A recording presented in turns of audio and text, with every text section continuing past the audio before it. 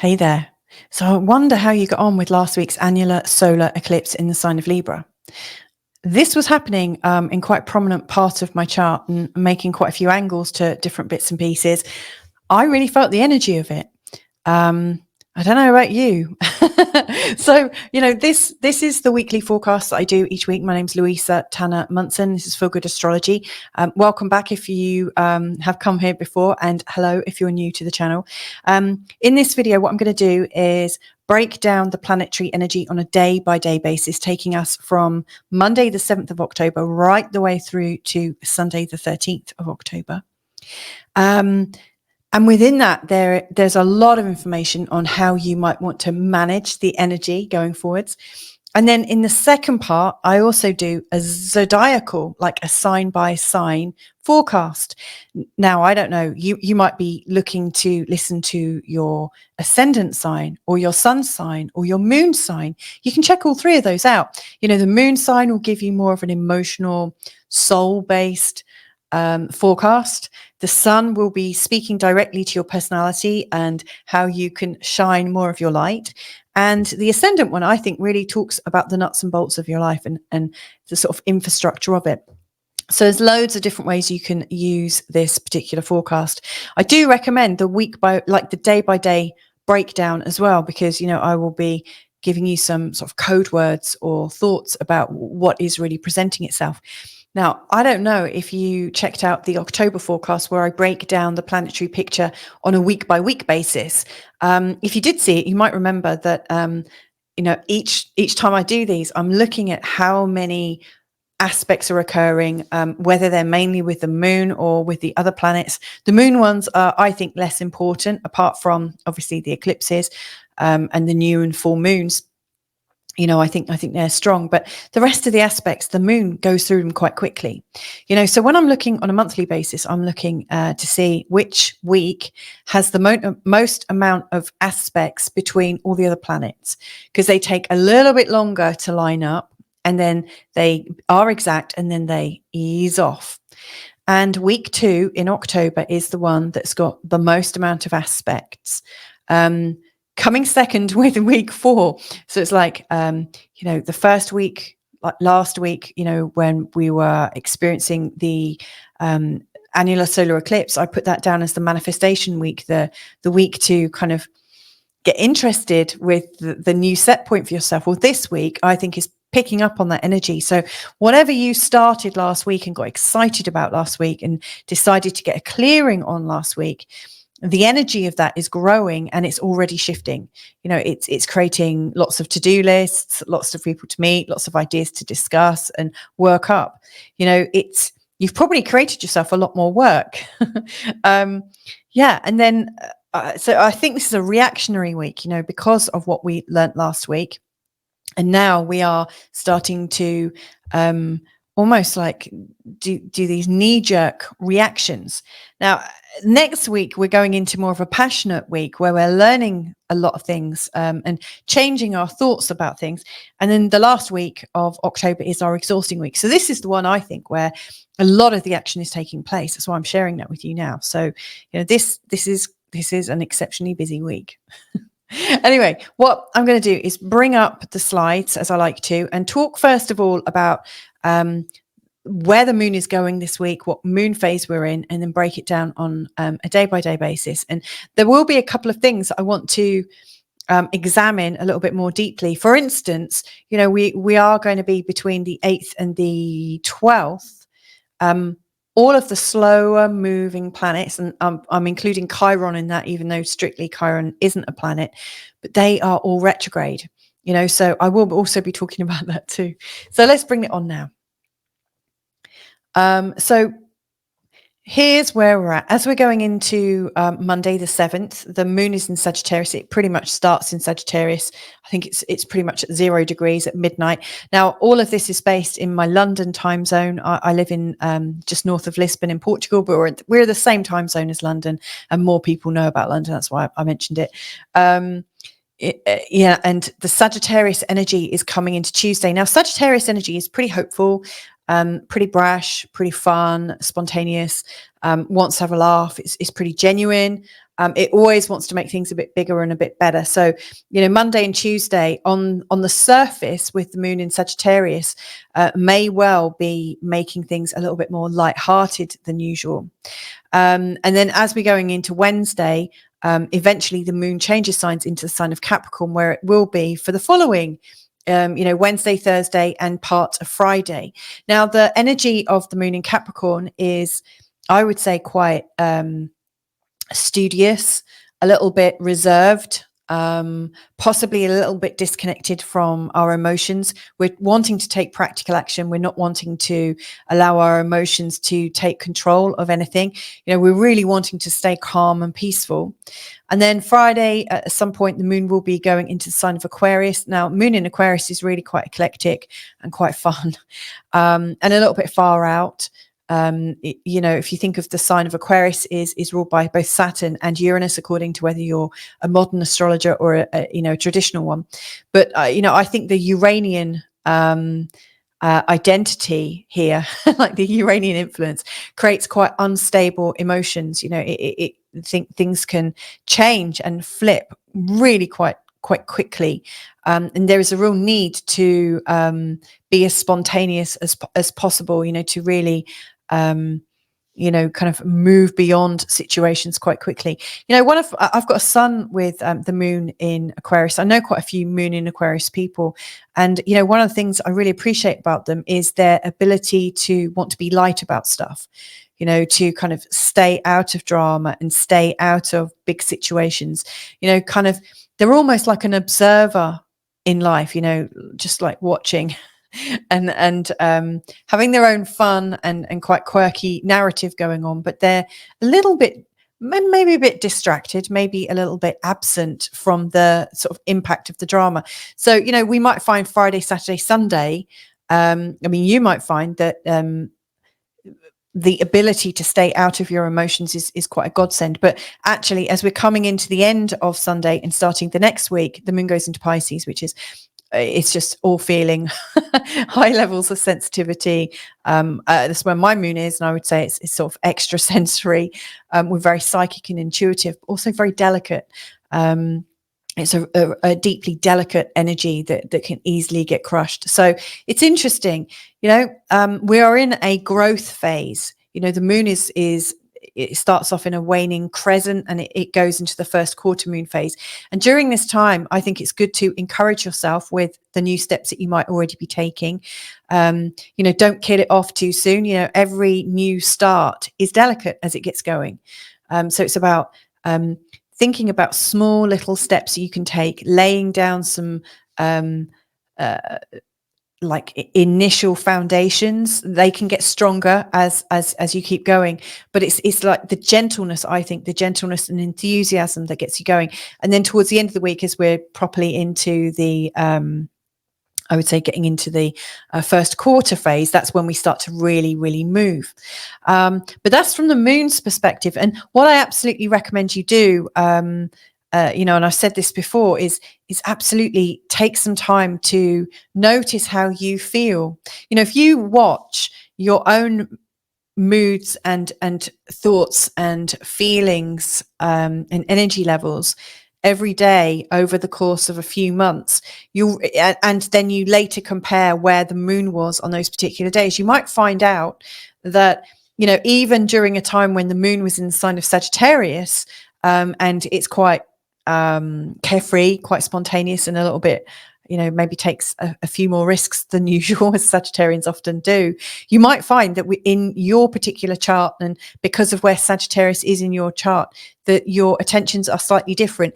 I really do advocate that you find your own coding. I'm just here to show you when the patterns are changing and how they might change. But it's always really important, I think, to check the congruency. So I really recommend you do it. For me, when the moon comes into this sign, I often feel quite irritable. I've got a lot of planets in the sign of Sagittarius. So, as the moon is going over all of these planets, I just get really sort of irritated and extra aware of what's going on. And so I find it very difficult. So you might find similar things, but they are the moon planets, the moon positions for this week ahead. Now I'm going to add in and talk really on a day-to-day basis about how things are changing. Now, this week, I'm also putting in a few code words. I think that's just to help me and to help you as well. You know, as you look at these days, you'll see that Monday and Thursday appear a little bit simpler. There's less big aspects going on, and you'll see that some of them are in bold. That's when a planet is changing signs, or when any planet other than the moon are connecting together to make an aspect. So here we've got Venus in a trine to Mars, or Mercury in a trine to Jupiter. They are so much more strong and more interesting to me than, say, the moon in a square to Saturn. That's fleeting, but it's still felt for sure. And then, the moon, whenever the moon moves from one sign to another, I darken that.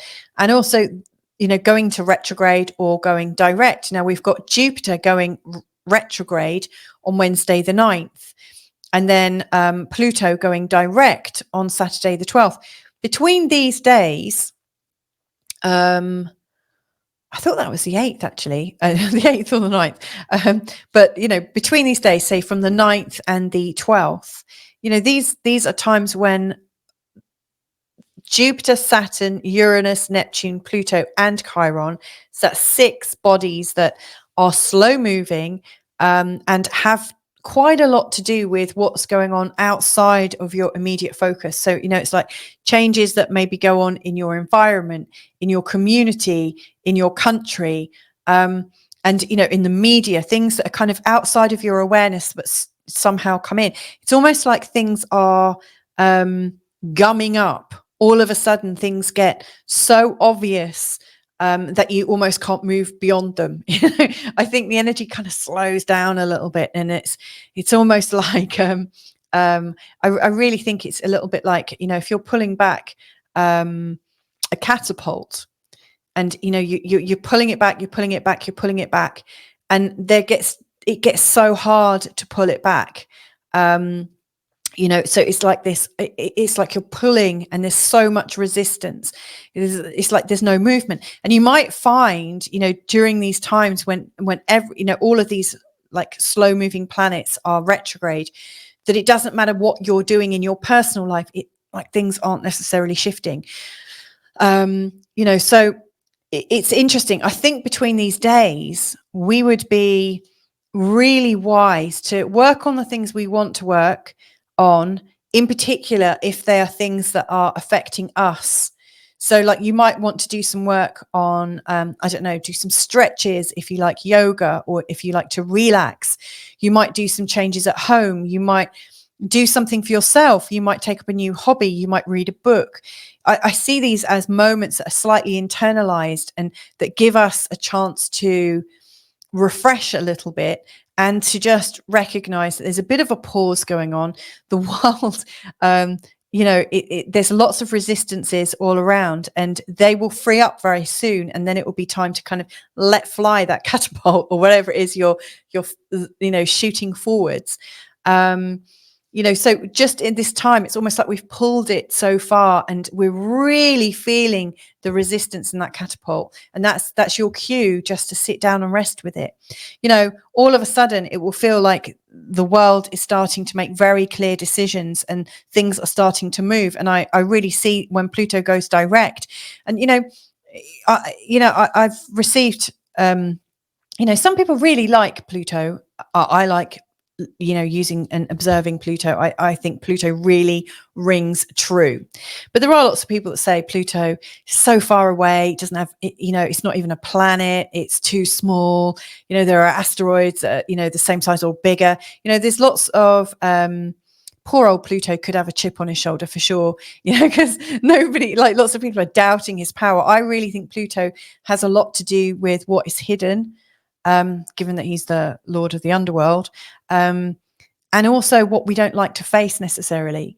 Pluto shows us what we're trying to hold on to for dear life, what we cannot lose control of, because it's all over if we lose control of it.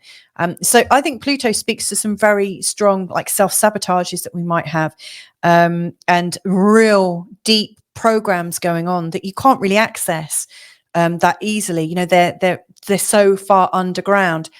they're so hidden. And of course, the world is like that. You know, I really think what is going on for us is also going on in the world. And, you know, if you're noticing right now, there's lots of awful stuff coming up into mass awareness, then you might also recognize that there's stuff coming up for you and I too. I mean, maybe it is, maybe it isn't for you. I recognize that, you know, when Pluto is moving in a certain way, new stuff is coming up. Now Pluto is going to go direct on the 12th, and I'm pretty excited about this because this is him getting ready to finally land or to move into the sign of Aquarius. I say land, I know he's the god of the underworld, but you know, I'm almost seeing that he's in the final approach. You know, when you take an you're taking a flight, and all of a sudden you get that sort of message, you know, to say, you know, we're preparing to land and make sure your trays are up. I haven't done much flying. That's why I can't, you know, parrot it off. I'm sure you can, but I can't. But, you know, there is this kind of, you need to get ready. You know, we are going to be landing. We're going to be in a new country or a new state or something like that. And this is what's happening. We've had a couple of trips to Pluto in Aquarius. We've done that. He's dipped his toe in, but he went back to Capricorn, you know, to finish off business. Now, this is interesting, finish off business, because Capricorn is the sign of the corporatocracy, you know, big business that has become bigger than our governments. This is like the amalgamation of power. Pluto's been really assisting Pluto and all of these big mega companies get bigger and bigger and bigger and bigger and bigger. Now Pluto is going to be kind of moving forwards. It's interesting that I've got all these like catapult and flying, you know, I've got these analogies of things flying through the sky and moving forwards, but that's really how I am perceiving this energy right now as I'm talking about this. So Pluto, I really see things are going to start moving after Saturday the 12th. Now he won't be coming into land in Aquarius not until the 19th of November, but the plane is readying itself. The plane is getting ready. You know, maybe it's doing a circle because it's about to approach, and there's another plane or two in front. You know, but this I'm sure there's a technical term, and you know it, and you're going, oh God, why doesn't she know that word?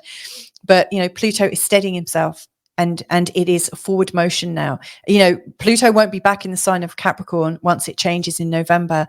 You know, for another 250 odd years. You know, that this is a big change. So we are going into uncharted territory. We're going into a whole new idea of life. You know, things will be changing, and I really see Pluto going direct as showing us the, you know, like we are. Again, another analogy to moving forwards. You know, when you, I say you, not me, because there's no way I do anything athletic yet, so I could change. But you know, like the whole idea of getting to the starter line. You know, you got on your marks, get set, go. You know, it's like we are ready. We know something's coming. And when Pluto changes signs, this is supposed to be for the week ahead, but sorry, Pluto is going to be going into the sign of Aquarius in November, and then within the next 9 months, all of those planets I just mentioned, apart from Chiron. So we've got Neptune, we've got Uranus, we've got Saturn, and we've got Jupiter. We've also got the North Node. They're also all going to change signs within 9 months. And this is what I see. All these planets are getting up into the starting positions of a great big race. And Pluto is going to be the first to change positions. What is that going to do to us? I don't know. So this is an interesting week. I went a bit further than I needed to here. But suffice to say, whatever's going on between the 9th and the 12th, you know, there's stuff going on in the world that we cannot directly affect right now.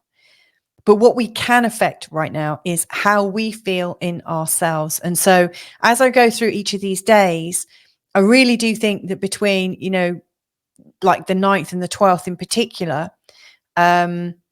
in fact, you might even want to start it on the 8th, because the 8th has got some really big patterns. But it's time for you to be moving forwards in your own life, irrespective of what is going on out there. And you might say, well, Louisa, that's just like, you're obviously a bit of a lunatic. You know, how can we possibly, why should we plan our lives without knowing what's going on in the world? And the thing is, you could make your plans around what's going on in the world right now. but you might also not make plans because you're waiting to hear what's going on in the world right now. And the thing is, actually, I did that for about 5 or 6 years. Didn't want to buy a house, didn't want to, I put myself on hold because I was waiting for changes to come in. We have to live in the now. Like we have to live in our world right now. There's so much emphasis on us being outside. Right now, this is the time for us, for you, for me, for everyone around us to start observing what's going on here. That is where everything starts to change, and it's your changing relationship with yourself. So I really see this as a vital week. Yeah, funny that this theme for the first day is over talking because I feel like I've done a bit of that. But Monday the 7th is like the easiest day, the one with not so much going on. The moon in a trine to the North Node is a feeling that maybe there is something familiar to you. There is a familiar pattern. There is this sense that, maybe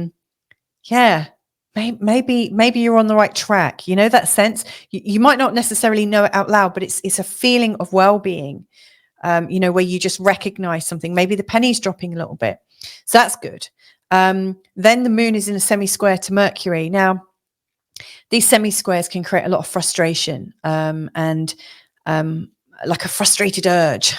So you got the moon, which is your emotions, and Mercury about communication. There might be this kind of need to talk and need to connect and talk, because obviously the moon really likes to connect. Mercury is a really friendly sign or planet. Mercury energy is absolutely about delivering information or ideas or words or joy or whatever from person to person and place to place. So I really see that there's a strong something going on, and over talking could absolutely be part of it. As we are going into Tuesday the 8th, then there's some big patterns coming up. In particular, we've got Venus going into an exact trine with Mars, Mercury in a trine with Jupiter. Now, these are all flow energies. Venus is in a trine with Mars already, but she goes exactly into it. With this, this was really starting last week when Venus came into a weakening, like a weak trine with Mars. And ever since she's been approaching or applying into this, this trine energy with Mars, it's a flow state. It's a feeling of ease between your receptivity in life and also your need to take control and to make life work for you. So it's a kind of give and take. I see this as a real balance point, giving and receiving and being comfortable with that. Mercury trine Jupiter is balancing out actually not balancing out, because both of them are quite enthusiastic. It's interesting. Later on this year, Mercury and Jupiter, sorry, I'm going off again, but later on this year, they're going to be in opposition. That's going to be challenging. That's in December when Mercury is retrograde. And I think Jupiter's retrograde as well, both in each other's signs. That's going to be... But, Mercury wants to communicate and Jupiter is expansive. So this trine, I see this as easygoing conversations, maybe conversations that go a little bit too far, but there's still this give and take. So maybe people sharing a little bit more, maybe people aren't so guarded. And then Mercury in an opposition to Chiron, which comes after these two. We might have overshared and we might have created a bit of opposition. And Chiron brings up our vulnerabilities. So we might realize, how vulnerable we feel when we are oversharing. We might realize how vulnerable we feel. When we are like wanting to connect, but also feeling vulnerable about it. What are your fears about connections? It's interesting. I've said that this is about pushing beyond frameworks. Venus trine Mars and Mercury trine Jupiter are really pushing frameworks. But there's another reason why I say that. If you've been watching the planets for a while, you'll know that Saturn and Jupiter are in a long-term square to each other. This only happens every 9 years. And Saturn is like one authority figure, is more austere, is wanting proper frameworks, proper rules and regulations. And then Jupiter is a lot more about Jupiter also wants to rule and Jupiter is maybe the more fun uncle. So you might have a strict dad and a fun uncle, a funkle. Yeah, it could be a funkle. But Saturn and Jupiter, they are both authority figures in their own right. Now, both of them are in a difficult energy with the moon. So the moon is in a square to Saturn and in an opposition to Jupiter. What this is, we've got what's known as a T-square. And so at some level, our emotions represented by the moon is wanting us to push beyond what we're comfortable with. It's really pushing us to become our own authority figure, to become sovereign, to know who we are, to stand for our consciousness, not to kowtow, maybe not to hide things. Maybe we're becoming a bit more courageous. And by courageous, I don't mean to say that we're going to force ourselves on people necessarily. I don't think that's helpful, but we might be pushing beyond any areas where we felt embarrassed or shamed or closed down to open up about what we feel. So I see this opening up, but it's coming with a bit of a push. And then later the moon goes into a trine with Chiron. So if you are going with this flow, this could actually go quite nicely. But it takes you on a bit of a journey. There is this opening up. Wednesday the 9th, the square to Neptune makes us consider our reality a little bit in the morning. And then the moon goes into Capricorn and, we're back into business. We're just wanting to cut the BS. We just whatever we've been thinking about, it's time to park it and be a bit practical and pragmatic. And I think that's helpful. Also, Jupiter's going retrograde at 21 degrees. That's something I do want to point out. There's a lot of planets around the late teens, early 20s in this week ahead. If you've got your sun, your moon, or one of your angles, or two of your angles, seeing as they're balanced out, or maybe four of them, around the late teens to the early 20s, then the current position of the planets are likely to be really stimulating a lot of things. So how would that translate into your chart? Well, right now it just feels like this is the time you were meant to be here. All of a sudden things are starting to make sense. I don't know if you ever watched Ally McBeal. I mean, it's really old. I'm showing my age now. But I remember in Ally McBeal, the characters had a theme song. And I always think, when we're coming into our own flow or our own energy, when we really know who we are, it's like we've got the beat, the rhythm of our life. We hear it. It's like there is some kind of extra consciousness we're aware of. So yeah, you might notice that if you've got lots of planets around those late teens, early 20s. But Jupiter's going retrograde in the sign of Gemini. And again, if you do have planets in the sign of Gemini around there, as Jupiter goes retrograde over it, you might feel that you're not developing in that area. It's worth having a look in your chart to see where Jupiter is going retrograde. And if you don't know, I can help you. You can always get in touch. My details are below. And then later on, the moon is in square to the node. So it does feel like we're getting practical and we're sort of jerked out of any kind of magical reverie. And then I'm going to be talking about this one in a bit more detail, actually. The moon goes into an opposition to Mars. The moon is in a square to the sun. There is a T-square, but another T-square. But no, so it's not the moon and Saturn and Jupiter in a T-square. Now it's the moon in a T-square with Mars and the sun. So there's another kind of irritated, frustrated energy where our emotions are really feeling it. And we're really wanting to move forwards with things. A square between the moon and the sun really creates, wow. We're really pushing ourselves beyond our usual personality. We are challenging ourselves. We're hearing the challenge. But really what catches my eye is Venus and Jupiter and Chiron. They're in a YOD. Now, I did do a show about a YOD a while ago. And actually last week, somebody wrote a comment about YODs from their own perspective. It's quite helpful. They described it as very, very difficult to sort of balance out these kind of strange energies. I will talk about it in a sec. But one of the highlights of this energy, I think, on the 10th, and I should say this YOD is actually happening all week, but on the 10th, its energies are, I think, at its strongest. So the YOD formation is showing us what we're focusing on and what could really help us right now. And it's pointing to Venus in the sign of Scorpio. really saying that compassion, loyalty, like sexual loyalty, relationship loyalty, loyalty to the people you care about, is absolutely the key in moving forwards, or one of the keys in moving forwards. However, there's also a midpoint between Jupiter and Chiron that's in opposition to Venus, and I've got the Sabian symbol for it. I'll explain it, in a few slides down the road. But Thursday the 10th, I think this is an intense day, really intense day, where we absolutely want to move forwards on something.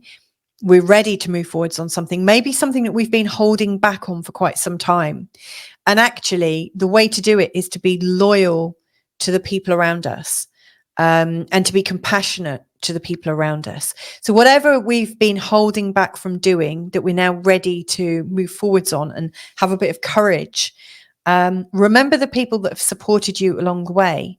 And there's a much bigger message that I will touch on with the Sabian symbol. Friday then, the moon in a square to Chiron can bring up a little feeling of sensitivity earlier on in the day.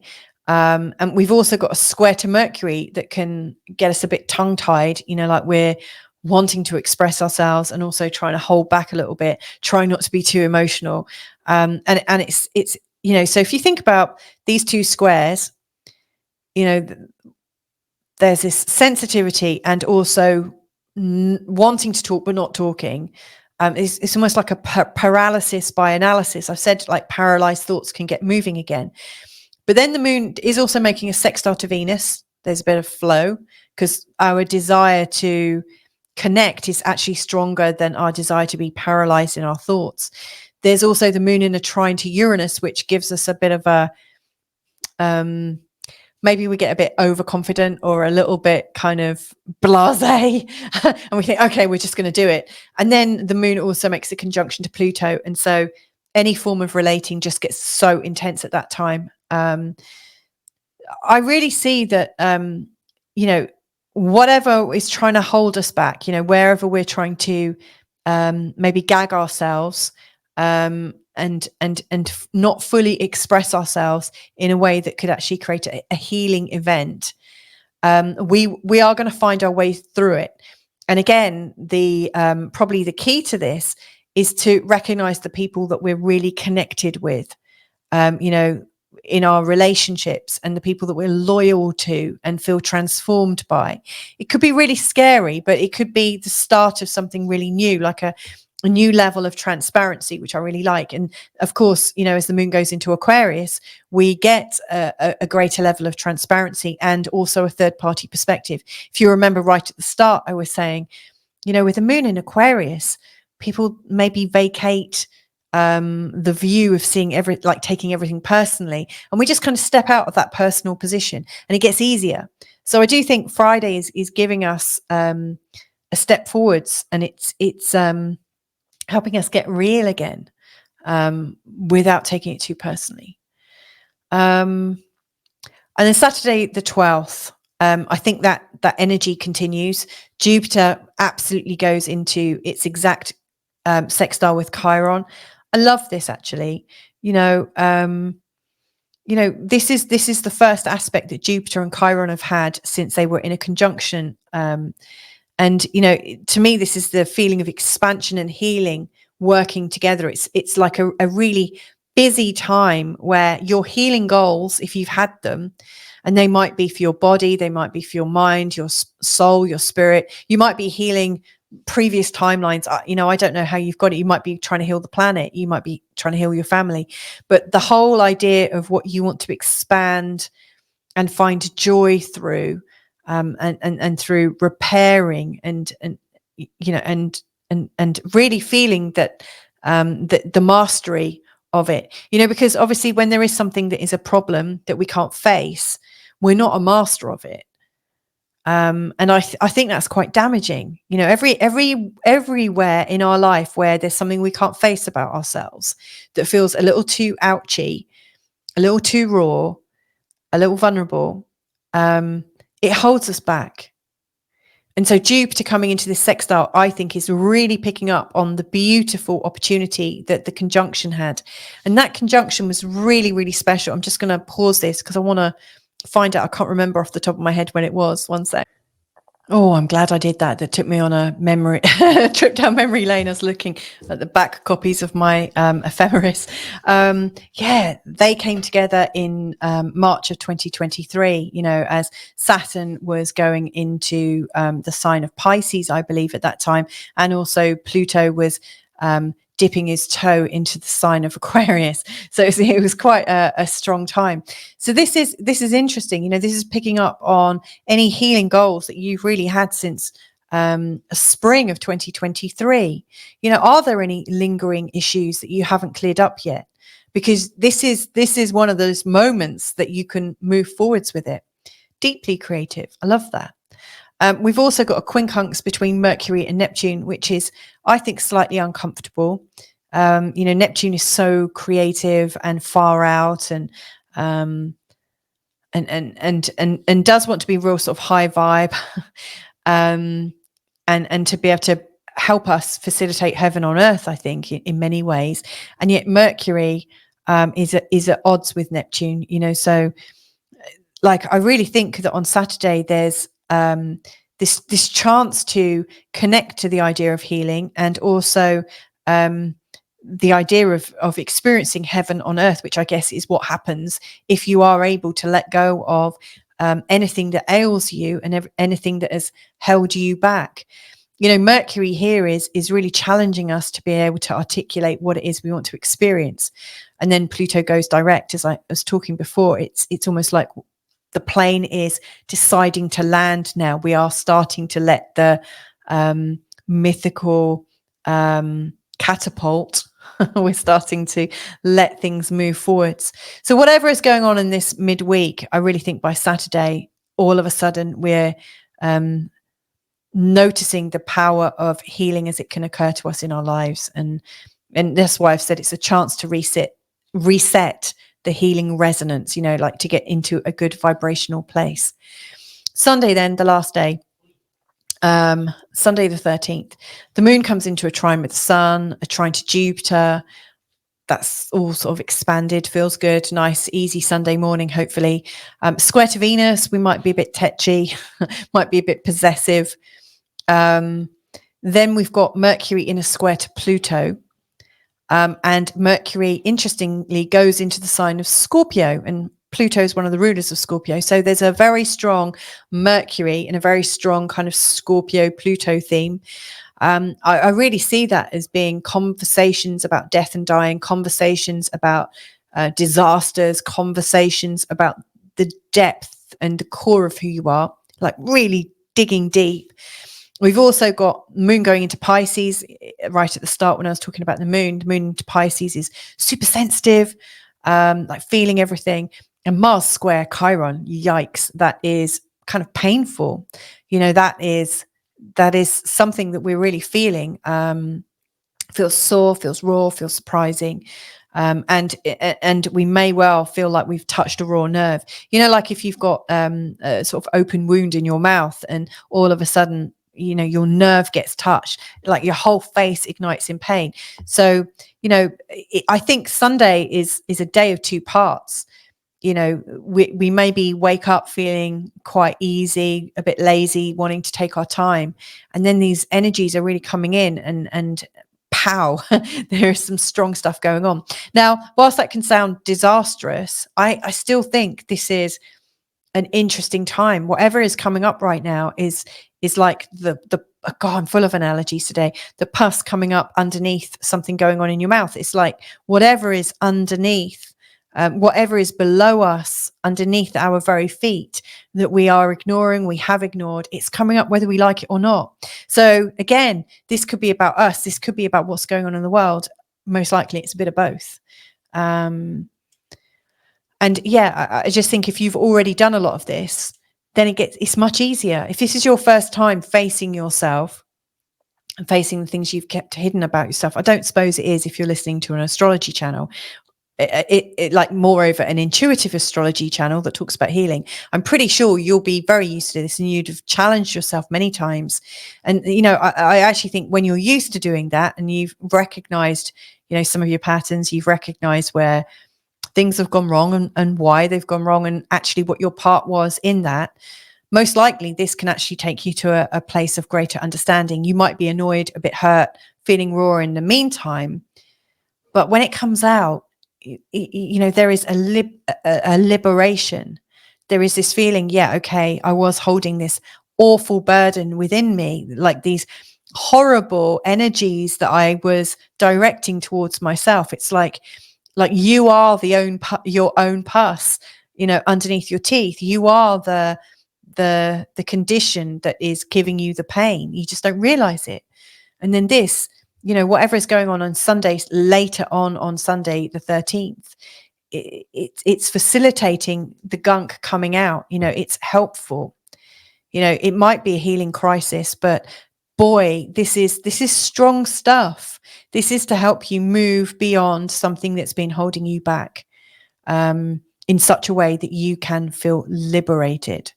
So this might be a good time to do a plug actually for the 13th, Sunday the 13th. I'm actually going live. I'm doing a live show and it's going to be about holistic. It's a holistic giveaway. I'm giving away 3 20-minute live readings live on the show. So if you want a live reading, you need to enter and there will be a form. I'll release that tomorrow on Sunday the 6th. Or, you know, the entrance form will be there. I'm also raffling off a 90-minute reading with me in private, so it doesn't have to be live on a show. So there's a few goodies from me. I've got goodies from really powerful and amazing friends that include energy healing, like really strong intuitive energy healing, Akashic record consultation, an ancestral healing session, a deep sort of tarot energetic that is absolutely really worth exploring. I've also got an integrative health session for somebody to win, and with follow-ups, you know, so you know you meet with someone, you have a proper so it's like managing your health, you know, like from an actual registered healthcare professional who also is naturopathic as well. There is a roadmap to wellness that's up for grabs. There's also a couple of different types of reprogramming, you know, so we've got a trauma release package that's up for grabs, and also a clearing session of a vitality reset to help, you know, springboard you into vitality. Also got books up for grabs. So, I mean, and there's probably some other things that I've forgotten to mention, but there's a lot of cool stuff that's up for grabs next week. All you need to do is to look out for the link, so you can apply, and it's free to enter, completely free to enter. I do say 1 per household, or like you have to be a different person. Don't like enter loads of times. You know, and I will be pulling all the names out of the hat on the 13th. My husband will be with me to adjudicate.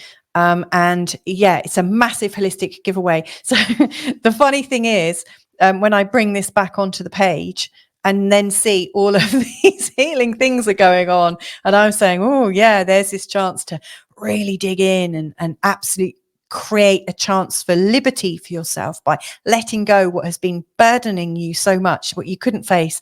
Boy, is this a powerful day. So yes, I'm super excited, and I hope you'll join me for it. That would be really good. Anyway, let's so I've mentioned that Thursday the 10th is a watch point, and I've already said that we're flowing into and out of sort of like we're flowing, and then the 8th to the 12th is a bit of a standstill, and then we're kind of flowing out of it.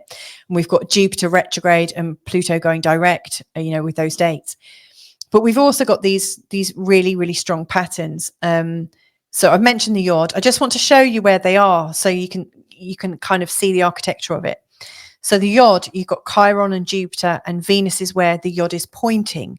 Again, if you don't know about a YOD and you want to learn, I've I recorded a video maybe a month or two ago about YODs, which will explain it and give a few different examples of YODs in people's charts. But, you know, it shows an impossible balance, but also an answer. They're known as the finger of fate or the finger of God, you know, and this is pointing at Venus. Then interestingly, all week we've got a grand trine, which is about divine flow.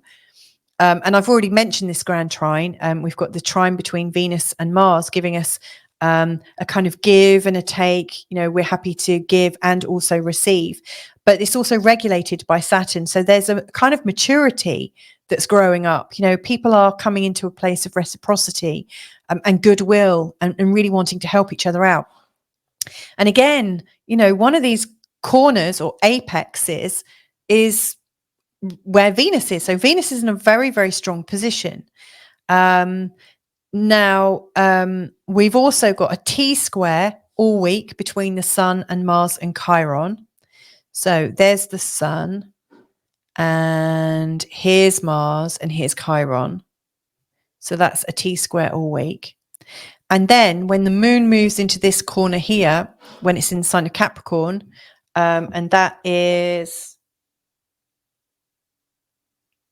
from Wednesday the 9th, 10th, probably the 10th to the 11th, you know, all of a sudden this T-square goes into a grand cross. And, you know, it's not so divine, not like the divine flow of the grand trine, but we've got not so divine tempers. You know, we're feeling very, very kind of angsty. You know, the Sun in an opposition to Chiron is kind of painful. It brings up what we don't want to look at. And then Mars is also wanting us to take action about it. So, yeah, there's a lot of tensions. And, you know, when the moon goes into this, we've got that grand cross. But of course, we also have the moon connecting with, is it Mercury and Mars as well? And then the moon is also making, oh, that's right, a T-square. When the moon's over here, the moon makes a T-square with Saturn and Jupiter. So there's a lot of patterns. You know, the main sort of big constellated patterns would be the grand trine, the square, the T-square, the grand cross, and a YOD. And you've got all of them pretty much working all week. You know, like the grand cross is just like the icing on the cake, really. What interests me here is Venus is, you know, one of these points quite a few times, and Chiron is as well, and Jupiter is. You know, I really see these as the most important three planets. And so I will be talking about, you know, in the sign by sign forecast, I will be talking about the YOD and what that's representing. But what also represents, you know, is represented here, I think, is the midpoints. You know, like with a YOD, the midpoint between Chiron and Jupiter is actually here at 21 degrees in the sign of Taurus. But there is another midpoint between these two, albeit it's the big midpoint, you know, like the average point. So I'm also interested in this point here, 21 degrees Taurus, which is, I think, a hidden gem. You know, like the midpoint between these two would also be around this area. So, you know, this point here, which doesn't have anything on it, but is a midpoint definitely between Chiron and Jupiter. But, you know, there will be one around this point a little bit before. But this part of Taurus is very, very sensitive right now. So I do want to just see what that hidden extra meaning is that could give us some divine inspiration. In particular, like Jupiter and Chiron is an expansion into healing and a hope and optimism that we can come into our own sense of mastery. So that midpoint of 21 degrees Taurus will really represent how we find our mastery in this week. So I really want to have a look at what this particular midpoint represents. It's 21 degrees in the sign of Taurus. I think there's a hidden message for us. I'm using, or I have used, Linda Hill's amazing website, sabiansymbols.com. And as ever, you put in the actual degree you're looking for, which for me is 21 Taurus, click enter, and it automatically gets rounded up to the next number.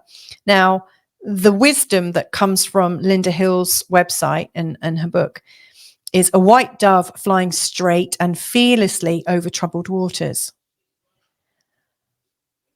So this is the thing that could help us to feel that optimistic balance that helps us get to that sense of we can come into our own mastery again. We can come into our own sense of being again.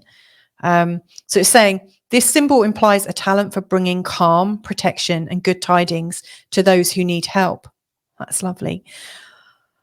Although there may be trouble all around, you are able to rise above this and find safe ground. You may have to cross over into the dark side in order to bring order and safety to people's lives. Even though you or someone else may be lost from sight for a while and some may feel abandoned, they will return and bring guidance to safety and reassurance. You may need to send or receive a message to those who could be feeling left out and need of reassurance. Transcending worry through spiritual awareness, prophetic mission, messages and symbols of peace, going for objectives, calming troubled minds, redemption and hope. Wow. That really brings to mind, I'm sure it does maybe for you too, but that really brings to mind the trouble and trauma that people are going through right now in,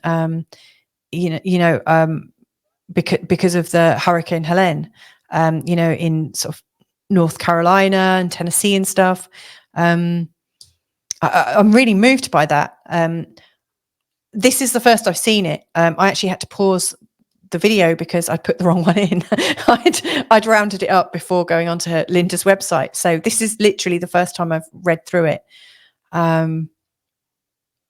That's fascinating. So this is what I think the key to activating the energy of Jupiter and Chiron in this week, in particular with the sense of the YOD and the finger of fate and that loyalty I was talking to earlier. But this is, I love this, implies a talent for bringing calm, protection and good tidings to those who need help. That even when people are lost from sight and some may feel abandoned, we can bring guidance and safety and reassurance. I love that. Where Venus is, and obviously she's a really important point, she's in the grand trine with Saturn and Mars, but she's also in this YOD. This is Scorpio 22. Hunters protected by heavy clothing are shooting wild ducks. That sounds interesting. This symbol implies the need for protection of those innocent or younger or smaller or not able to protect themselves. Being an advocate for others, you can shield them from more harmful elements of society. You may at times feel like that you are the only one that needs to be protective or given shelter, or in need of people declaring a ceasefire or amnesty so people can come out into the open and not be afraid to show their true selves. Of course, there is a need for an outlet for aggressive emotions every now and then. Doing so in groups gives this outlet, such as shooting wild ducks, some sense of acceptability. However, picking on the undefended or smaller is not right, no matter what the terms. This is ominous, like satiating one's aggressive desires, being able to hit the mark, terrorism in its many forms, camouflage, the armed forces, armaments, hunting for meat or trophies. This is interesting, like there is the idea of innocents that need protecting from man's aggression and need to declare himself and to kind of hunt. There's definitely an idea of the armed forces and hunting, and people needing a ceasefire or amnesty so that it's safe to help people. And then on the other side, there is this idea of you actually do have a talent for bringing calm and protection to those who need you. So that's they're both in opposition to each other. That is absolutely showing the challenge, or one of the key challenges in this week, is how can you bring calm and protection when you might be frightened for your own life, or frightened that, in your efforts to bring calm to others, you're standing in the line of fire yourself. Really, really strong energies. And, there's a sense that there's some kind of, transcending worry through spiritual awareness, this is saying you can do it. You have what it takes to be the hero in your life right now, and to make a difference to other people. Messages and symbols of peace, calming troubled minds, redemption and hope.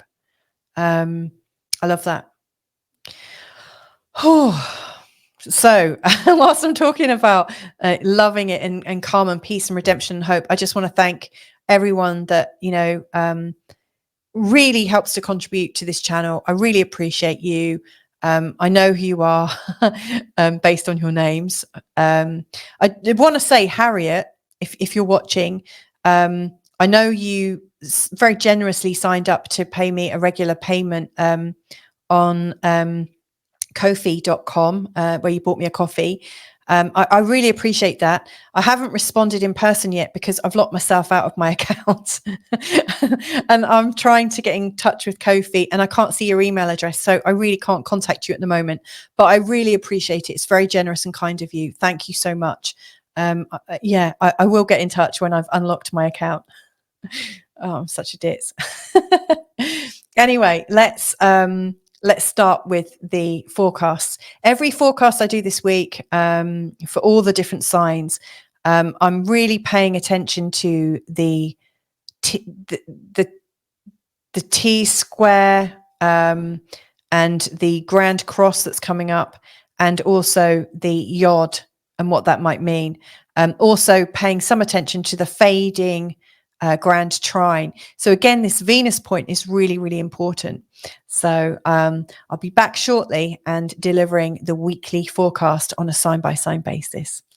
Hey there, Aries. So this is your forecast for the week ahead, starting Monday, the 7th of October, taking you right the way through to Sunday, the 13th of October. Now, earlier in this show, I did a day-by-day forecast that's available for everyone, really detailing all the different aspects, using a lot of this stuff, all my notes there. Really sort of breaking it down on a day-by-day basis, like how you might want to manage the energies. This forecast, I'm going to be talking about really what's happening between the 8th to the 12th, and in particular on the 10th and the 11th of October. There's some really, really big patterns coming up, and I really want to sort of detail exactly as, like where they are landing in your chart. So like I say, if you want the breakdown of the day-by-day forecast, check out the earlier chapter called Day by Day Forecast. And this one in particular is about you. Now, this is for you, whether you're looking at this from the perspective of your sun, your moon, or your ascendant sign. Okay. So the first thing I want to really acknowledge here is your ruling planet is Mars, for the sign of Aries, and it's in the sign of Cancer all week from 17 to 20 degrees. Now, Mars is actually involved in a couple of big aspects in this week ahead. First of all, it's in an ongoing grand trine between Mars, Venus and Saturn. So Mars is here, Venus is up here, and Saturn's over here.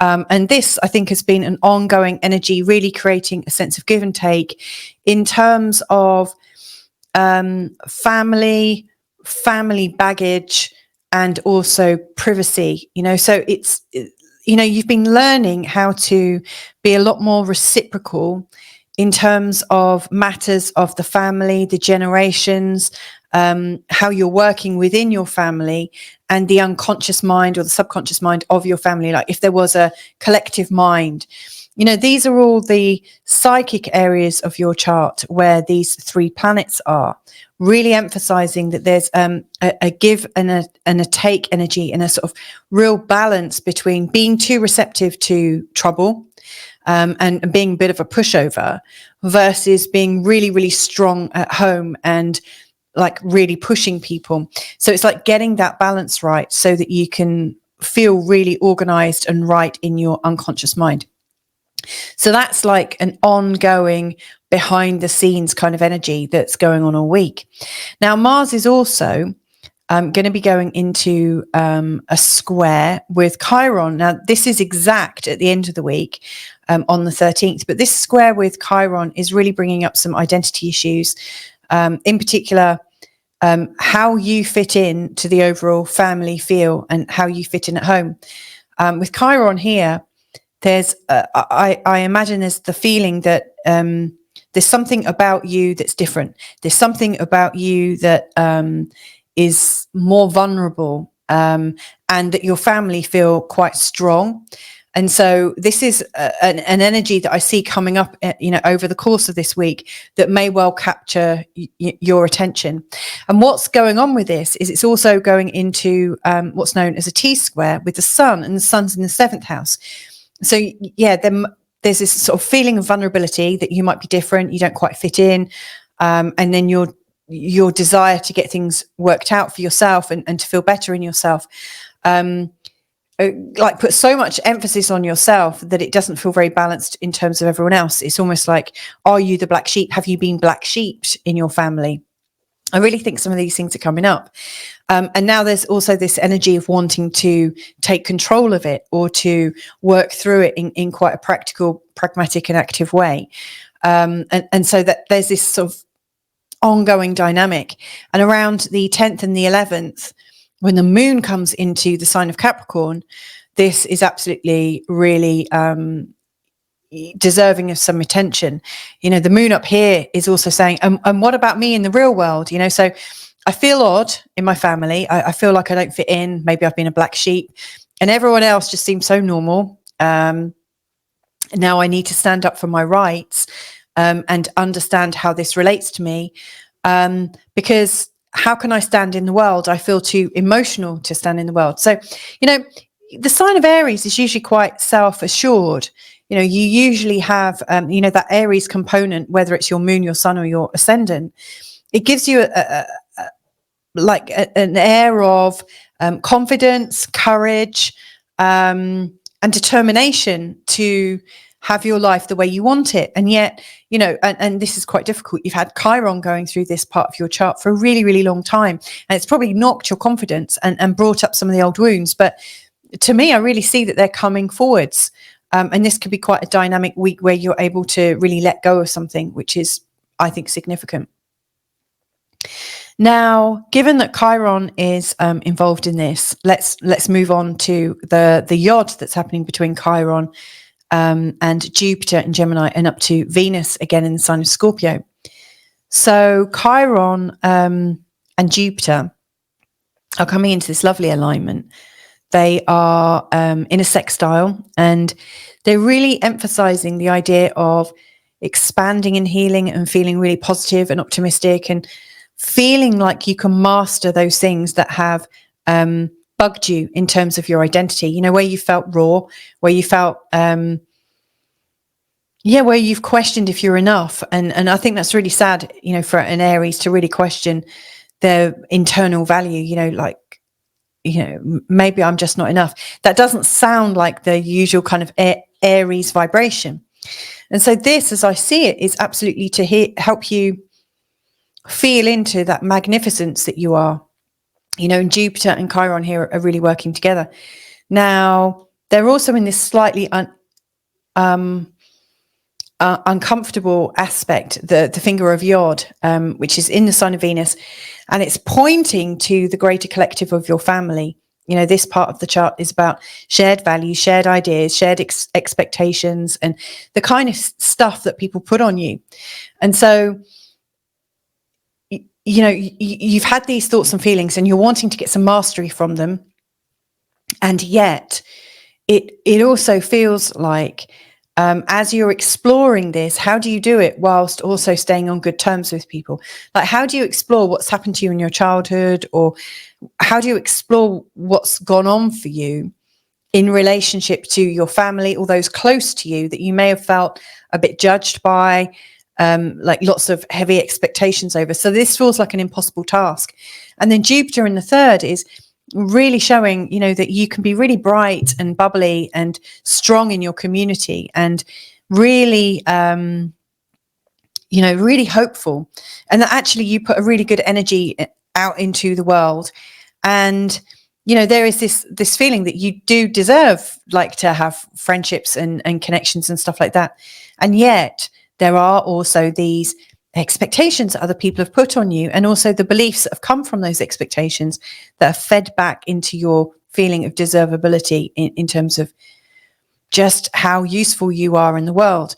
And so I see that this is really going to be healing in this week. There's a real movement forwards, in particular after the 11th and 12th. And this bit here is, I think, asking you to find compassion for the people that you felt judged by, because in forgiving them and in allowing the judgments that you felt have been put on you, in releasing people from those judgments and recognizing it's just their opinion, it doesn't mean it's true, all these different types of things. It's the acknowledgement that you don't have to live in the listening that other people have for you. So other people might have this listening, oh yeah, you're like this, you're like that, you always do this, oh, that's so you, blah, blah, blah, blah, blah.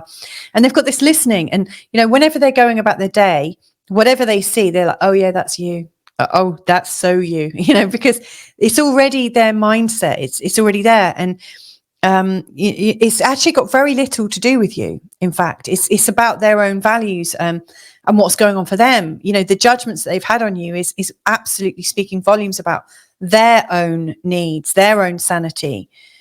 And so I think one of the things that really shifts and moves this for you is being able to forgive them, or at the very least show some compassion. Just realize that they're just as frail, just as wounded, just as hurt, and probably, especially if they're older relatives, that they were having these thoughts and feelings without the benefits that we have, like the internet and loads of books and the ability to talk about things a lot more than maybe they happened in decades gone. So yeah, I'm not asking for inexcusable things to be forgiven if that's not where you're at. I certainly am not condoning any kind of nasty behaviors at all. But what I'm sharing with you is the idea that you might be able to find some compassion for you.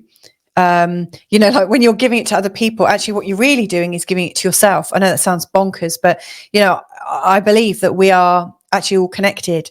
And, if you're hating on another person or distrusting another person or feeling separate from other people, that is also registering in yourself, that you feel separated, that you feel that you can't trust yourself. And so it's healing for everybody that you start to let yourself off the hook, which is real self-forgiveness. Now, the Sabian symbol for this is absolutely about protecting those that need protecting against being in the line of fire, interestingly. And then there's this midpoint down here, which is absolutely in this part of where you value yourself and how you are able to receive resources and love and actually know your true value. And the position here is about coming into a calm authority. So what I really see as a transformation for you in this week ahead, Aries, is that you are coming into the calm knowing of yourself. And so, yeah, there's lots of big aspects going on that could pull you off your path in a multitude of ways. And yet what I'm really seeing as the potential for this week ahead is coming into a calm authority of who you are, knowing that nothing can rock you as much as has been rocked in the past. And also that you did need protecting. There's no denying that. And it's almost like you're protecting yourself now, in recognizing, that everybody is frail, in recognizing that everybody is vulnerable in different ways and we all do crap and horrible things. It's almost like there is this new bursting open for you, like there is this new forgiveness or compassion that's coming up. That's what I really see. This is known as the finger of fate, the finger of God. And Venus in the sign of Scorpio, I think, is talking about deep loyalty and trust and going even deeper with those that you're related to or choosing to relate with. And, I think the only way, or actually that's not unfair to say, but one of many ways of going deeper with those that you're connected to is to go into forgiveness, is to go into compassion. And that, I think, is where true personal miracles occur. So I see a lot going on. Now, also, during this week ahead, the moon is going from Sagittarius to Aquarius and into Pisces by the end of the week. It's the waxing crescent and first quarter phase, which means that the things that you're working on right now, in particular at the start of the week, they get bigger and bigger. And towards the end of the week, in particular after the 11th, you know, and the 12th, you know, so really coming up to next weekend, Saturday and Sunday, that's when things start to really build a momentum. And almost like you realize that so much has gone on that you're either going to stay in a sort of paralysis of analysis, or you're going to have to, you know, make a big change, you know, because sometimes situations get so stuck that they just can't move. And, you know, like attacking them from the perspective that you've always attacked them or thought about them in, keeps them in the same place. You know, there's no real breaking free. What's really required right now is this big recognition that, you know, we all make mistakes, and also that we are all hurt, and, you know, that we are all human. We're all fallible, you know, and I just think as you're recognizing this about the people around you who've maybe done you harm or created pain for you, there's also the recognition that you can rejoin humanity. You know, all the time there is an etheric problem, an energetic problem that you're holding in place, that you've maybe tried to work out in a rational way. You know, how this actually resolves is looking at the energy underneath it and recognizing that all problems are existing from a place of separation. And once we realize we're all connected, then, you know, something clicks into place. So I hope that's helpful. You know, really just trying to sort of unpick this. You know, last week's, you know, energy of manifestation is building you up to do some really big stuff. And I think, you know, with the big things that you're wanting to make a difference with in your life, they are coming about because you're creating more space for them. Of course, you can't really create space for new stuff if your mind and your body system is overloaded with regrets, resentments, upsets, unfairness, and things like that. So I really see that this is a very clearing week for you, and it's likely to bring up a lot of reactions. But then as we're coming into next week, there's a lot more sort of passionate stuff going on, and a lot more self-learning, but in a more sort of passionate and engaging way. So have a great week ahead, Aries. If I don't know if you caught earlier, I'm doing a big holistic giveaway on Sunday, the 13th of October. It's a live show, and there are lots of really big holistic prizes, you know, with really great people who I rate, who I've worked with many times. So if you want a chance to win one of those prizes, or have a free reading with me live on air, or even out, you know, like this one 90-minute reading that I'm putting forward as a gift, then please do check that out. I will be posting it. You'll see it as a show coming up. And there'll also be a link that you can click on to enter. So there you go. I hope I can be of help. But anyway, until that time, you take care, and hopefully we'll connect again real soon. Bye for now.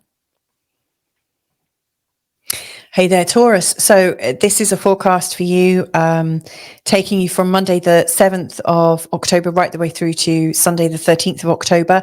This is, I guess, week 2 in October. And if you listen to my October forecast, you'll know that this is the week I called the reactionary week. There's a lot of stuff going on, including lots of big patterns.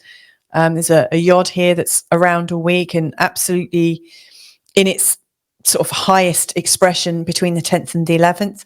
We've also got a T-square here all week, which turns into a grand cross, i.e. like a big old square on the 10th and the 11th. We've also got a bit of a slowdown with, you know, Jupiter right the way through to Pluto, and also Chiron in retrograde between the 8th and the 12th of next week. So that's interesting. So there's lots of different things I'm going to talk about. In particular as well, I want to recognize the important role of Venus. Venus is your ruling planet, as somebody with a very strong Taurus energy. Now, you might be watching this because you've got your ascendant in the sign of Taurus, or maybe your sun or your moon in Taurus. But this is really just to talk about the Taurus energy in general, and how it's best expressing itself in this week ahead. Now, earlier in the show, I did a day-by-day forecast where I literally went through every single day of the week and spoke about the energies and how you might want to use that. So if that is part of what you're looking for, then do check out the day-by-day forecast. It's a chapter earlier on. But in this one, I'm going to be talking about the sort of healing element of what's going on. Healing is a really, really big theme for this week ahead. Now, before I go into the sort of healing aspects, I want to start with the moon's positions, because it starts in the sign of Sagittarius, going right the way through, and then nudges into the sign of Pisces right at the end of the week. Now, this is impacting, I would say, the first, until the 9th of October. When the moon's in Sagittarius, it's likely to bring your attention very much to sort of pathological and psychological issues. Maybe some of those friendships or connections or relationships that you've got that sometimes trigger really big stuff in you. Now, it could be to do with power games, like who's got the power? Is it you or somebody else? It's not necessarily a comfortable place. You're intuitive, but not necessarily. I always think when the moon goes through this sign, lots of old triggers come up. It's a time when I find I'm questioning myself a lot. So I don't know what that's like for you. And, if you've looked at where, how you feel when the moon is in Sagittarius, that would be very helpful for you to just understand how you feel every month with that. But, the first couple of days might feel a little bit, you're oversensitive. And then, the moon positions through the 9th and into the 10th, I think they're a lot more freeing, a lot more liberating. In particular, the 9th to the 11th, when the moon is going through the sign of Capricorn. The moon in this position in your chart is absolutely about how you can experience life and feel into the adventure of life. Seeing, that life is a big adventure, and that there's nothing that necessarily holds you back apart from your willingness to experience new things. And then, for the last part of the week, as the moon goes into Aquarius and then later into the sign of Pisces, what's really happening is you're getting the chance to stand strong, and to be seen and to be highly visible, for people to see you, to see what you're about, to see who you are as an adult. How much power have you got? How much recognition do you have? So I think, the first part, like the first couple of days in particular, might feel a little bit sore. And then as it goes on, you're becoming more matter of fact and also more expanded, and wanting, really wanting to mean business in this week ahead is, I guess, probably that's the best way of putting it. Now, Venus is at the head of what's known as a YOD, the finger of fate. And you've got Chiron here and Jupiter here at the base, pointing at the finger, pointing in the direction of what might create a phenomenal release and really help you in a big way. Now, it just so happens that the big release is Venus in the sign of Scorpio, but really it's pointing at relationships. And so I think in this week ahead, there are some miracles occurring, possibly ones that you've set up yourself. Maybe you don't realize, but you can create your own miracles. And, as I see this, there is some miraculous change about to take place in terms of your relationships. Now, Venus is also at one of the corners of a grand trine. Now, this grand trine has been going on for a good week. It has Saturn in Pisces and also Mars in Cancer. So all the water signs, there's a lot of flow, a lot of natural intuition. But all three of those planets, so your Venus, Mars and Saturn are in very sociable parts of your chart. So I see that there is a freedom in relationships, but it's about getting the balance right between people that are part of your close, tight-knit group in your community. And then there's, the balance that always takes you kind of outside of yourself, like maybe the tribe that you're connected with around the world that sometimes maybe feel more like your family than the people right in front of you. And then there's the real desire to connect with people who are really up close and personal. And so actually, I think there's becoming a new kind of balance. So maybe you're not putting all of your energies into your relationships or into everyone in your community, or even far, far away. It's more that you're coming into a reciprocity of knowing when to move forwards and when to receive, like when to push forwards a little bit and to make suggestions, and when to sit back and let relationships come to you. So I think, Venus in this week ahead is really giving you confidence, or at the very least, a new understanding of how to make relationships work. And for them to work, I really think it's not about pushing. But it's not about not being open and receptive. It's more about creating that magic and mystery within you. Now, as YODs go, like this finger of YOD pointing to Venus, that's pointing the direction of how this could get resolved. But there is another midpoint here, which rarely gets spoken about. But, the base of the YOD has Chiron in the 12th and Jupiter in the 2nd. Now, this is interesting because Chiron in this part of your chart is creating a sense of old wounds and hidden wounds, and maybe things that might hold you back. Things that come up when you're in relationships with people, and you might be really happy in your relationship, and then all of a sudden this old thought comes back, this old belief pattern, and that's where Chiron is. So I think there are lots of old beliefs about yourself that have been playing out in recent times, and that maybe come up, and you feel them, you recognize them, and your body does all the bits it needs to do to generate that belief completely in your system. And yet, I think in this week ahead, you might start to see that for what it is, which is a set of responses that maybe are out of date. I think you've got some beliefs in there protecting you. So as you come into this place of vulnerability in a relationship, there's a part of you that says, get out while you still can. If you give your heart away, it could get crushed. And so there's something pulling you back. Now, there's also Jupiter in the 2nd, which is encouraging you to be as magnificent as possible, and to believe in yourself, and to trust that life comes to you, that all of your good comes to you, that you are absolutely a master creator, that you can receive, and that you can have fun, and that you're here for a real good purpose. And so there's also the tension of you wanting to be in relationships and recognizing that you are meant to be having a good time.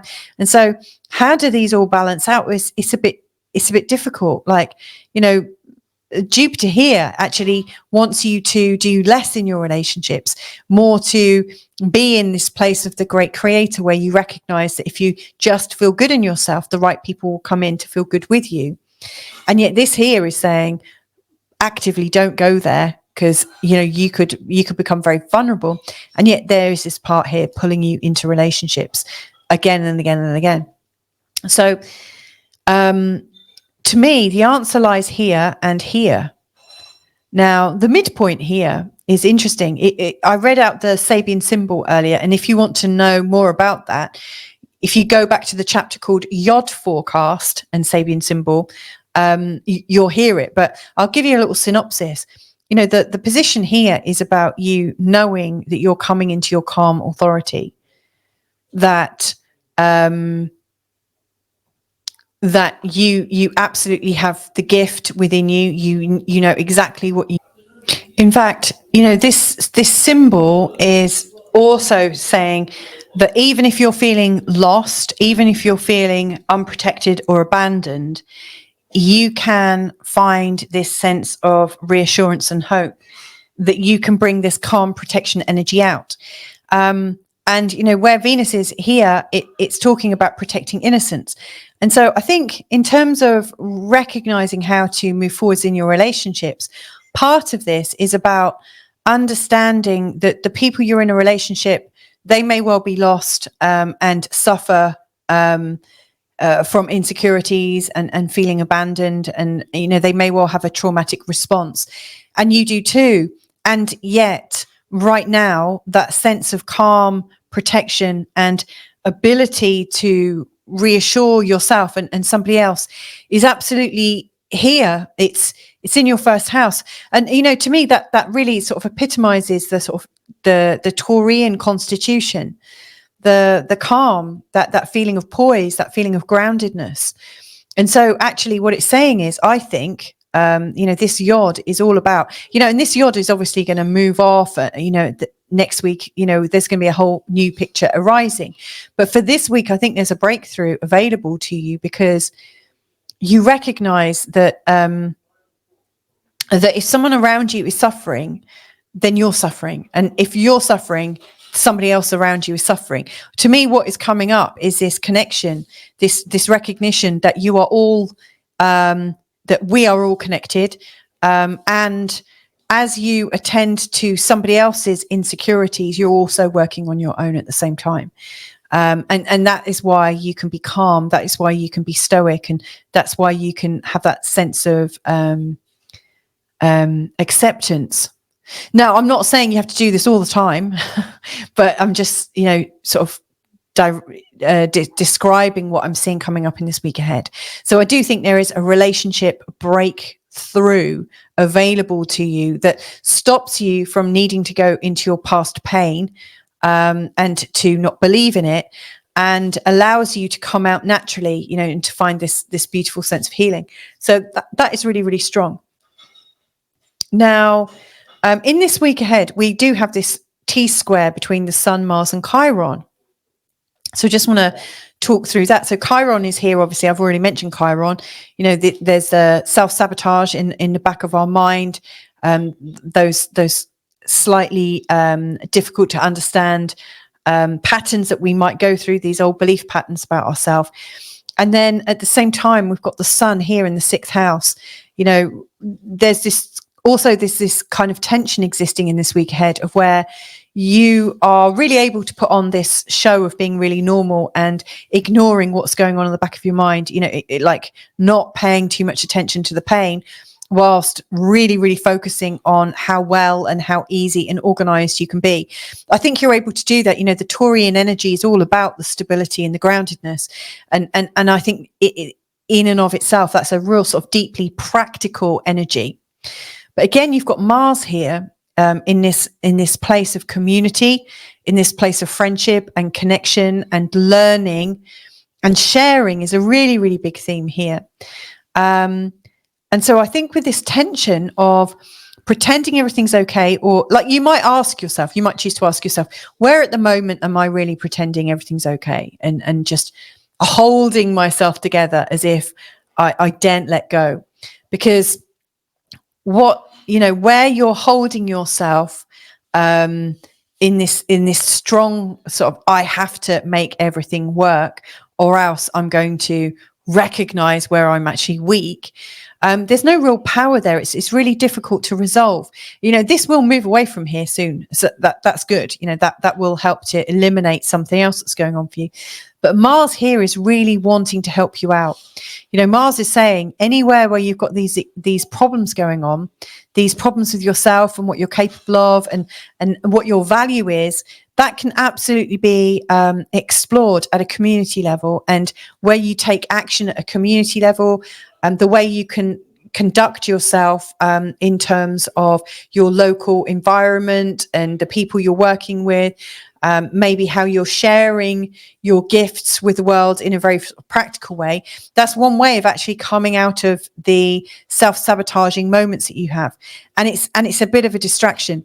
So I think there's this kind of tension in this week ahead, from wanting to keep everything looking like it's absolutely functional and working really well.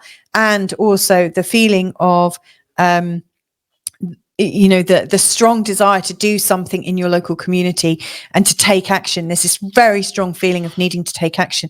Now, as this week goes on, around the 10th and the 11th, the moon dives into the sign of Capricorn, and then there is the complete square. Oh, Taurus, I need to apologize for all the crashing and bashing going on in the background while I've been doing your reading. My family must have I don't know. They were all setting up for dinner, crashing with plates, and I just kind of paused this and went behind and was like, rah, rah, rah, stop it. I'm trying to record. So my apologies. Anyway, as I was saying, you know, there is this T square going on in the week ahead, which is bringing up that sort of tension between, funnily enough, pretending that everything's normal whilst behind the scenes thinking, oh my God, what will people think? Which is exactly what I was just going on with, with my noisy family in the background. And then needing to take action, like this desire to take action to somehow make a difference or eliminate this and eliminate that. Well, the Grand Cross comes in on the 10th and the 11th as the moon comes into the sign of Capricorn. When that happens, there's another element added in, another sort of tension. And that tension is like the desire to get away, the desire to escape everything. And so the sort of element of escapism may well bring in... Now they're laughing. Did you hear that? Oh my goodness. I mean, I'm glad they're happy. That's great. I think I'm going to have to get up really early tomorrow while they're all sleeping. Anyway, as the moon goes into the sign of Capricorn, there is this kind of playfulness and this instinctive desire to be almost childlike, to shirk off all the responsibilities, all the things that you're holding onto, like those responsibilities and how hard it might feel sometimes. And the desire is just to get away and to run away and to escape and all those kinds of things. Now, I have to say, there's a certain amount of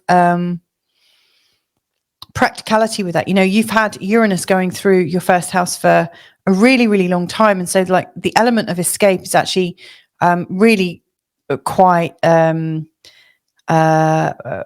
attractive, because you're getting to play with a different part of yourself.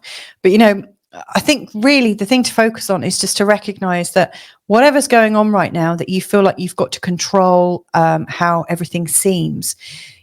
First of all, the moon's going to move away, and so that feeling of a need for intense escape will dissipate.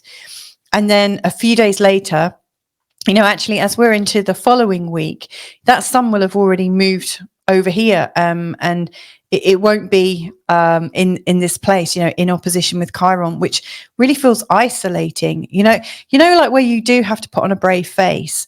One of the difficulties with that is you don't get to ask for support. You don't get to share the burden of things. And so I really think that as we go into the following week, starting the 14th of October, you're coming into a time where maybe you'll start to ask for help. And maybe that's the big learning of this week, actually, is, to have these better relationships with people.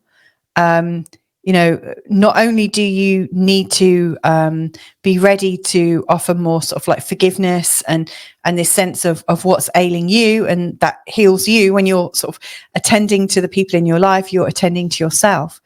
But also it's initiating this feeling of support, that you can feel open enough to ask for support from other people, thereby not having to worry about how things look. So it's a very, very strong vulnerability. And I don't know where it came from, but it might be worth sort of understanding, where the first time that happened, because this whole belief system might have been set up years and years and years and years ago, where you felt like you had to take responsibility for something, and it might actually just not be valid anymore. And yet you've been kind of carrying on with it. So I do think this week ahead is going to be, I think could be a real breakthrough for you in terms of your relationships and in terms of the reciprocity that I was talking about earlier, the give and take with everyone in your life. So I see that this is absolutely, this has got a real purpose and point to it. So anyway, have a great week ahead. If you do want to join me next week on the 13th of October, I'm doing a holistic giveaway. And as part of that giveaway, I think I've got about 16 or 17 gifts to give away. Not all mine. I'm giving away 4 gifts. like there's 3 free live readings in the show on the 13th. And I'm also giving away a 90-minute consultation for somebody.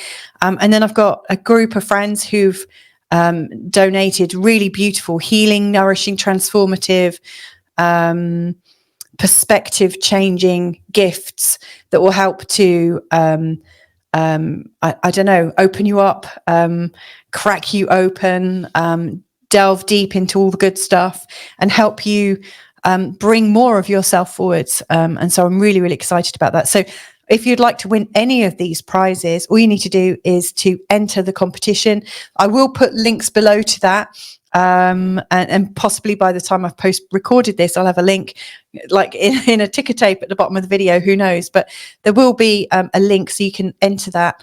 So I'd love it if I could see you. It'd be brilliant if you join me for the live show, but yeah, sending lots and lots of love to you. If I can be of any help, then get in touch. And yeah, hopefully speak to you all soon. Bye for now. Hey there, Gemini. So this is your forecast taking you from Monday, the 7th of October, right the way through to Sunday, the 13th of October.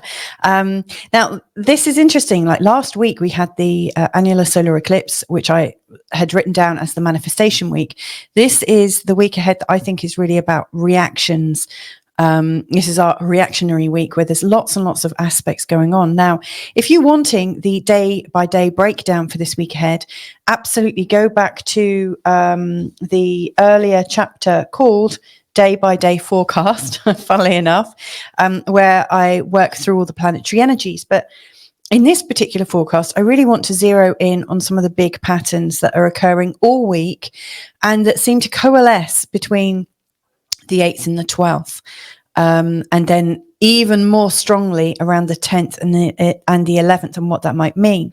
I also want to pay a bit of attention to your ruling planet Mercury, because, you know, not only is Mercury involved in a couple of sort of aspects this week, but Mercury is also going into the sign of Scorpio, I think on the 13th of October on Sunday.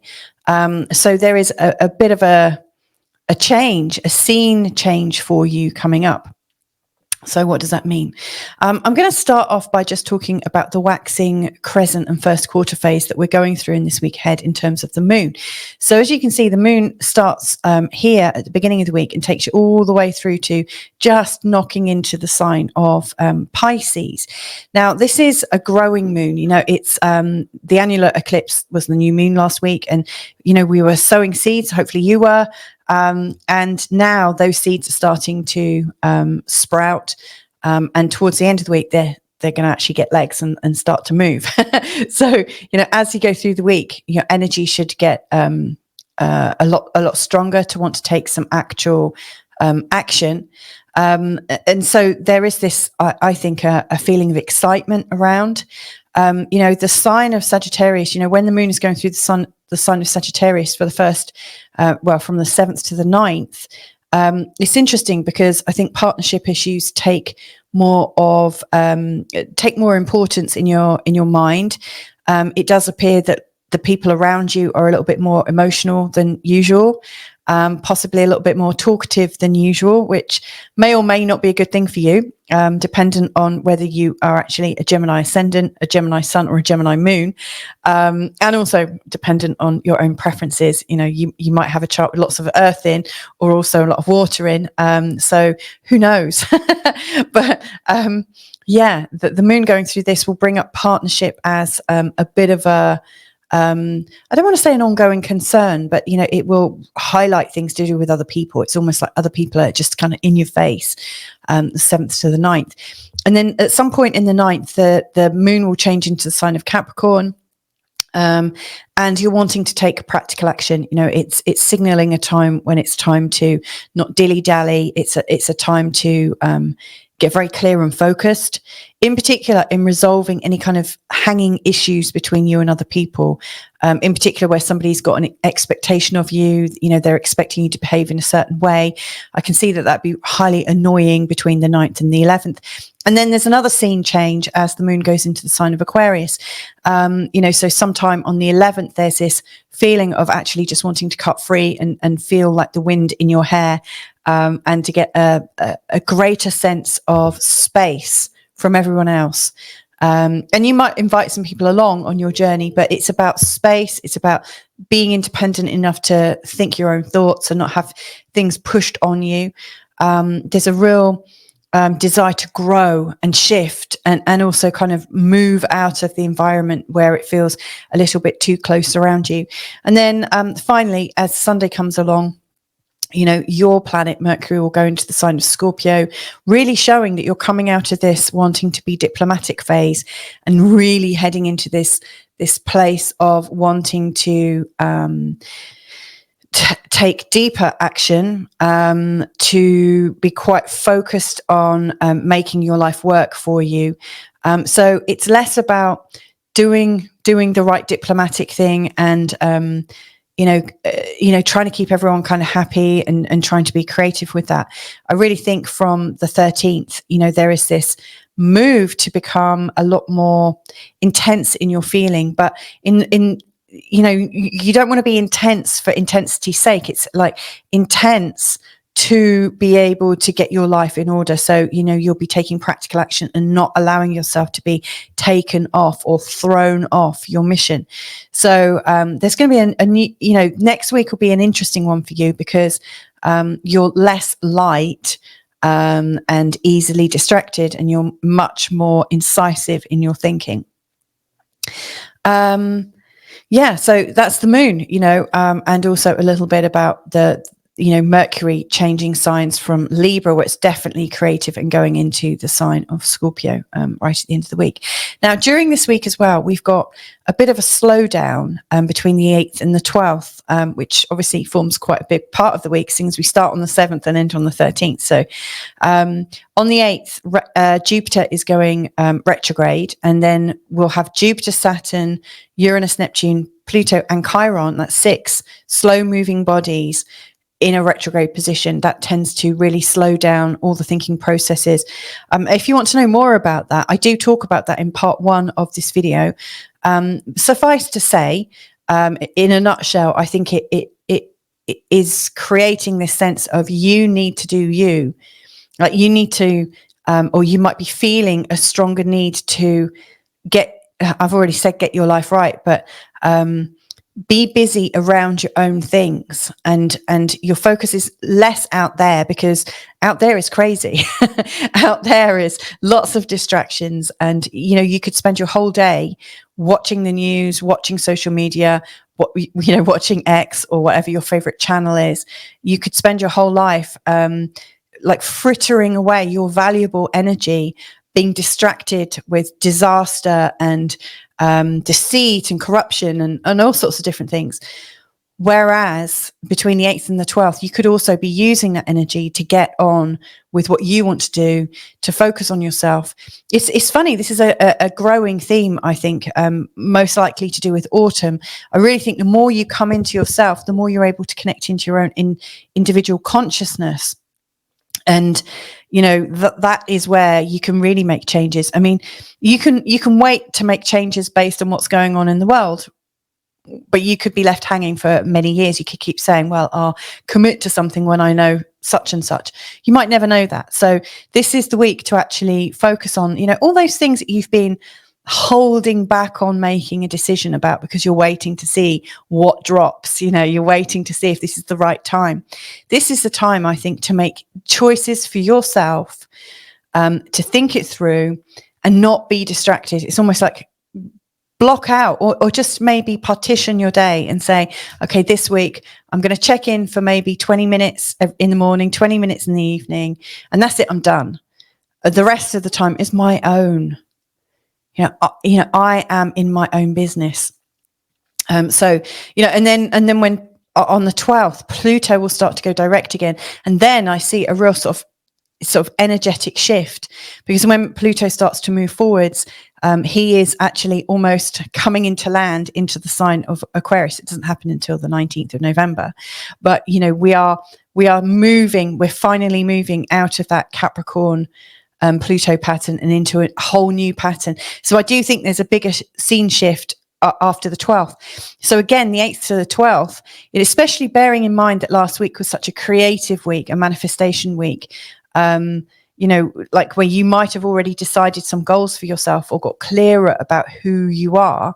This is the week to continue your exploration of what you want and start putting things into motion. You don't have to, take action necessarily, but it's important to focus on yourself. Like I said, from the 12th, things will start to speed up, but at least you'll know your full flavor, if that makes sense. And we've got these patterns. So this is the one that catches my eye the most, the YOD, because a lot of YODs can come up each month. Especially with the moon, the moon making a YOD with Neptune and Pluto, which are always pretty much in a sextile. That's the most frequent kind of YOD you'll see. But this doesn't involve any of those. This YOD is formed because of a sextile between Jupiter and Chiron. They're in a sextile all week. It does become exact on the 12th, but they're pretty much, as exact as they can be, all this week. They are really in that sort of proximity. And then Venus here in the sign of Scorpio. So they're all at 21 degrees, more or less, at this time. This is the tightest point of the YOD between the 10th and the 11th. Now, the YOD, or finger of fate, and I have recorded a video a couple of months ago about YODs if you're interested in that.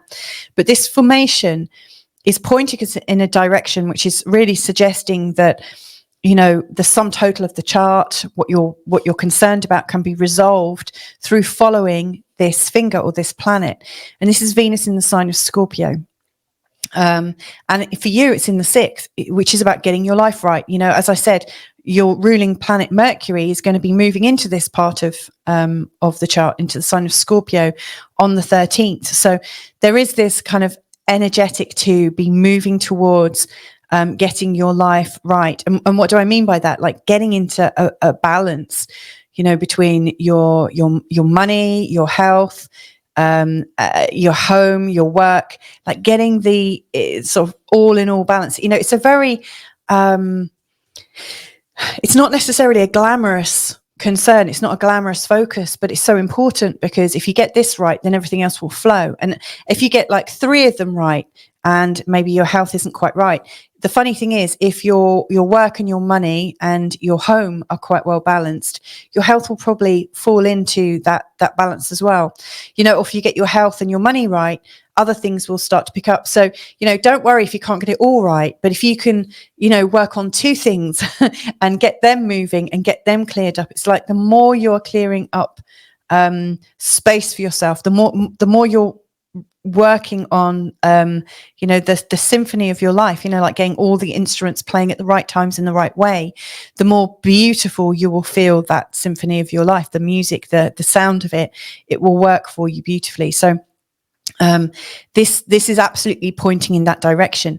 Interestingly, where Venus is this week is equivalent to a Sabian symbol to do with protecting innocence. And so you may also want to focus on how you can protect those parts of your life that seem particularly vulnerable to sabotage from other people. And I don't know what that might be for you, but for instance, if you feel like your money is a bit vulnerable, you might want to take steps. And again, I'm not a financial astrologist, don't follow my advice in terms of money, but you might know that there are other ways to make things more secure. Or you might be thinking about your internet security at home, because obviously if your internet security is wide open, that could also bring in some real sort of catastrophic things going on in your life. So it might just be the smallest of tweaks that come through and make the biggest difference. But think in terms of what you can protect, what is innocent, what is vulnerable, what is fresh and new. Everything that is more easily swayed by what's going on in the world is a potential to protect and make stronger. Now, this is also a midpoint, because here we've got like Chiron and Jupiter, and they are about you going into a sort of an upliftment in terms of healing. There's the energy of sharing and mastery of your life, and it's about well-being. I really get that it's about well-being. And so, you know, where Venus is kind of one of the midpoints between these two, albeit it's the furthest away midpoint, but there's a midpoint here, like the combination of these two. And this midpoint is associated with knowing that you are calm, knowing that you can come into a calm spiritual awareness. And it's really like, so if you're not able to get things like sorted in your everyday life and protect those vulnerable things, you might find it easier to go into your unconscious mind. Like if you're a particularly meditative person at all, the easier it can be for you to get into a meditative state and recognize that when you are maybe working with your breath, when you're coming into a calm, balanced alignment, there is that feeling that even if you were lost and abandoned, you could still breathe into the calm. That is something that you do have the choice about. So it's the recognition that you can come into that calm place is an asset. It's something that can help you resolve this energy in this week ahead. Now, Venus is a focal point of things. You'll see here, Venus is one of the corners of this grand trine. Now, this grand trine is taking place all this week. It was coming in all last week as well. You know, it's a grand trine between Venus, Mars, and Saturn. And I see this as being very, very helpful. You know, Venus is about giving, and sharing and being in flow, and Mars is very much about taking action, interesting. You could read Venus as a giver and a receiver, and Mars as a giver, not so much a receiver. But you know, I think this is about the balance between taking action and yielding. You know, so it's an in and an out, a breathe in and breathe out. It's the sort of constant. What's the word I'm looking for? You know, there is the duality and the fluidity, and being able to use two styles and get the balance right rather than favoring one. You know, you might be an overgiver, you might be an overtaker. I doubt that, because most people that follow me are definitely on, you know, part of the overgiving. But of course, you can't just keep giving, you have to also receive. So there is this lovely energy underpinning all of this, that it's also time to receive. Interestingly, that Mars is in the second house. I think the second house really shows us how we can receive. It's very much about money and receivership, and also about how we can get more resourceful. And so Mars here is really saying, you know, there are resources that you can receive, but you have to be open to it. You have to let people know. You know, often we only receive our wages, and sometimes even then we fight for, you know, I know people that don't draw enough from their company to keep themselves sustained. You know, there's some kind of worthiness thing going on there maybe, but you know, this is the place where we absolutely need to come into receivership, you know, to be open to receiving rather than just giving all the time. And so Mars here is really asking you to take clear action, to be open and willing to receive from people. And, you know, Venus here is showing how you can give to other people, and also to come into the balance between the two. The second house is very much about our resources, and the sixth is kind of like our resources in action. You know, how is the flow of your life? How is the balance? Have you got enough? Is your house stable? You know, if you've got leaks, you know, things going wrong with it that you need to manage. Your health, again, all of these things do need money and resources. So you've got to get the balance right. If you're always giving, you're not going to have enough to build yourself back up. And Saturn up here at the top, you know, could be kind of critical and creating authority issues, you know, in terms of your career. Or you could actually be embodying the Saturn in you, which is about taking more responsibility. So, you know, this is actually really, really helpful. And this is where I want to just come into this last part. We've got a T-square between the Sun and Mars and Chiron all week. And then around the 10th and the 11th, that T-square. So here's the T-square. You've got Chiron here, Mars here, and the Sun here. in a T-square all week. And then on the 10th and the 11th, the moon moves into place in the sign of Capricorn. And all of a sudden that T-square gets constellated into a grand cross. And you'll see that grand cross is a blooming great big square. So this is a sort of underlying challenge that grows bigger around the 10th and the 11th and then dissipates. The moon will move out of this position. And then as we come into next week, the sun will also have moved out of this position, and then finally Mars will move out of this square. But, that's how, that's the flow of how it's happening. So what does this T-square represent? Well, this T-square, so Mars here, to do with what you're prepared to receive, and how you're valuing yourself, interestingly. Like the sun right now, in its current position for this week ahead, is really showing you how creative you want to be, how you want to focus on the creations. Like there's lots of ideas coming up for you right now, and there might be about how you can experience more joy, how you can have a lot more fun, how you can really develop the things you want to develop. I would say it's very personal, and Mercury is also here and adding into this grand square, by the way. So there is this feeling of wanting to create something for yourself. Chiron up here has been up here for a long time, really showing you that, you might have a good tribe of friends and you might have got some mastery from them. You might have a tribe of friends that have come through a kind of shared guilt or a shared hurt or a shared vulnerability, which are themes of Chiron. But you might also find that there is a pain with being associated with your tribe. You might be feeling that the people around you right now aren't really the right people, or that you're being pulled into some kind of collective idea to create, when actually you really just want to create your own life. And it's getting the balance right between what you are wanting for yourself and what other people are pulling you out to do. So, this T-square, I think, it is showing that the more you're able to bring value into yourself, I think the more you can develop this side. But the more you're not creating wealth or creating certainty or developing a high self-esteem for yourself, the more it's feeling like you're aligning to a greater mission where you're co-creating with other people. I see this as being something that's bringing you into more empowerment. But as the moon comes up here around the 8th, watch out for any old in the 8th house, but on the 10th and the 11th, watch out for old patterns creeping in where you might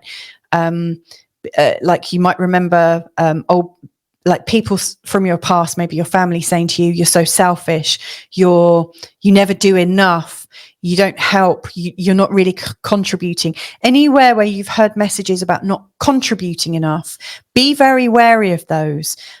Recognize that these are voices of the past. Recognize that you've changed a lot since then. And that was based on somebody's perception of you, probably somebody that wanted you to do something for them that you weren't comfortable with doing. And it became a bit of a folklore story, in your family, maybe, that maybe you don't pull your weight. That might not be true. In fact, it might not be true at all.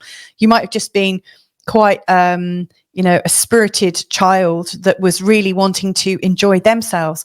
And so it's really bringing up those old stories. I absolutely think do what brings you the most joy, like real true joy. And so that, I think, is a focus. So to round it up, Gemini, and like I said, there's a day-to-day forecast right at the start, I would say follow your joy and follow what gets you more organized. And if they don't work together, then find a way to make those work together, or take it in turns, focusing on your joy and then focusing on your life, so that neither of them get ignored. They're both the keys to you having a great week ahead. Now, speaking of a great week ahead, as we finish this on the 13th, I'm actually going to go live with a free reading show. It's a raffle. It's also a big holistic giveaway. So I will be, thanks to a lot of friends around me. I've got lots of great healer friends who do very transformative work. We've got a whole collection of treats and goodies to give away. It's a raffle. It's free to enter, completely free.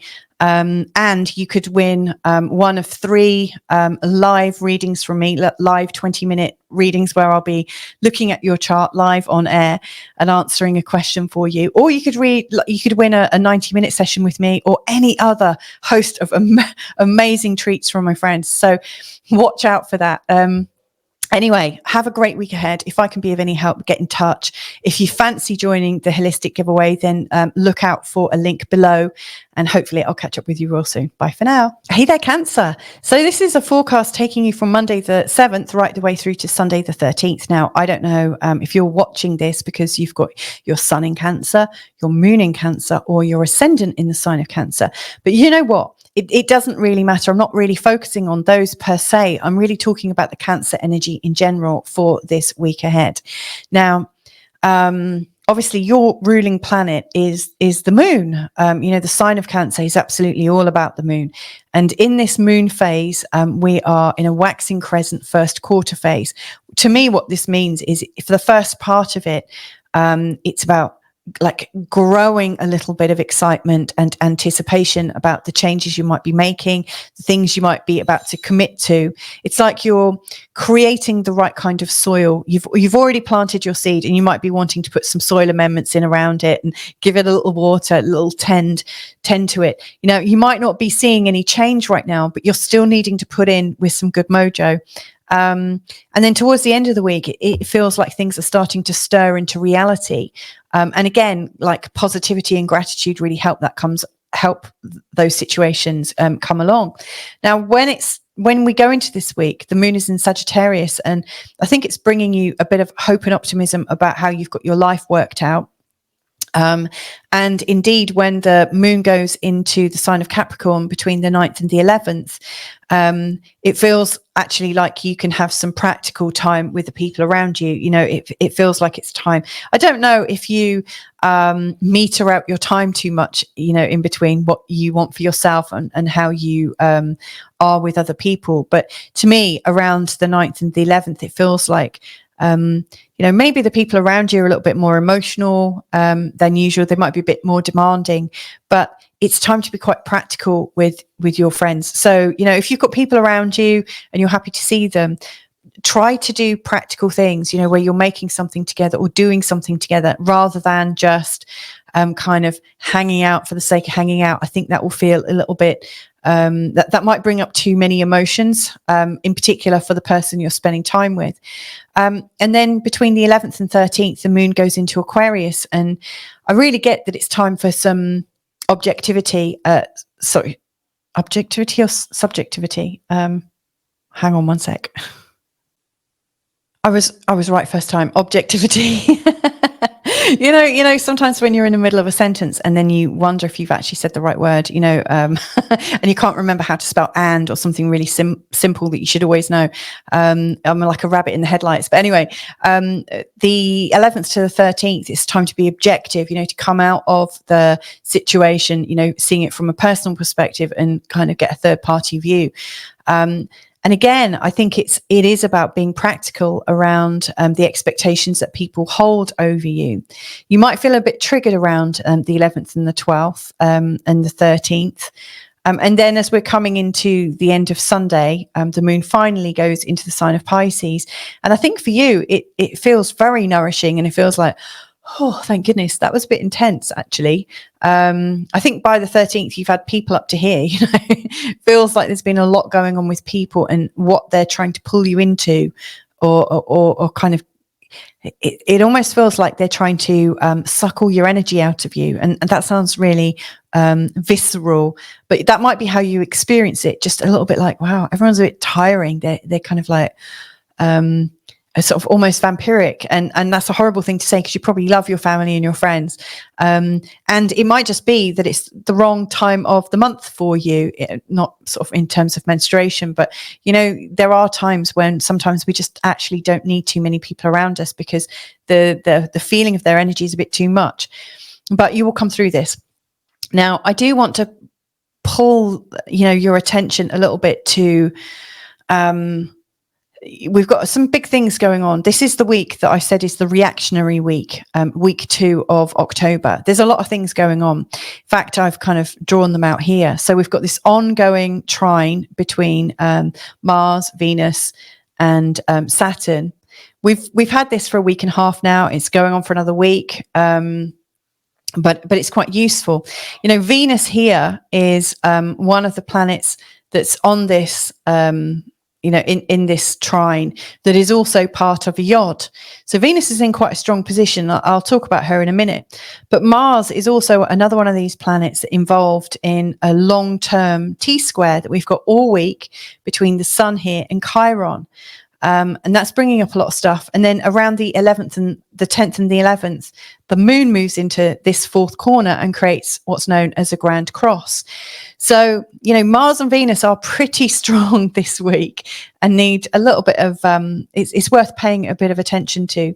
So let's start with this. Mars here, you know, is in the sign of Cancer right now. And I think that's really bringing up more energy and concern about how assertive you are, how independent you are. Do you feel like you're in control of your life? And if you're not feeling in control of your life, what could you do to regain some of that control? You know, is it that other people have control over you, or is it that you're just not acknowledging that you are at choice? You know, do you have it that you're you might have it that there are things that you have to do, you can't get out of, and it almost feels like there's a victim feeling.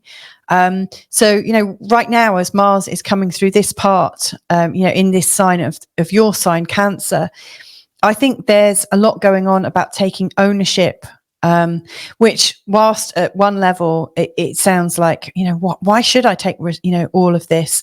You know, this started because of this and this situation and this situation.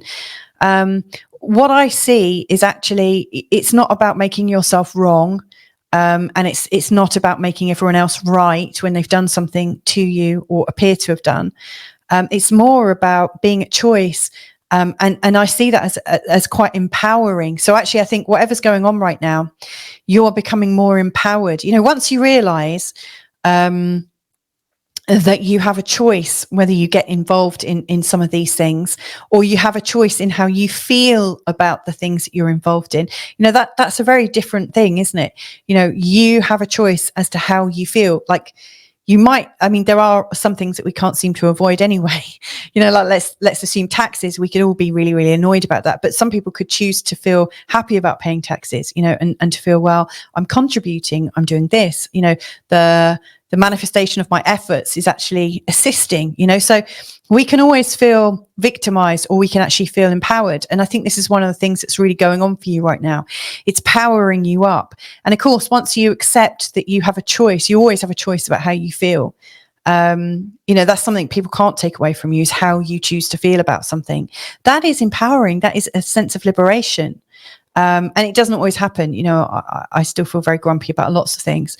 I'm not saying I'm like free of this, but you know, when at the moment I start to feel bad about things, I ask myself, am I deliberately choosing to feel this, or could I choose, you know, how can I use my conscious energy to feel better right now? How can I create myself in such a way that I feel better?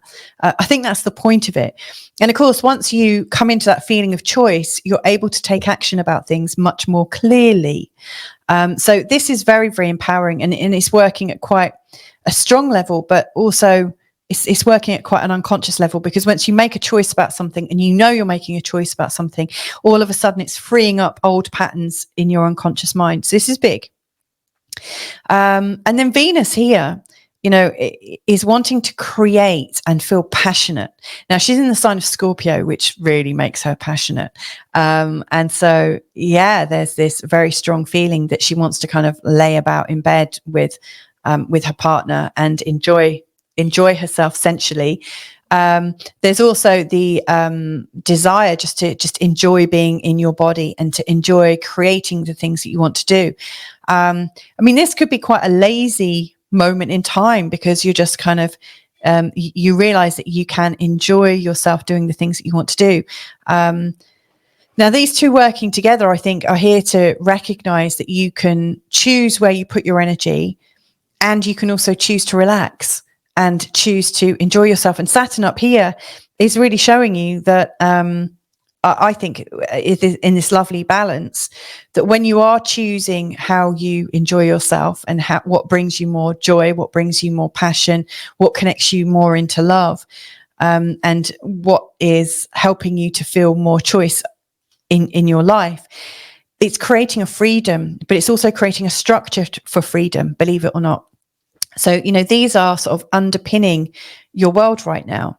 And the funny thing is, once we change our way of thinking about things, sometimes you don't necessarily see the result of it straight away. A bit like manifestation, sometimes there might be a bit of a delay. It might take 3 weeks. You might find that things turn around within 2 weeks, but things do start to move and change and transform. And so Saturn up here, I think, is really showing you that you are creating new structures for freedom, which sounds oxymoronic. How can you have a structure to feel free? And yet you're creating an internal sense of freedom for yourself by recognizing new patterns that you can create. So that's helpful.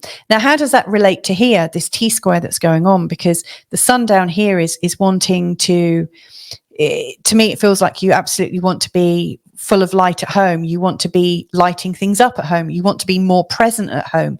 And yet Chiron up here in this part of your chart is showing that there's too many responsibilities, too many things you've got to do outside of the home. And so it feels like there's this continuous pulling from home to work, maybe from your family to your career. And it's like, how do I manage that balance?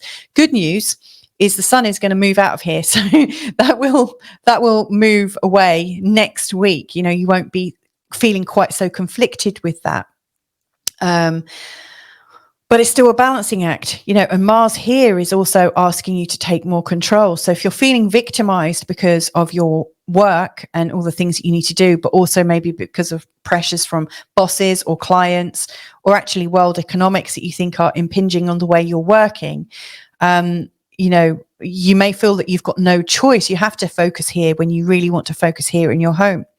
Now, the 10th and the 11th, the moon comes over here, and then you're really feeling the sense of upset from your family and your loved ones. They're really pulling at you. And again, that could really pull you out of that sense of control. So it just feels like this continuous seesaw. But, I really believe that, the moon will move out of this very quickly. By the end of the week, the moon's gone from this area. By the beginning of next week, the sun has moved off. So it's not a terminal position. You're just being reminded of something that crops up every now and again in terms of the work-life balance. You are going to move out of this. And so if anything, if you can recognize that this is helping you, I guess, feel into the longing of home and also feel into the impossibility of work. You can see that there are lots of things you're trying to manage. And I think, the sign of Mars in Cancer could also be about the action of compassion, the action of forgiveness, the action of recognizing that things aren't quite as you want them to be, but that if you're angry about it, and again, it's choosing how to feel. You could feel victimized by it. And I've been in a situation where I've done that myself. Or you could actually choose to forgive yourself for feeling the conflict. Forgive yourself, have compassion for yourself that you found yourself in this, because the feeling of compassion and forgiveness is likely to transform how you feel. You feel less of a victim. You're giving yourself kindness. It's like kindness in action. So I think kindness in action is probably, one of the core things to focus on this week. How can you be kinder to yourself? Like, forget about everyone else. Like, your family will survive this, most likely. Your career will survive it if you're kind to yourself. In fact, if you're kind to yourself, things will start to resolve, because they always do when we work on ourselves. Now, with this finger of YOD, and where the finger is pointing to, Venus, in this part of your chart, which is about passion, about joy, about things you love. things that really add to your world, like how can you be more joy right now in your life? How can it get any better than this? What do you need to do to feel more joy right now? So, the base of this YOD is Chiron, which is that possible wound of it's impossible. I can never make my life and my career work. In fact, it feels quite heavy and oppressive. And then Jupiter here in your unconscious mind. Jupiter and Chiron are here to show you how you master those insecurities and you master that, those impossible things that you can't quite shift, these old wounds. And Jupiter here is to heal your old beliefs about yourself. So we've got this, I think, this healing connection, really wanting you to move up in this week ahead. And actually, its advice is the way forward or the way through this is to focus on what you love and what brings you joy, what brings you passion. Now, that appears to fly in the face of work. A lot of people have work as something that isn't their passion, that actually feels quite oppressive and heavy, that if they didn't get paid for it, they probably wouldn't do it. But actually what life is showing you is if you could, what would you do for, if you weren't getting paid, what would you do? What would your contribution be in life? The more you focus on what you would absolutely do every single day for the rest of your life, if you could, even if you weren't paid for it, almost like it was an act of service, but it was an act of service that made you feel fantastic, then this is actually the way through it. I don't know what this is going to bring up for you. I mean, maybe you'll have the courage to follow one of your creations. Maybe there's a book in you, or I don't know, there's all sorts of different ways. You might be somebody who wants to work in the community. I don't know. I don't know what brings you, what really fuels the joy in yourself, but there is an answer there. So yeah, they're the sort of prevailing winds in this week ahead. I hope that's helpful for you, Cancer. Speaking of healing and stuff, I'm running a holistic giveaway on the 13th of October. I'm doing a live show on Sunday. In late afternoon, that's British time, maybe early, sort of like mid-morning around America. It might even be midday. I need to check. I will put the times below. But the show, it's a live show. I'm going to be raffling off. It's a free raffle. You don't have to pay anything to enter. All you need to do is enter. But there's going to be 3 places where I do live readings, live 20-minute readings for 3 different people. I'm also giving away a 90-minute reading to somebody. And a ton of my friends have gifted a lot of different healing sessions. So, there's ancestral healing, there's an energetic, soul-based healing, there is a vitality reset, there's a trauma response package, there's integrative health on offer, and there's books as well. So there's all sorts of different things that could actually really help you out with all these things I've already been speaking about. This really is a healing and reaction week. I truly believe it. So if that's of interest to you, then check out, I will put a link in the details below about how you can enter the giveaway. I will be posting something separately about that, but maybe see you at the giveaway, who knows, but have a great week ahead. If I can be of any help with a reading or anything, then just get in touch. My details are below. But anyway, God bless and speak to you another time. Bye for now. Hey there, Leo. So in this forecast, I'm going to look at the planetary picture, the overall planetary picture from a Leo perspective. There's some really big stuff happening this week. As you can see, there's a grand square, there's a YOD, there's a T-square or 2, and there's also a grand trine. So I want to talk about what this means to you in this week ahead. If you're looking for a day-to-day breakdown of the planetary energy, then please check out the day-to-day forecast in the first part of this video. Now, I don't know how you're feeling on the back of last week. Last week we had the eclipse energy. And, the eclipse is absolutely about new moons, new perspectives, the sense that there is, you've drawn a line against something and you're crossing over into a new way of being. It's really, really powerful. And, I wonder what new ideas and thoughts it set off in your head, new ideas for yourself in terms of, maybe how you want to be in your community, given that it's it was very much in this part of your chart. Now, in this week ahead, we've got, I think, some things to internalize and to work on. Mainly because from the 8th to the 12th, we've got Jupiter, Saturn, Uranus, Neptune, and Pluto, and Chiron, all retrograde, really showing that what's going on in the outer world around us that wants to seek to distract us and to almost steal our attention, that's always going to carry on. And you could be absolutely captured in there. But when things are retrograde, especially everything retrograde, I think it's time to slow down in yourself and to focus on you, because, like the world doesn't know necessarily, unless it's spying on your computer or on your phone, but the world doesn't really know what is right for you or what you absolutely need. It really comes from you. And so this week, I think, is a week to percolate the ideas that you've already created for yourself and to make some small conscious steps forwards. After all, we're in the waxing crescent phase and going into the first quarter. The waxing crescent stage is absolutely encouraging you to continue to tend and focus to those things that you want to create for yourself. It is that energy of gentleness, but gentleness and gratitude and gentleness and optimism, and then as we come to the first quarter stage around this point, just as we're coming into this like grand cross, the energy is building. It almost appears like your project, your ideas, your sentiments have got legs, like they are really coming into clearer and clearer focus, and you can move forwards on those. I think that's pretty exciting, in fact. So one of the things I'm going to be paying attention to is, with all of these different patterns coming up, the one that's really caught my attention is this one here, the T-square, the ongoing T-square between the Sun and Chiron and Mars in Cancer. The reason this has got my attention is because, whether you're listening to this as a Leo, someone with moon in Leo, or somebody with their ascendant in the sign of Leo, the energy of Leo is ruled by the sun.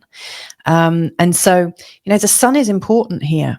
As we go through this week, there is this really, really busy time when this week-long YOD really comes into sharp focus around the 10th and the 11th, as Venus moves into almost, like the sort of absolute balance point, the midpoint, the far midpoint between Chiron and Jupiter,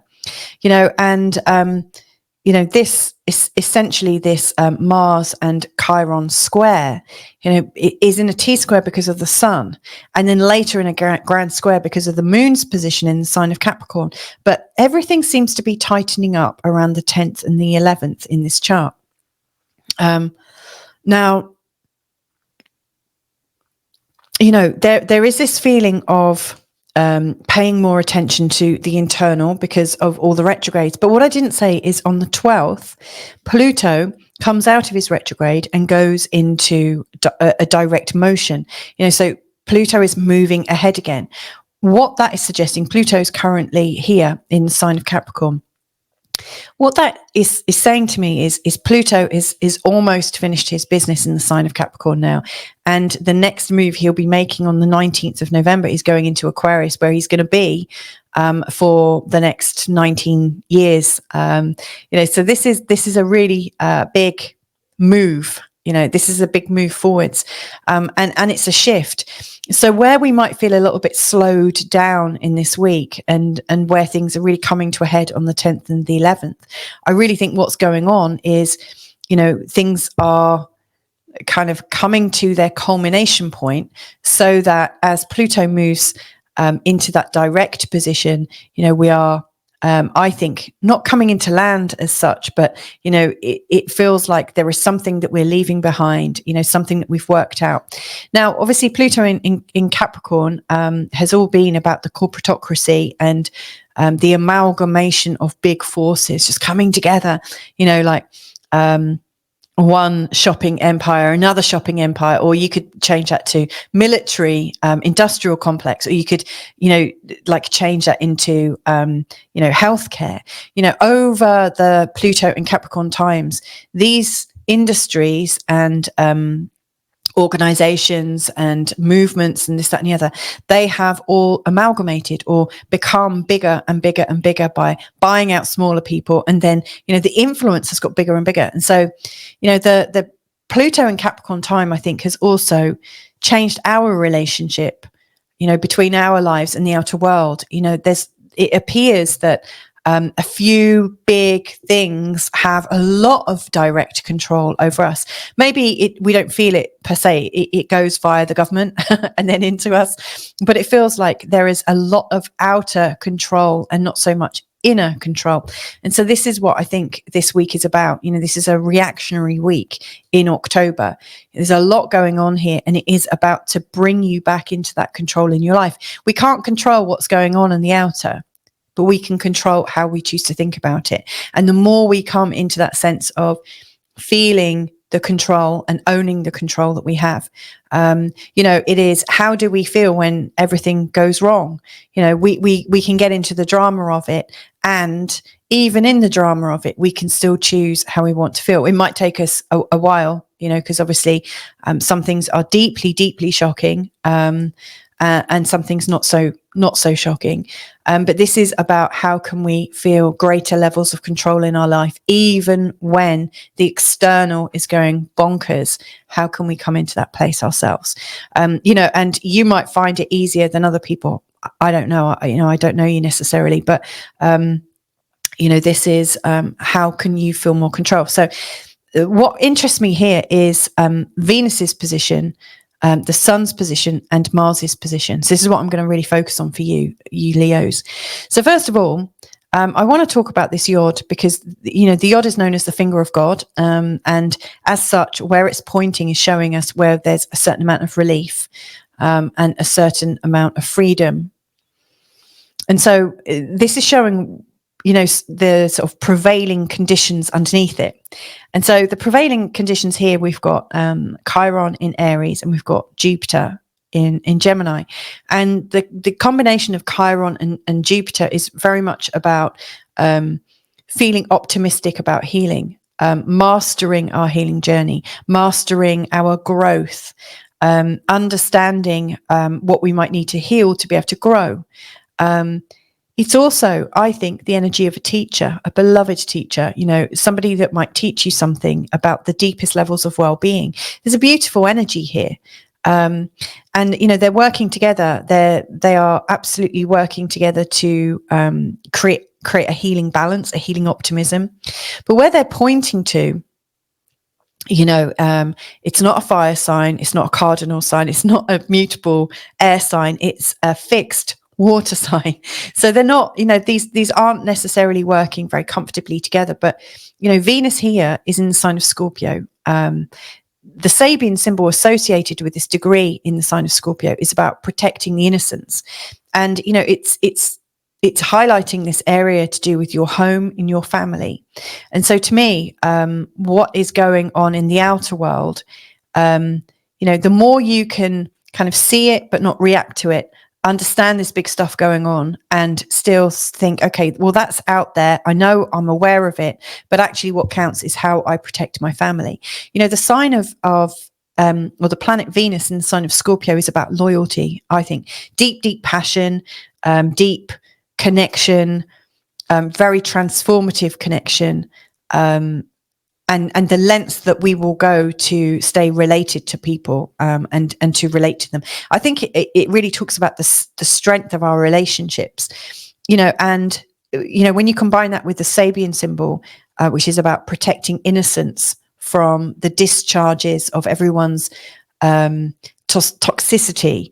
What I really see as one of your choices going forwards in this week ahead is, how can I protect my family from what's going on in the outer world? How can I lead the way? How can I protect my children or my partner or my parents from worrying, the concern, the this, the that.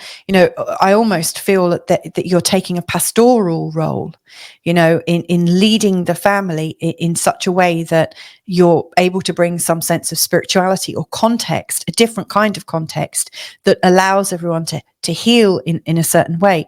Now, Venus is essentially a midpoint between these two. She's the far midpoint.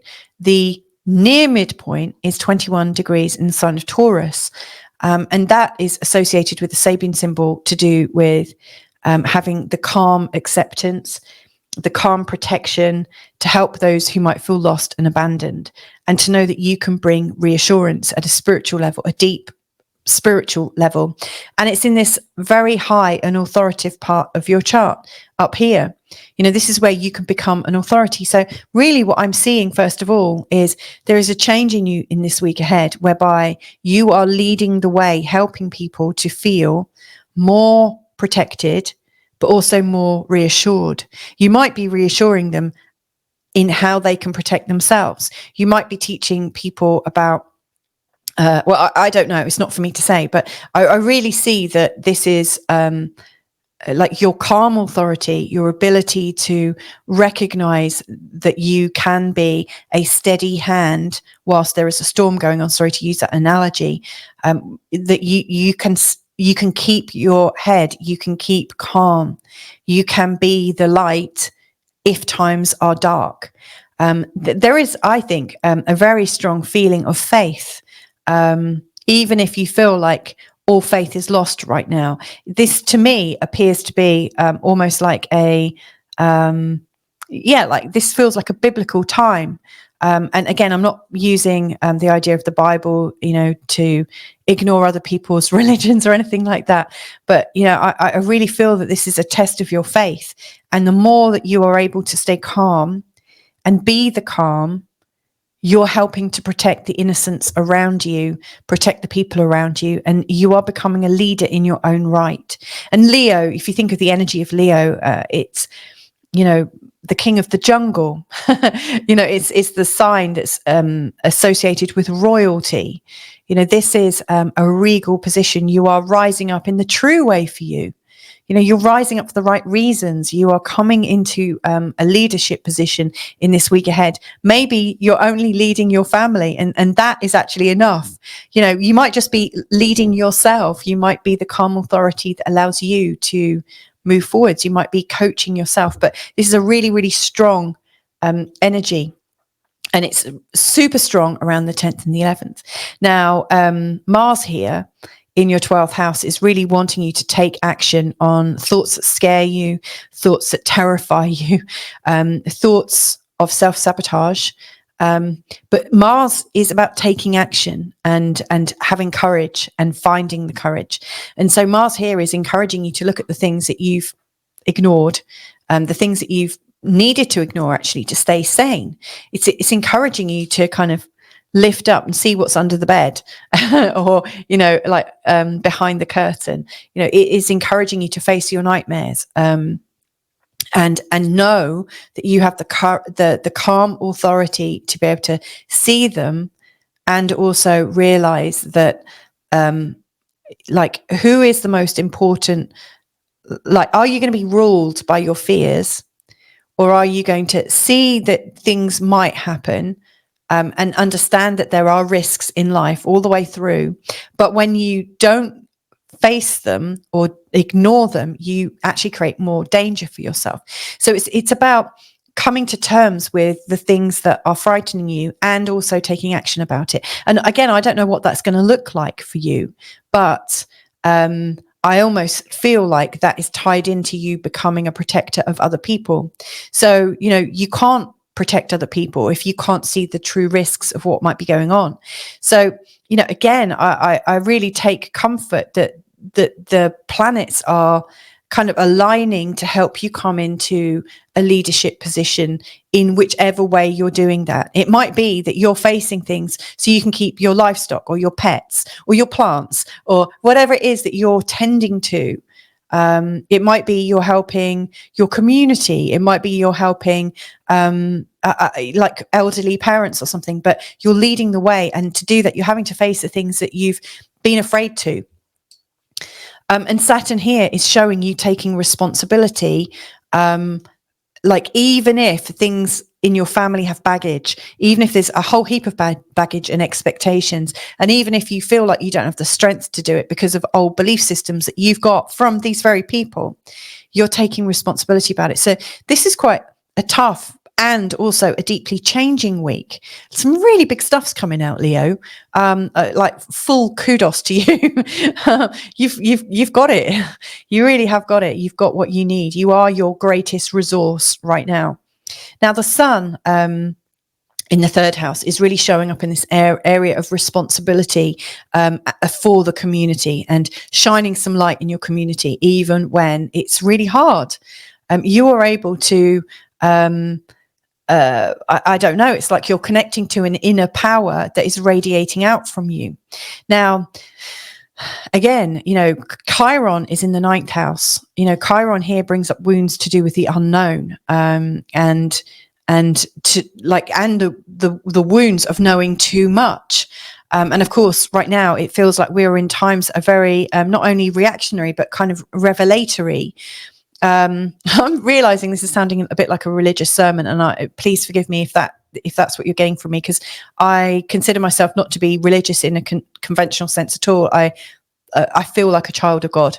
Well, I feel like I'm connected, spiritually. But what, like with Chiron here in the 9th, it absolutely to me is speaking of where we've been wounded from knowing too much, or that when you look, you see, and you're like, and so it's very easy to kind of separate our life and think, okay, this is here, that's out there. And so like the opposition of this T-square is what's out there. It could take you out of that feeling of being the light of where you are right now, and it's quite a tense position. And then Mars here is encouraging you to look underneath the bed to see if there's something lurking. And so what I really see is you are wanting to find out. You are realizing that there is stuff out there that's difficult, and you're holding the tension of it and still being able to be the light that is needed around you. So you got some big balls this week, I have to say. You've got it. Now, when the moon comes into the 6th house, whilst it might seem like people around you are reacting, and it might feel like life as you know it is changing and transforming, and then it's like, okay, well, how do I manage my life? How do I pull things back into a neat order? That might be difficult to do. I would say around the 10th and the 11th, allow yourself to feel emotions. If you're feeling emotional, allow yourself a moment to just kind of break down. Allow yourself a moment to like recognize there are significant changes occurring right now. And then when you've done that fully, then come into the feeling of practicality, knowing that every time you make a practical decision, even if it's really small, every single step forwards is helping you get back into a sense of order. Recognize what you can control and know what you can't. Work on the things you can control. And do it bit by bit. This sounds like quite a challenging week, I have to say. What I really want you to take from this is that when you look at what's going on right now and how you're stepping into a feeling of leadership, assuming a position to, even if you're just guiding yourself, like if you understand that the way you are in the world and the way you are radiating light and peace, and calm, you are actually helping people, believe it or not, even though it might not be on a physical level, it might just be on an etheric level. You are making a stand for lightness. You are making a stand for calm. You're making a stand for being a leader. So even if it doesn't appear that, like you might be saying, well, who the hell am I leading right now, Louisa? I've got no one around me that I can lead. But actually, you're leading by example. So even if you haven't got a big community or whatever around you, this is your week to stand strong. And know that actually all the positions, like in recent times of, Uranus going through here, that's been preparing you to, cut yourself, like really recognize you're cut from different cloth and that you are actually quite quirky. You're happy to be yourself. Saturn going through here has been teaching you resilience, even when you've been facing, maybe social shame or difficulty from people around you. Pluto going through this point has helped you to get a lot more resilient about how you are at home and stuff. So there are so many different ways that have been kind of leading you to becoming a leader in yourself. And so I absolutely think this is a week for you to be light and to consciously choose to be light and to feel calm in being light. Now, on a slightly similar theme, but not quite, at the end of this week, it's the 13th, I'm hosting a holistic giveaway. I'm doing a live show where I'm giving away 3 places for a 20-minute on-air live short reading and a 90-minute private consultation. I've got some cool, powerful healer friends from all around the world who've all got different talents and skills. We can check out your Akashic records. You can have very strong etheric spiritual healing, integrative healing sessions, a vitality reset, a trauma release, tarot readings. There's books, there's ancestral healing. So there's lots of different giveaways. This is completely free to enter, by the way. So if any of that resonates with you and you think, oh my goodness, that would really help, then please just look for the link below. Also, I will be announcing something on this channel, and also look out for the show next Sunday, the 13th of October. We are all doing this. We all need to be leaders right now. We all need to find the calm and peace in ourselves. And I think you're leading the way in doing that. So there you go. I hope that's helpful to you, Leo.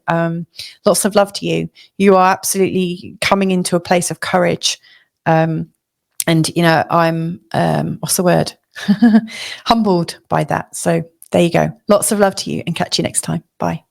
Okay, Virgo. So this is your week ahead, taking you from Monday the 7th of October right the way through to Sunday the 13th of October. Now this is an interesting week. This is I don't know if you saw my what's it called, October forecast.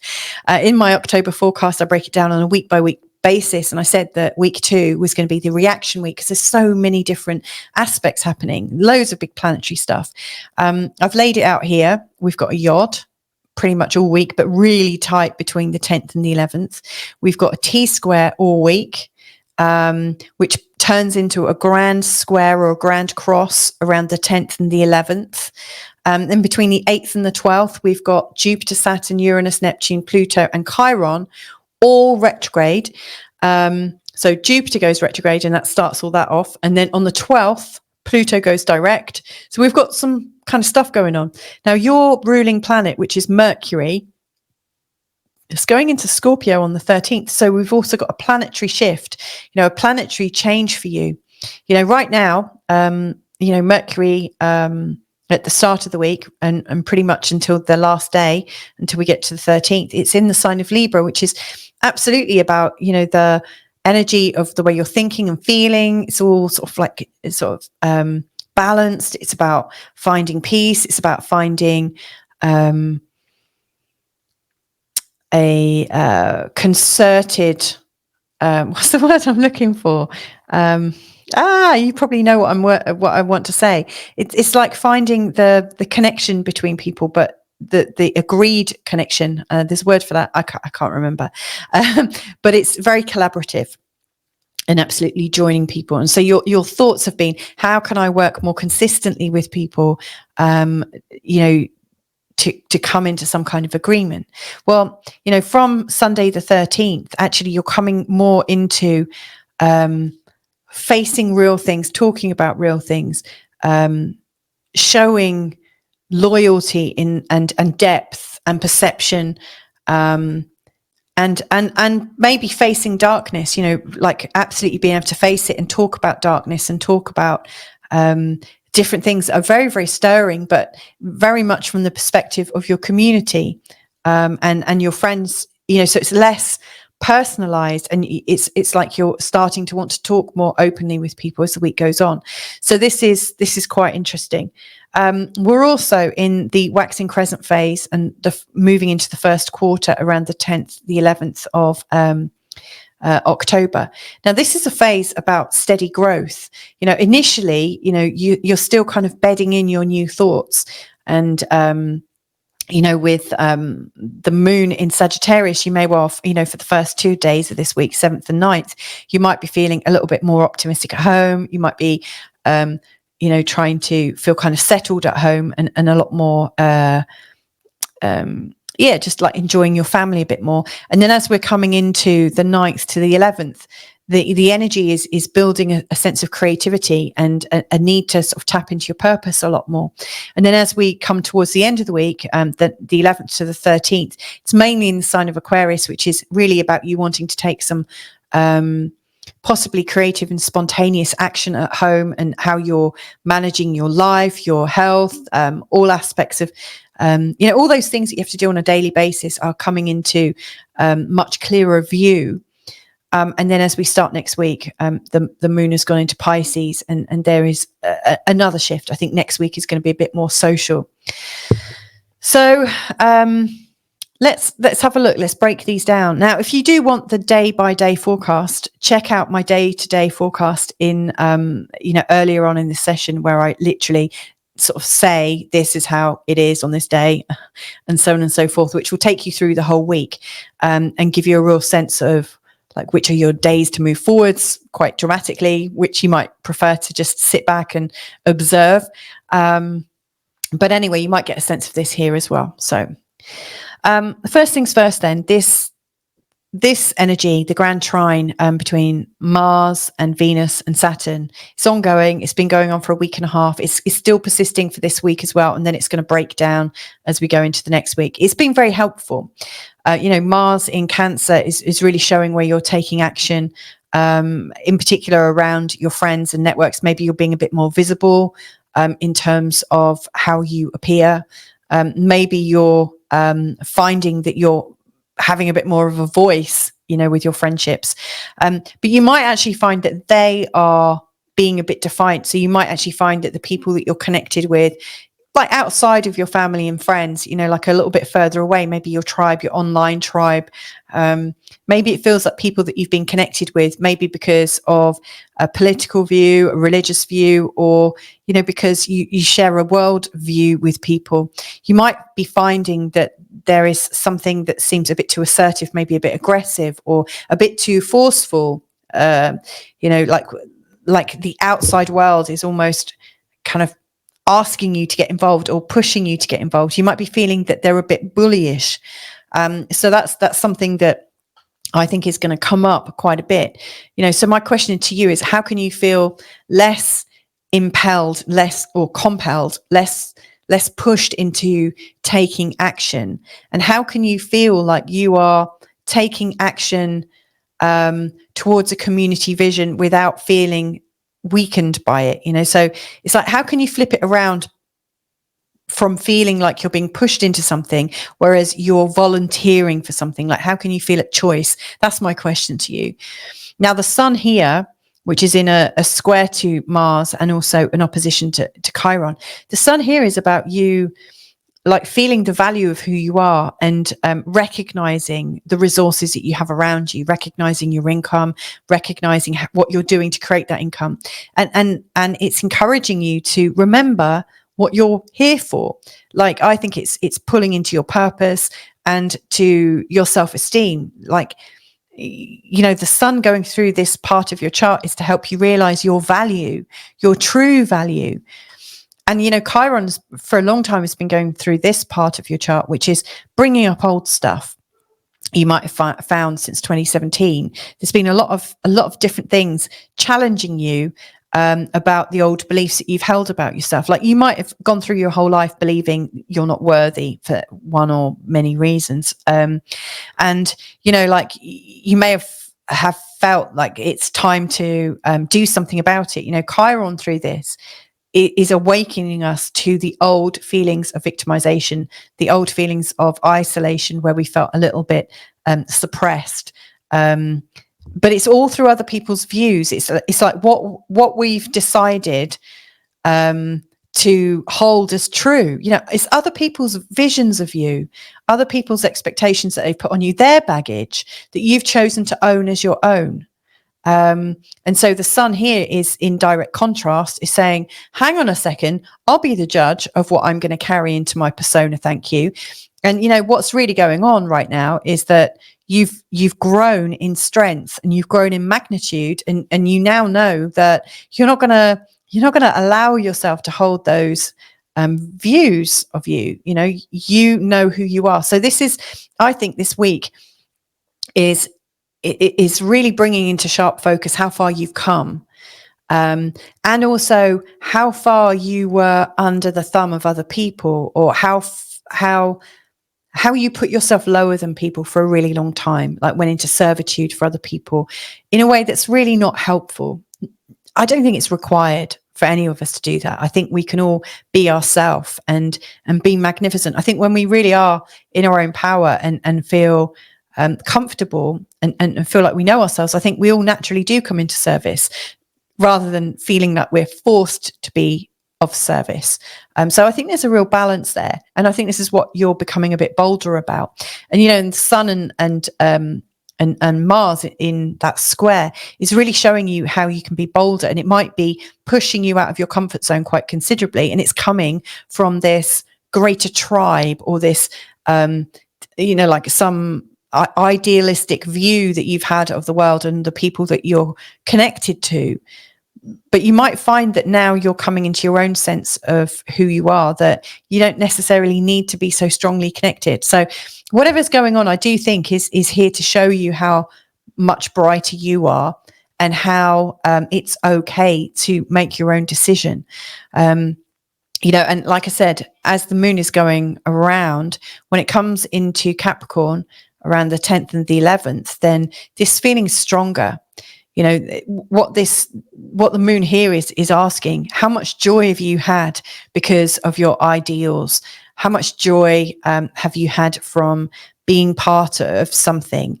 Where does the real joy come from? Does it come from the collaboration, or is it something that you generate yourself? Given that all the slows in our solar system are retrograde, I think you're learning a lot about how actually your real true joy is coming internally. It's coming from what brings passion to you. And I think it's quite normal. I think kids know from an early age what brings them into joy, because they naturally find it. That's the role of a kid. And then quite quickly, like we impose on them what should bring them joy. And then they start to find their joy out here. What's really happening is you're coming back into yourself and relearning what true joy feels like. And it's not about what other people think of you. It has nothing to do with whether people agree with you or not. It's about what is absolutely truly coming from you. So this is, I think, helping you to have the courage to be yourself, really truly be yourself, and find the value in it. And that might mean being comfortable with being a bit different, being a bit comfortable with with the difference. There is, I think you're being called to recognize your sovereignty, and I think that's very different from being accepted by everybody. So this is a difficult one.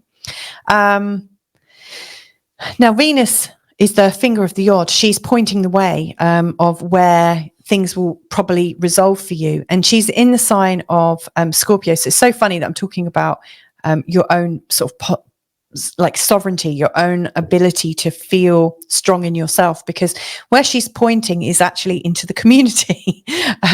But Venus in Scorpio is deep, wants to relate at a much deeper level, like a really true level. It's kind of like taking off all the beautiful wrapping, and she's getting down to the core. When Venus is in the sign of Libra, oh yeah, she's very diplomatic and very gracious and beautiful, and looks serene. But when she gets into Scorpio, she strips down and you see her really naked. So what I really hear here, or see here for you, Virgo, is that in managing this week ahead, it's important that you are talking and sharing about things that really matter, that you're really passionate about, and that absolutely resonate with what you know to be true for yourself. It's not that you have to push it on other people, but to me, it's about you being able to relate at a deeper level. And it's not that you sit there nodding in agreement with people that you don't feel aligned with. It's about that you are coming into your own personal and deep truth, and you're not afraid to be your personal and deep truth. Now, Chiron and Jupiter here are showing you how you're bringing a sense of greater healing up in your life. And there's a midpoint here as well at 22 degrees in the sign of Taurus. This midpoint, the Sabian symbol for it is being in the calm acceptance, the calm authority, the calm reassurance of yourself. So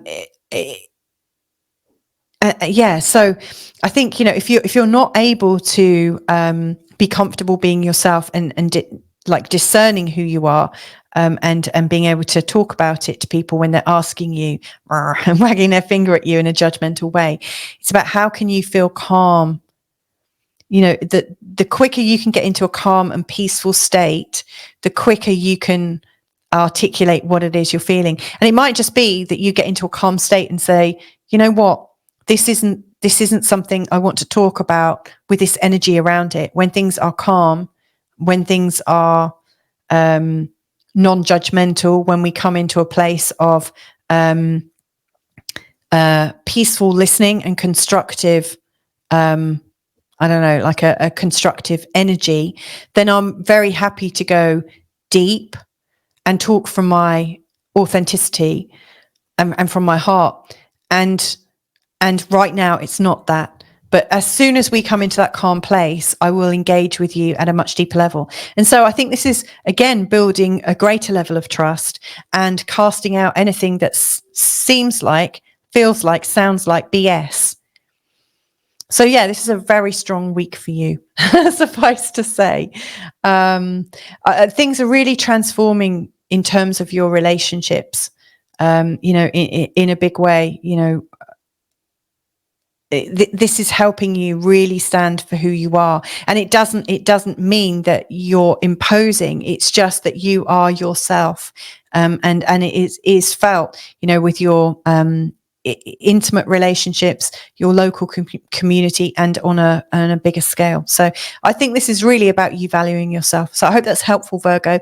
In light of all this and talking about the healing conversation, I'm hosting a live giveaway, a holistic giveaway on Sunday the 13th on this channel.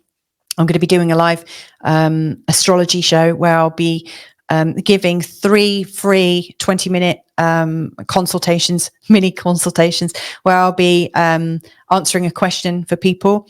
I'll be giving away a 90-minute consultation with me in private, like not live on air. And I've got some really cool friends around me who have offered up holistic gifts, a whole heap of them, beautiful gifts, in fact, ancestral gifts, Akashic gifts, integral healing gifts, roadmaps, tarot readings, Akashic readings, a vitality reset, a trauma release. There's so much really helpful stuff that is up for grabs, and it's completely free to enter, absolutely completely free to enter. So if that is of interest, please do join me on the 13th of October.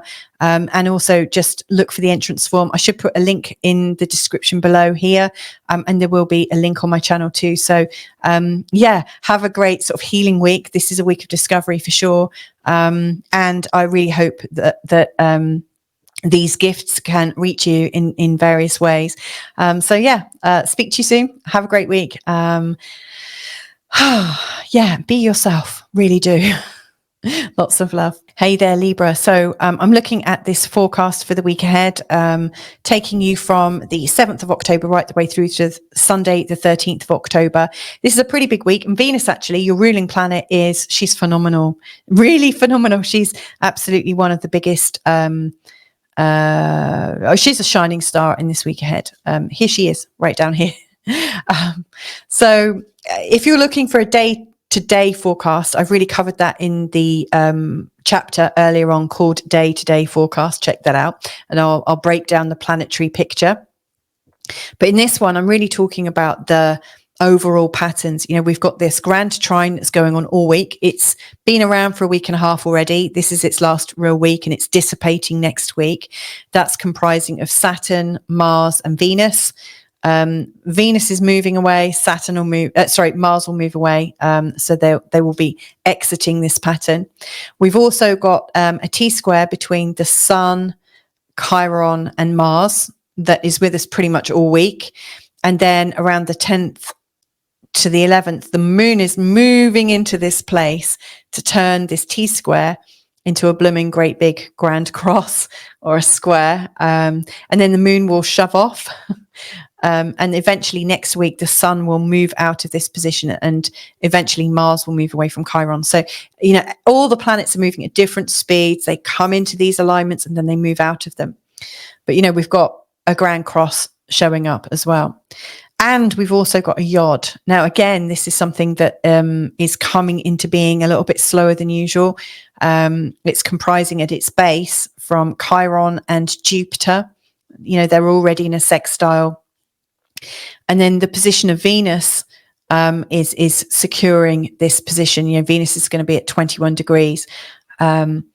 Very, very strong. The finger of Yod, or the finger of fate, finger of God, as it's sometimes known as, where it's pointing, which is Venus, is really showing you what might be the energy that is resolving what is going on right now. So she's a really big clue as to what you might want to focus on in this week ahead. And I'll be talking about this at some length. So she's in this pattern, and she's in this grand trine. So she's super important. And we've also, this is where the moon is right at the start of the week, just going into the sign of Sagittarius. And throughout the course of the week, it goes through to Pisces. This is really bringing up a lot to do with where you belong, that sense of belonging. Like which community do you belong to? Do you belong to your friends? What's the narrative that you belong to? What I think it often brings back feelings of childhood, what was the context of your childhood where that sense of belonging might have first been installed, and as the moon goes through this part of belonging and coming to home, like where your home and where you're rested in your family. And then from that, I think, when we do feel rested, we start to come into joy, we start to come into alignment, and we get excited about the things that we get excited about. This position of the moon in this week ahead is actually quite helpful. It's really helping you find yourself and follow your joy and follow your bliss. So I quite like that. Okay, so first thing I want to talk about then is this grand trine. This grand trine, I think is helpful. It's been really stimulating new ideas about your physical presence in the world, in terms of your purpose and your value, like how much money are you earning right now, what resources are coming into you, because it's not all just about money. How are people rewarding you in your life? And do you think you're worth it? Do you think you deserve it? And what's your self-esteem like? And then Mars up here has been really bringing in a lot of energy towards your career and your outward expression. And so again, how much celebration of your efforts and output are you prepared to enjoy? Are you going to take direct action to increase your output? Are you taking direct action to be more in charge of your output? Mars up here also can show up our responses and relationships with our bosses and our shareholders or our clients, the stakeholders, the people who kind of rate and value us. So this is like, you know, what we're prepared to receive in, and this is how other people are, you know, kind of like seeing us. This is how you're showing up in the world. And then Saturn here for a long time has been emphasizing how organized you are, you know, because obviously if you're organized here, then this bit and this bit goes so much easier. They're all really working on your physical presence. So Venus is very strong here, and she's your ruling planet. So she's seen as very useful when she goes through the second, because it's showing how you're accepting yourself a lot more. So I see this as self-acceptance, seeing your true value, being your true value, and raising your self-esteem. Now, this YOD here is interesting because it's Chiron in the 7th, and Chiron's been here for a long time, showing you where you might not feel quite worthy of love, and showing where there might be some connection issues to receiving love, and you know, not feeling that you have to look after your love because they're hurting. It always seems to be that you're providing the nourishment and supporting everyone else, whereas you're not so open to receiving that nourishment. Or if you are, somehow it's not quite happening. And is that an inner deservability thing running your script? I don't know. So, you know, Chiron is here to heal your relationships. And then Jupiter up here in the 9th is really wanting you to expand beyond your original context. It's wanting you to think bigger about things and to enjoy that. And so this is quite exciting, really. You know, Jupiter is really wanting you to have more of a life, have more of an experience, and to not feel so small. You know, it's wanting you to enlarge. Now, the two of these together, I think they harmonize into an expansive healing. They harmonize into a freedom and a liberation from whatever has ailed you. So I see their combined energy is feeling expanded through the whole process of what you've learned. So I see there's a context, like you suddenly realize, that's why that happened. That makes sense now. It's like the hindsight and the gratitude that comes from it. So I really see that there is a gratitude and a humility for everything you've been through, to recognize how it's happened, why it's happened, and the relief. So, you know, these two energies coming together, I think, are very, very powerful to give us a sense of renewed relief and freedom. Now, Venus is the midpoint, the far midpoint of these two. You know, she's right in the middle. If you took that line right the way around, she's in the midpoint. And so she is showing one possible way of fully expressing this. You know, and what's coming up here is, I think, the liberation and the true healing and the true gratitude is coming from having a deepened and loyal sense of who you are.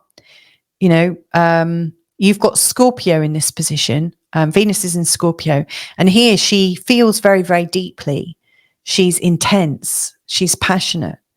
And so I think part of your realization about how you can heal from your wounds and feel into the freedom of it is to actually recognize you're much deeper, much more stirrable, much more passionate and loyal than you realize. And that makes sense, really, because like the energy of Libra is so balanced, so light, so bright, so diplomatic, sits on the fence a little bit, tries to make everybody happy. And there's no real mention of depth there, you know, because it's kept light. It's trying to keep everyone happy. And of course, when you're trying to keep everyone happy, you actually end up not keeping yourself happy. Whereas here, Venus is absolutely recognizing she does need to be kept happy. She does have a strong personality. You know, there is some strength. And so I think the strength for you comes from recognizing that you too need to be paid attention to. And it might be that you have to pay attention to yourself. It might be that you just have to give it to you first. And then all of a sudden, the rest of the world will start paying attention and start like paying you some of this. beautiful attention and kindness and whatnot. But I think it's very easy when you trade on this light and bubbly and kind personality that you forget that you are also intense, and you forget that sometimes you will feel snarky. You might forget that sometimes there's a dark side, or a darker side. In fact, you may have even judged this is acceptable, that's not. And so it's about, I think, your liberation and your freedom in your relationships comes from accepting that actually it's okay to be more passionate. And sometimes that might be translated as, you know what, I might be selfish, or I might actually be a bit resentful. Some of these strong energies are going to come out. But I think this is in you recognizing your worth and standing for your worth. So I think this is an important thing to learn in this week ahead. And it's really coming into sharp view around the 10th and the 11th. And of course, all of this will feed back into your career and your output and also your day-to-day living. Because if you're happy to accept that you might have a prima donna there somewhere, accept that you might have a hurt child that is demanding and saying, hey, look at me. Don't ignore me. Just because I'm light all the time doesn't mean to say there's something deeper. This is about you pulling rank as well, I think, and doing it for yourself. So this is seeing a different version of you right now, Libra, and it's okay. It's absolutely okay. And you can forgive yourself for that. Now, the last thing I want to really touch on is this T-square. The sun is in your sign. Again, really encouraging you to, funnily enough, be the light that you are, not the dark, but be yourself and to radiate out the fullness of you. So again, the fullness doesn't have to be just the balanced Libra, the fullness of you, the person. This is what's being required right now, that you are showing yourself, showing that you deserve some attention. You're here. Ta-da, here I am. And Chiron here is just everyone in your life or so many people around you right now feel like they've got top trump cards, they pull the card and say, no, my card's more important than yours. Maybe they are saying, no, I don't know. My life circumstances are harder than yours. Therefore, I'm the one that's going to take center stage here, not you. To me, it feels like there's a competition between who's getting the attention. And my advice actually is to step out of the competition and just be yourself. You don't have to demand it. You just have to ignore the demands from other people that have been demanding for years and will probably continue to demand for years. You come into yourself and shine yourself. And if people want to relate to you, if people want to, get close with you, they'll have to accept that you are radiant right now. This is your time to shine, not to be suppressed by other people's problems. So yeah, this is tight. This is such a tight feeling. And Mars up here again is, I think, encouraging you to take a stand about how you're seen in the world. And maybe you have made your way in the world by being this light, balanced Libra. And actually now it's time to show that you're happy to receive attention. You should receive attention. You're going to do your own thing, even if you don't get attention. And it shifts the balance. Now, one thing I will add, as the moon comes into this position and makes this full square, you might find that just being yourself, you then get a distraction from the family that are saying, hang on a sec, you're our mum, or you're our sister, or you're our brother, or whatever. You have to be here serving us. And what I would say to that is still shine your light and say, I will come and help you only as quickly as I can be recognized. You'd have to say it in those words, but you have to feel good in yourself. If you're going to somebody else's disaster because of you're feeling like you're being pulled away or manipulated away, they're not going to get your best attention. So as soon as you can feel like that is the right move, you'll do it. but you won't do it before you're ready. And I think that's the thing to hold on to. Now, obviously, if there's an emergency or something, you'll just fly into action because it will be in your best interests. But, I think you're going to get a pull, from your family or from another perspective. It's like loads of people are trying to pull you out of being yourself and valuing yourself. So I think it's all about the sun and Venus in this week ahead. And the more you come into yourself, recognize yourself, and are prepared to shine who you really truly are, things will come back into balance. Things will come back into alignment. And I think that the scene is going to shift quite dramatically. Talking about big shifts, on Sunday the 13th, I am hosting a live holistic giveaway and also a live reading show. So I'm giving away 3 20-minute short live mini readings, astrology readings on the show. I'm also giving away a 90-minute private consultation to somebody. And I've got a ton of friends, really great healer friends, transformative friends, people with great energy who are gifting you, gifting the collective some of their beautiful time and attention. So, Libra wanting to enjoy themselves and be recognized, this could be perfect for you. We've got Akashic records. We've got like an etheric, a really strong spiritual etheric healing. We've and soul healing. We've got ancestral healing. We've got trauma release, vitality resets. We've got integrative health sessions and follow-ups. We've got manifestation and awareness books, everything there to help you on your journey. There's something there for everyone. So if that sounds of interest, then please do mark the date in your calendar. I will be posting a link to that particular show. And also you have to enter. It's completely free to enter. So, just click on the link. It will be below in the description field, and I will be posting it separately. And feel free to share it far and wide as well if you know people that might want to be part of a holistic giveaway. But anyway, there are lots of things going on right now in terms of shifting, healing, feeling good. And I really think this is how this week is going to go for you. So have a great one, Libra. And I'll connect in with you real soon. And lots of love. Bye for now. Hey, Scorpio. So this forecast is taking you from Monday, the 7th of October, right the way through to Sunday, the 13th of October, 2024. If you're looking for a day-to-day forecast, looking at the planetary energy on a daily basis during this week, then I do suggest that you check out my earlier chapter called Day-to-Day Forecast. In this one, I want to talk about the overriding patterns and how they're going to be affecting the Scorpio energy. Now, I don't know if you've got Scorpio moon, Scorpio sun, or Scorpio rising. I myself have got Scorpio rising or ascendant. That's where I might be listening to this from.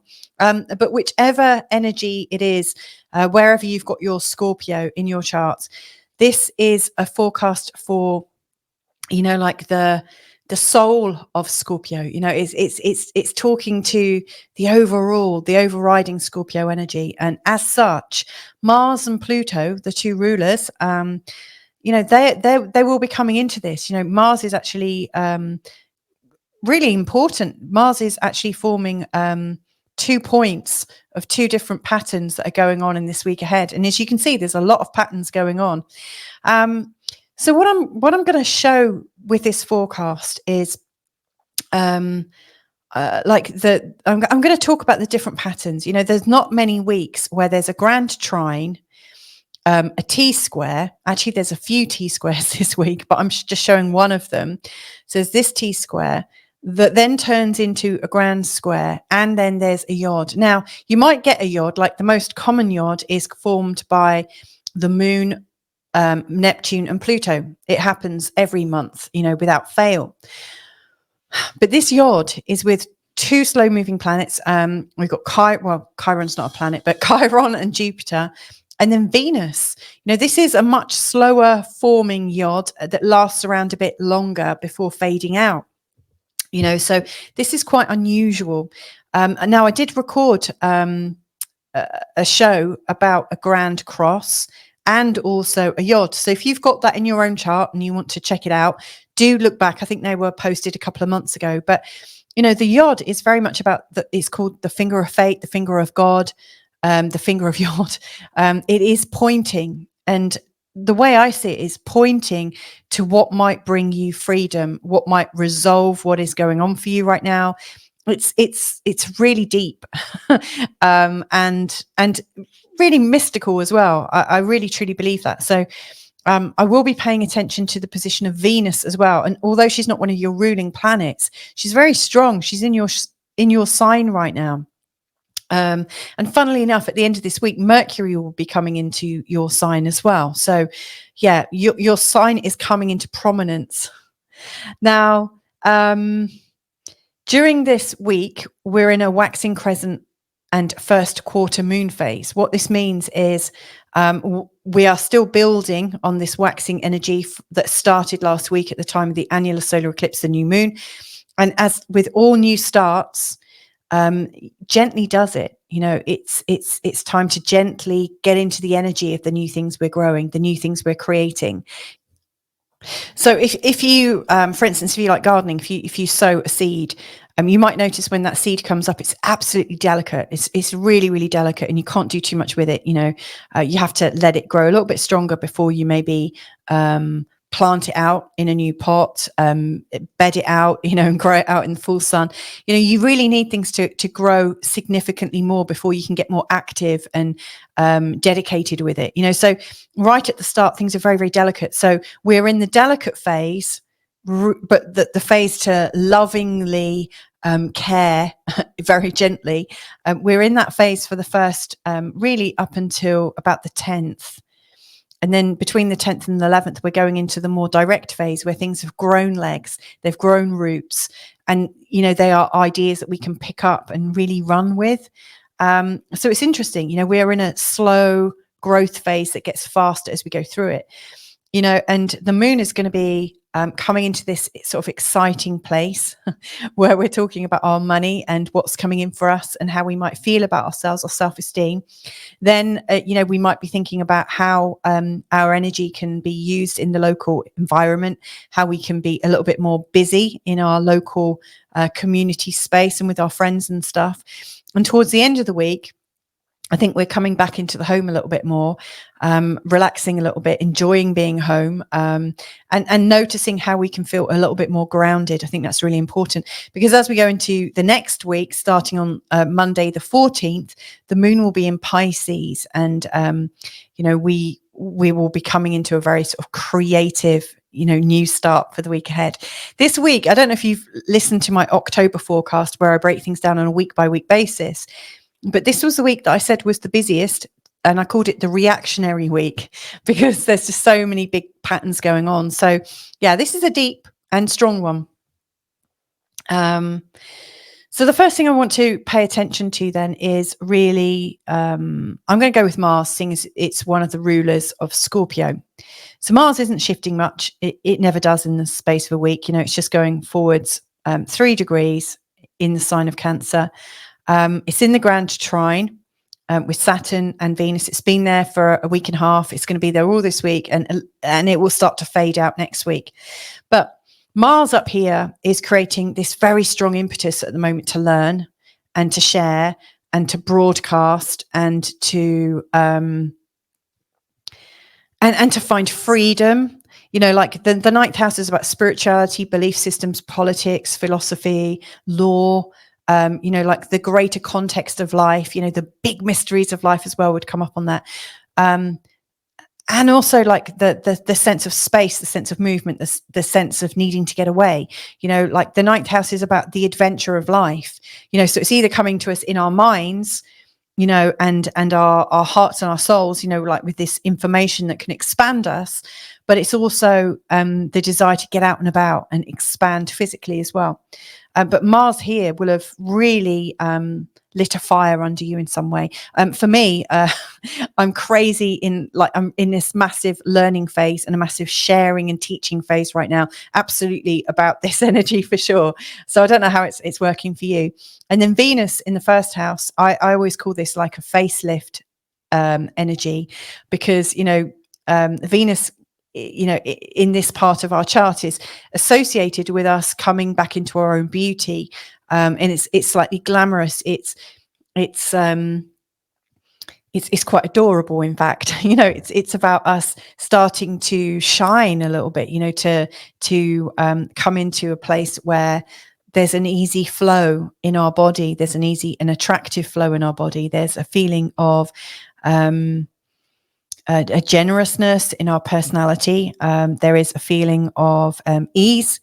It's not heavy and it's not dark. There is a lightness, I think, when Venus is coming in this area. And I think of it as a time to boost our confidence, for us to absolutely recognize that we're okay. We're really okay as people. I think that's always important to recognize about yourself. You are okay. Absolutely okay.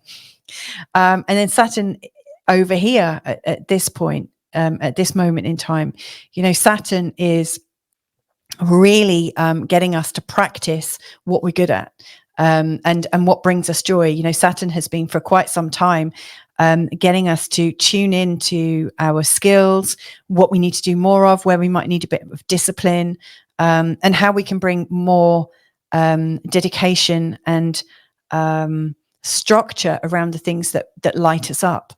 So it's weird that you might be structuring things to be more creative, because again, they kind of sound counterintuitive, and yet these two energies can work together quite beautifully. And so there's this really quite nice energy for you, for us right now, where we've been mastering our skills, dedicated to learning more, and also learning how to feel much better in ourselves, celebrating ourselves a little bit, I think.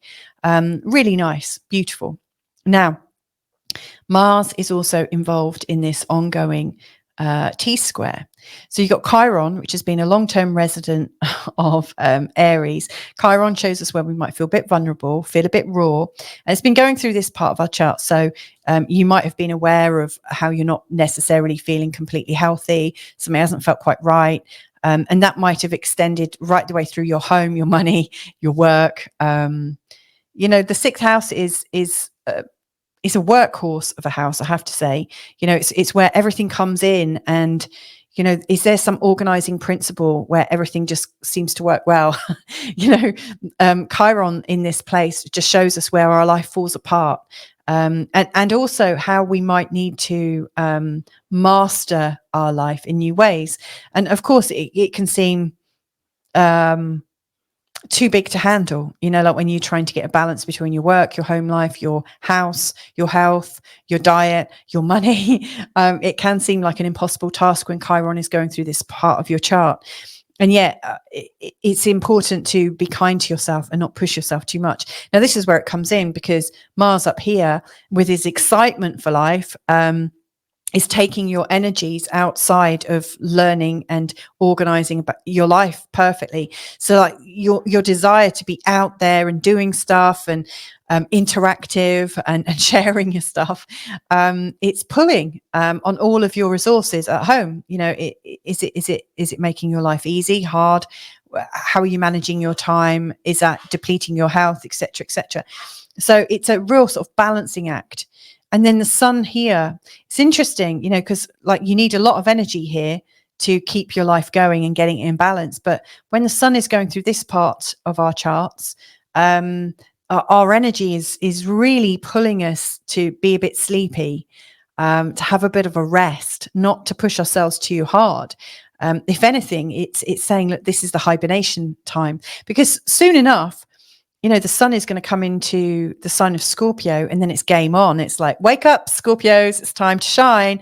Right now, we are in the deepest, darkest times, of our sleep period. This is our yearly sleep period. We all have, like every sign of the zodiac has a hibernation time, an internal time when we're working on our internal mental health and trying to rest a lot more. So it's interesting. You need to rest, you need to rest, and yet life is absolutely pulling you back in. How can you get more organized? How can you do much more, and blah, blah, blah. And also, Mars is pulling us into the great adventure. Now, this is going to get tighter. I mean, as problems go, this is the easiest position of the T-square that I've seen in all of the zodiac signs that I've been looking at so far. This is, like, I think, one of the easier ones because, you know, this is more about self-expression here. And that is absolutely so attractive and so exciting. But when the moon comes here on the 3rd, you might feel really, really pulled in many different ways, as you would with a great big square. You know, it's like you're being pulled 4 ways. Ultimately, you're still really wanting to engage in yourself and absolutely engage with all the passions that are coming up. You know, this passion for learning and thriving and being outward. But the moon, it's like people are pulling you into the community. Friends are wanting to meet up, and like, how can you get the balance of that? You know, again, it's not so dire as it is for some of the other signs. So what I want to pull on now is the energy of the YOD, because Chiron here, you know, like there's 3 planets I can see here that are in multiple patterns. So Venus is in the YOD and the trine. Mars is in the T-square, the grand square, and the trine. And then Chiron is in the grand cross, the T-square, and the YOD. So Chiron's the other one that I need to really pull on and to talk about, you know, because Chiron, like I said, in the 6th, brings up the pain of trying to manage your life and not being able to. And then also probably the fear of thinking, well, if I can't manage it now, how am I going to manage it in 10 years time or 20 years time, or when I'm an OAP, an old person? How the hell am I going to do that? You know, I need to get my life right now, and I can't. What's going on? So it really brings up how we can, how that kind of worry imposes on our health and our well-being. But as we master it, it shows how we become a master of life, and how things go really, really well, how we come back into an alignment. And Chiron represents the 2. And hopefully by now you're at the, I'm coping with this energy. I hope you are. Jupiter here in the 8th has recently brought up quite a lot of baggage. You know, everybody else's stuff is really impacting you. Everybody else has got stuff they need help with because they need help with it. And you've got your stuff going on, you know. Where's there a bleed, an energetic bleed? It's also showing you where some of your joint investments and joint and shared resources are pulled to the maximum. But Jupiter and Chiron, you know, when they're connected in such a helpful way by a sextile here, they're working together, you know. And so the energy of expansion and well-being, which is a Jupiter theme, and optimism, and then Chiron, which is about your wounds, but coming into healing and coming into mentorship or coming into mastery. To me, the combination of those 2 energies is that we've got an opportunity right now to resolve something really beautifully, to expand beyond it. In fact, it's, to me, it's almost like a miraculous energy, you know, whereby you can really transform something and master it. And so, you know, Venus is the point at which you're going to master it. This is the interesting thing. And if you can't do it here, you might do it here. Why do I say that? Well, Venus, if I draw a line between Jupiter and Chiron, there it is. But you could also draw a line between Jupiter and Chiron all the way around. So there's the near midpoint, the point right in between these 2, which is super powerful. And then there's the far midpoint, which is where Venus is. So Venus is one of the midpoints, showing how you're expressing this energy. Now, Venus in this position, and also at 21 degrees in the sign of Scorpio, the Sabian symbol for that is about protecting the innocent. Like, how can you protect the innocent from the onslaught of life? You know, how can you help the innocents and the people that might be victims of things? And so if I was in your shoes right now, and I am, because I've got Scorpio rising, this area here is about your persona, your personality, but also your body and your image. So you might be working right now on, how can I heal my body? How can I heal the innocence in my body? How can I help heal myself from things that weren't ever really my fault, but that I've taken on myself? So for instance, if you've had an illness that has come out of nowhere, how can I heal that side of me? Also, like the innocence of being you. Like we're all born with our own unique patterns and ideas. And, sometimes in our early childhoods, we're persuaded out of being ourselves, which happens pretty much to every child. No matter how conscious you are as a parent, you're always trying to help your child to express itself in the most helpful way for them. And so I know I've done this myself with my own 3 children, without meaning to, with good intentions. You try to help your child come along, and you may very well suppress a part of them that is actually really themselves, that innocent part, the part that comes from a place of your own mission, your own joy. So one of the great things about this week ahead, I think, is that you may well be reclaiming the innocence of who you are, reclaiming the perfection of who you were right from word go. Isn't that beautiful? Whilst also healing your body. So that's one way to use this energy. Another way to use this energy is to go to the midpoint here. Now, the midpoint here is about the Sabian symbol for it. And again, if you want to know the Sabian symbols and to actually read them, check out the Sabian symbol forecast right at the beginning of this video. The Sabian symbol for this is about feeling, I just need to read my notes, like tuning into the spiritual awareness of calm protection. Even if you felt lost or abandoned, realize that there's something greater that allows you to check into the calm. So it's interesting, it's in the 7th house. You may well feel calm and peace around particular people. There might be people that you associate with calm and peace. There might be like a minister or a teacher or a mentor that's around. It might be your partner. But wherever you feel that sense of calm and peaceful authority in yourself, in particular with that person, that is also a resting place that helps you notice the healing that you might need to go through. So I see this as you're healing your inner self and your outer self, because obviously everyone that appears in your outer world is part of your projection.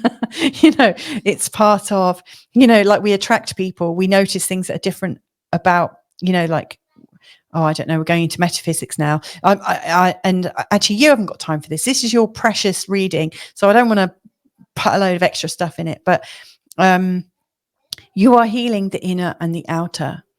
And as you heal that inner and outer, the tension about managing your life will kind of disappear, because you'll be coming from a real, authentic, integrated, full Scorpio self, not yourself minus a bit of your innocence from when you were a child, minus this, minus that and the other.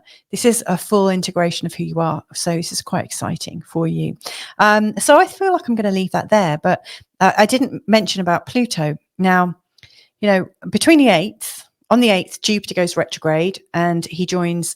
So it's going to be Jupiter, Saturn, Uranus, Neptune, Pluto and Chiron all retrograde. Again, that's another big time to go into ourselves. But on the 12th, Capricorn goes direct. Pluto goes direct in Capricorn. So this is one of your ruling planets. So, you'll feel I think you'll feel instantly better when Pluto starts going forwards again. He's going to stop kind of messing around in between the signs. He is now going direct. He will be heading straight into Aquarius on the 19th of November. And when he gets back there, he's going to be there for 19, 20 years. Some of it's already gone because he's sort of dipped in and dipped out. But, we will be embodying that full sense of change that we've been easing into, stepping out of, and we will be going into it fully.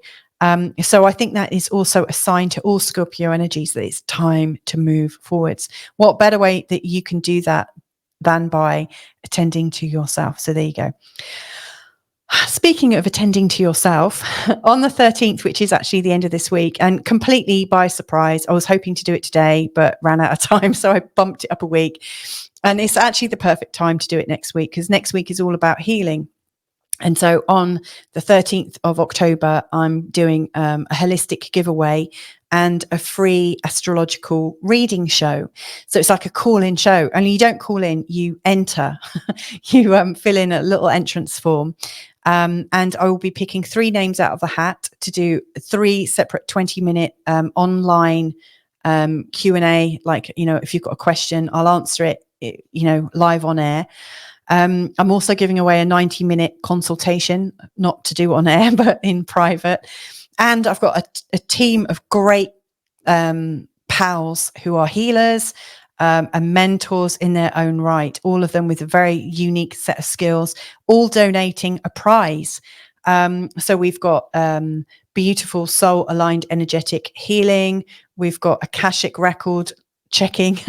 We've got tarot works, ancestral healing, trauma release healing, vitality resets. We've got an integrative health expert, giving you a session and a follow-up session and a plan. There's also a course that you can sign up for and win, and also some books.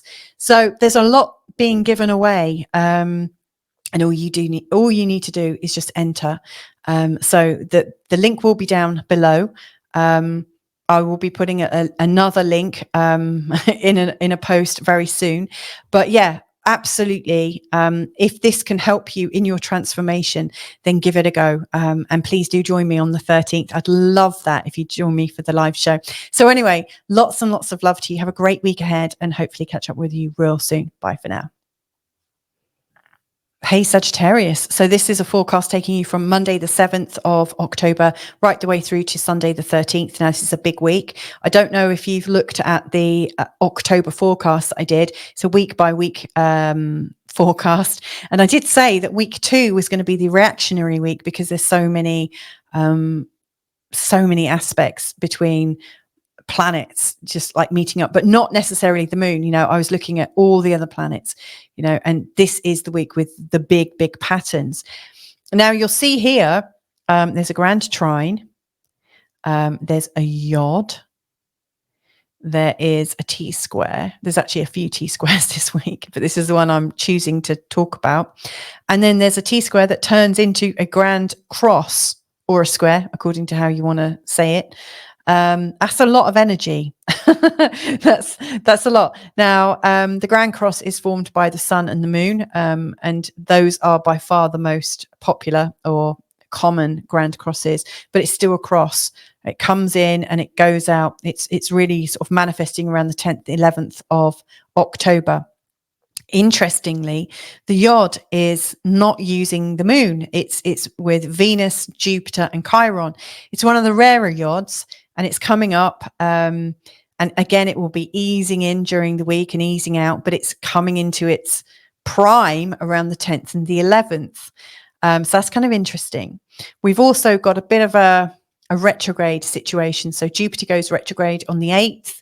And then all of a sudden, it's Jupiter, Saturn, Uranus, Neptune, Pluto, and Chiron all retrograde together for 4 days.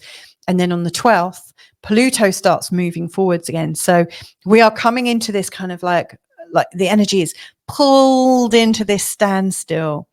And all of these planets these planetary patterns are showing up. And it's like, whoa, where did all that come from? And then slowly but surely, Pluto here is going to go direct again from the 12th. And I think things will start to move and really come into, I don't know, I think things will kind of stop being in the standstill and start moving forward. So an interesting kind of energy. Whilst this is going on, we're in a waxing crescent and first quarter phase of the moon. Interestingly, the moon starts in your sign. I say your sign, it's my sign. Actually, I am a Sagittarius, but you might be watching this with a Sagittarius rising sign or ascendant, a Sagittarius moon or Sagittarius sun. My sun is in Sagittarius, like I said. So, the sun, the moon is coming through our sign. So I said ours, our sign. And, on the 7th and 9th, you might feel like there's a lot going on, buzzing around with your personality, lots of things kind of reaching you to kind of get a reaction. We often feel quite exposed when the moon comes through this part of the chart. And then the moon heads into Capricorn, and it's really highlighting our resources, our physical, financial resources, and also our value. Like, how are we valuing ourselves? Do we recognize how great we are? And then, the moon heads into Aquarius, and it's there really until the end of the week, just before going into Pisces right at the end. But it's really bringing up a sense of belonging, in terms of where is our community right now? Where is that sense of belonging? Who do we belong to? And then finally it nudges into Pisces. And then it's like, as we start next week from the 14th of October, the moon in Pisces takes us off on a bit of a drifty kind of moment to be on our own and be in our homes and just to come back. I see it as coming home, actually. So this week, I think, is really about you and your personality and your values and your contributions. What a lovely way to be working with our energy this week. So our ruling planet Jupiter is at 21 degrees in the sign of Gemini pretty much all week. Now, Jupiter's coming into a sextile with Chiron, which is pretty, well, it's rare. It doesn't happen often because Jupiter moves just one sign a year. Chiron moves very, very slowly, like every 5 to 7 years or so. It varies. It's got an elliptical orbit. So this doesn't happen very often. Like the last time Jupiter and Chiron came together was in March of 2023. And it's taken all this time for them to go from here to here to form this sextile. And so you might want to think about the healing goals that you've had for quite some time, in particular from springtime of last year. What have you wanted to heal in yourself? Because Chiron is absolutely about healing. It's also highlighting what we're healing about our children, our passions, our intimacy, really about what lights us up, like what brings us light and love and joy in our life. What can we heal about that? How can we move with that? And, Jupiter right now is emphasizing a lot of busyness with other people. It's bringing lots of new people into our life, lots of people that might be a bit careless, but quite optimistic, quite like slappy happy. They might be a bit slapstick, maybe not so precise, but they're bringing a lot of joy in.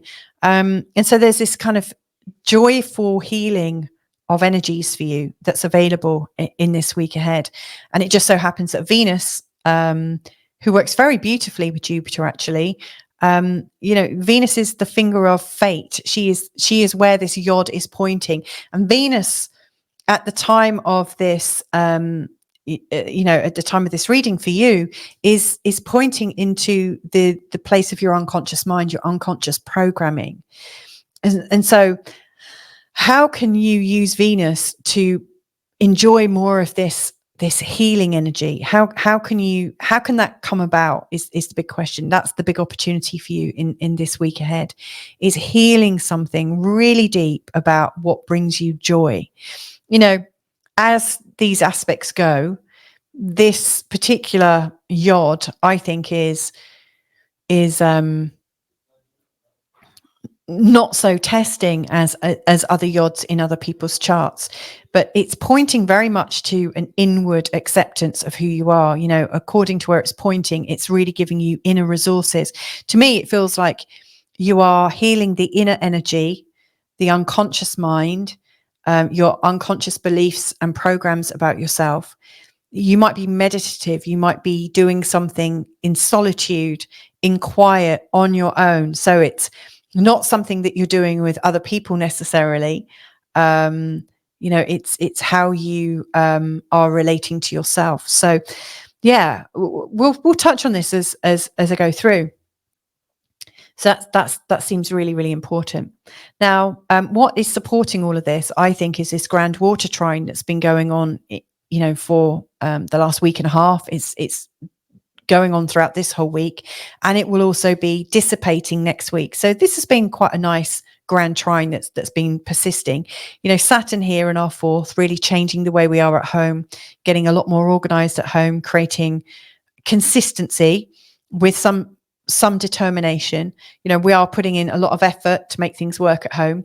And then Mars up here in the eighth, there's a lot of old stuff coming up.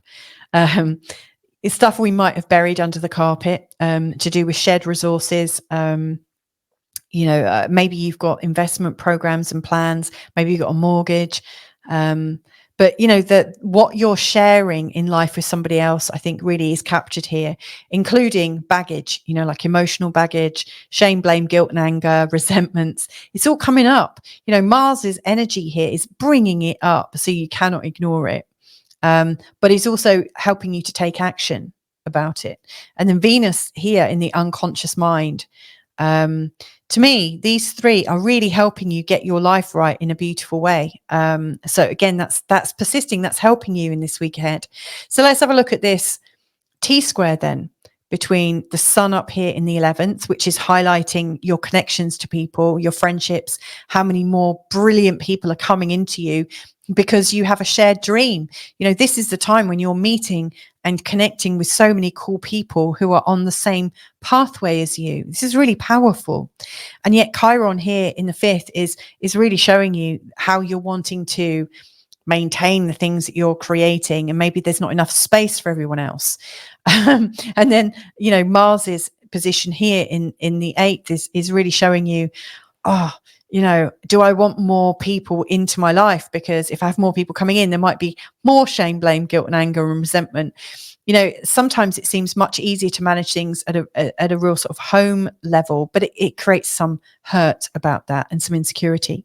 So I definitely think in terms of like the feeling of sociability that's going on right now, I think you are right to want to pursue the outer friendships that are coming into you, the new friends, the new powerful alliances that are forming, the new sense of, it's like as your energy has shifted recently, all of a sudden things have unlocked and brought so many more like-minded people into you.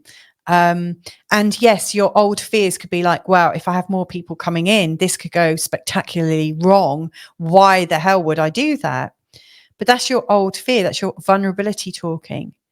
And yes, Mars, like maybe your family around you are showing you where there's some funny idiosyncrasies and difficulties between you, but it's highlighting it so you can get over it. So you needn't keep people at arm's length. If you really like someone and they are, in a similar mindset to you and they are absolutely on a similar path to you, why would you keep them at arm's length just because you fear how things might go if they go wrong? This to me is highlighting the need for confidence, inner confidence in who you are, which again is pulling right back to Venus in the 12th. This is time to build yourself up internally, like really work on the internal, and allow Venus to come in and kind of tidy up. She gets her duster out.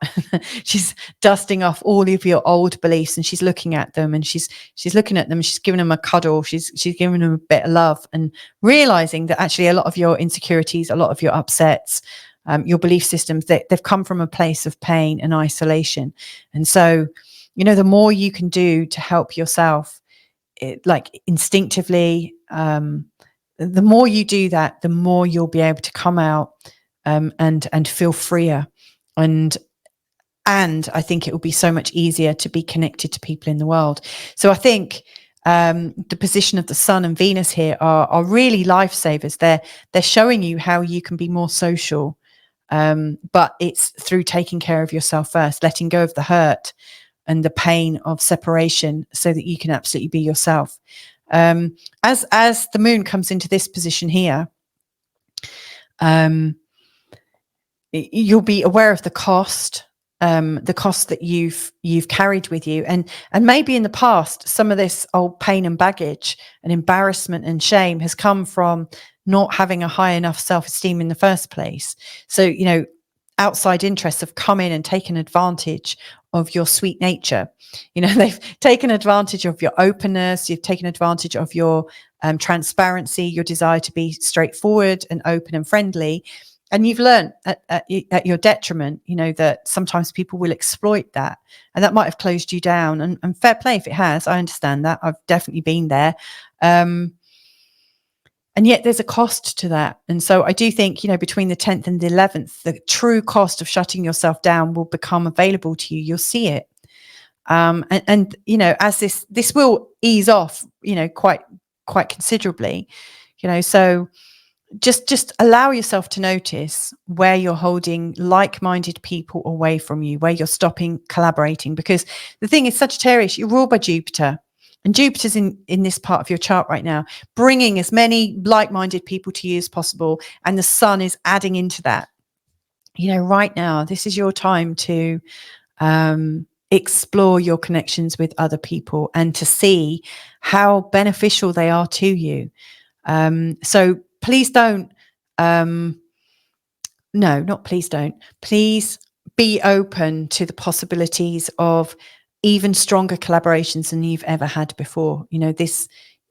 Not all that glitters is gold, but it's definitely not always, when they say if it's too good to be true, it probably is.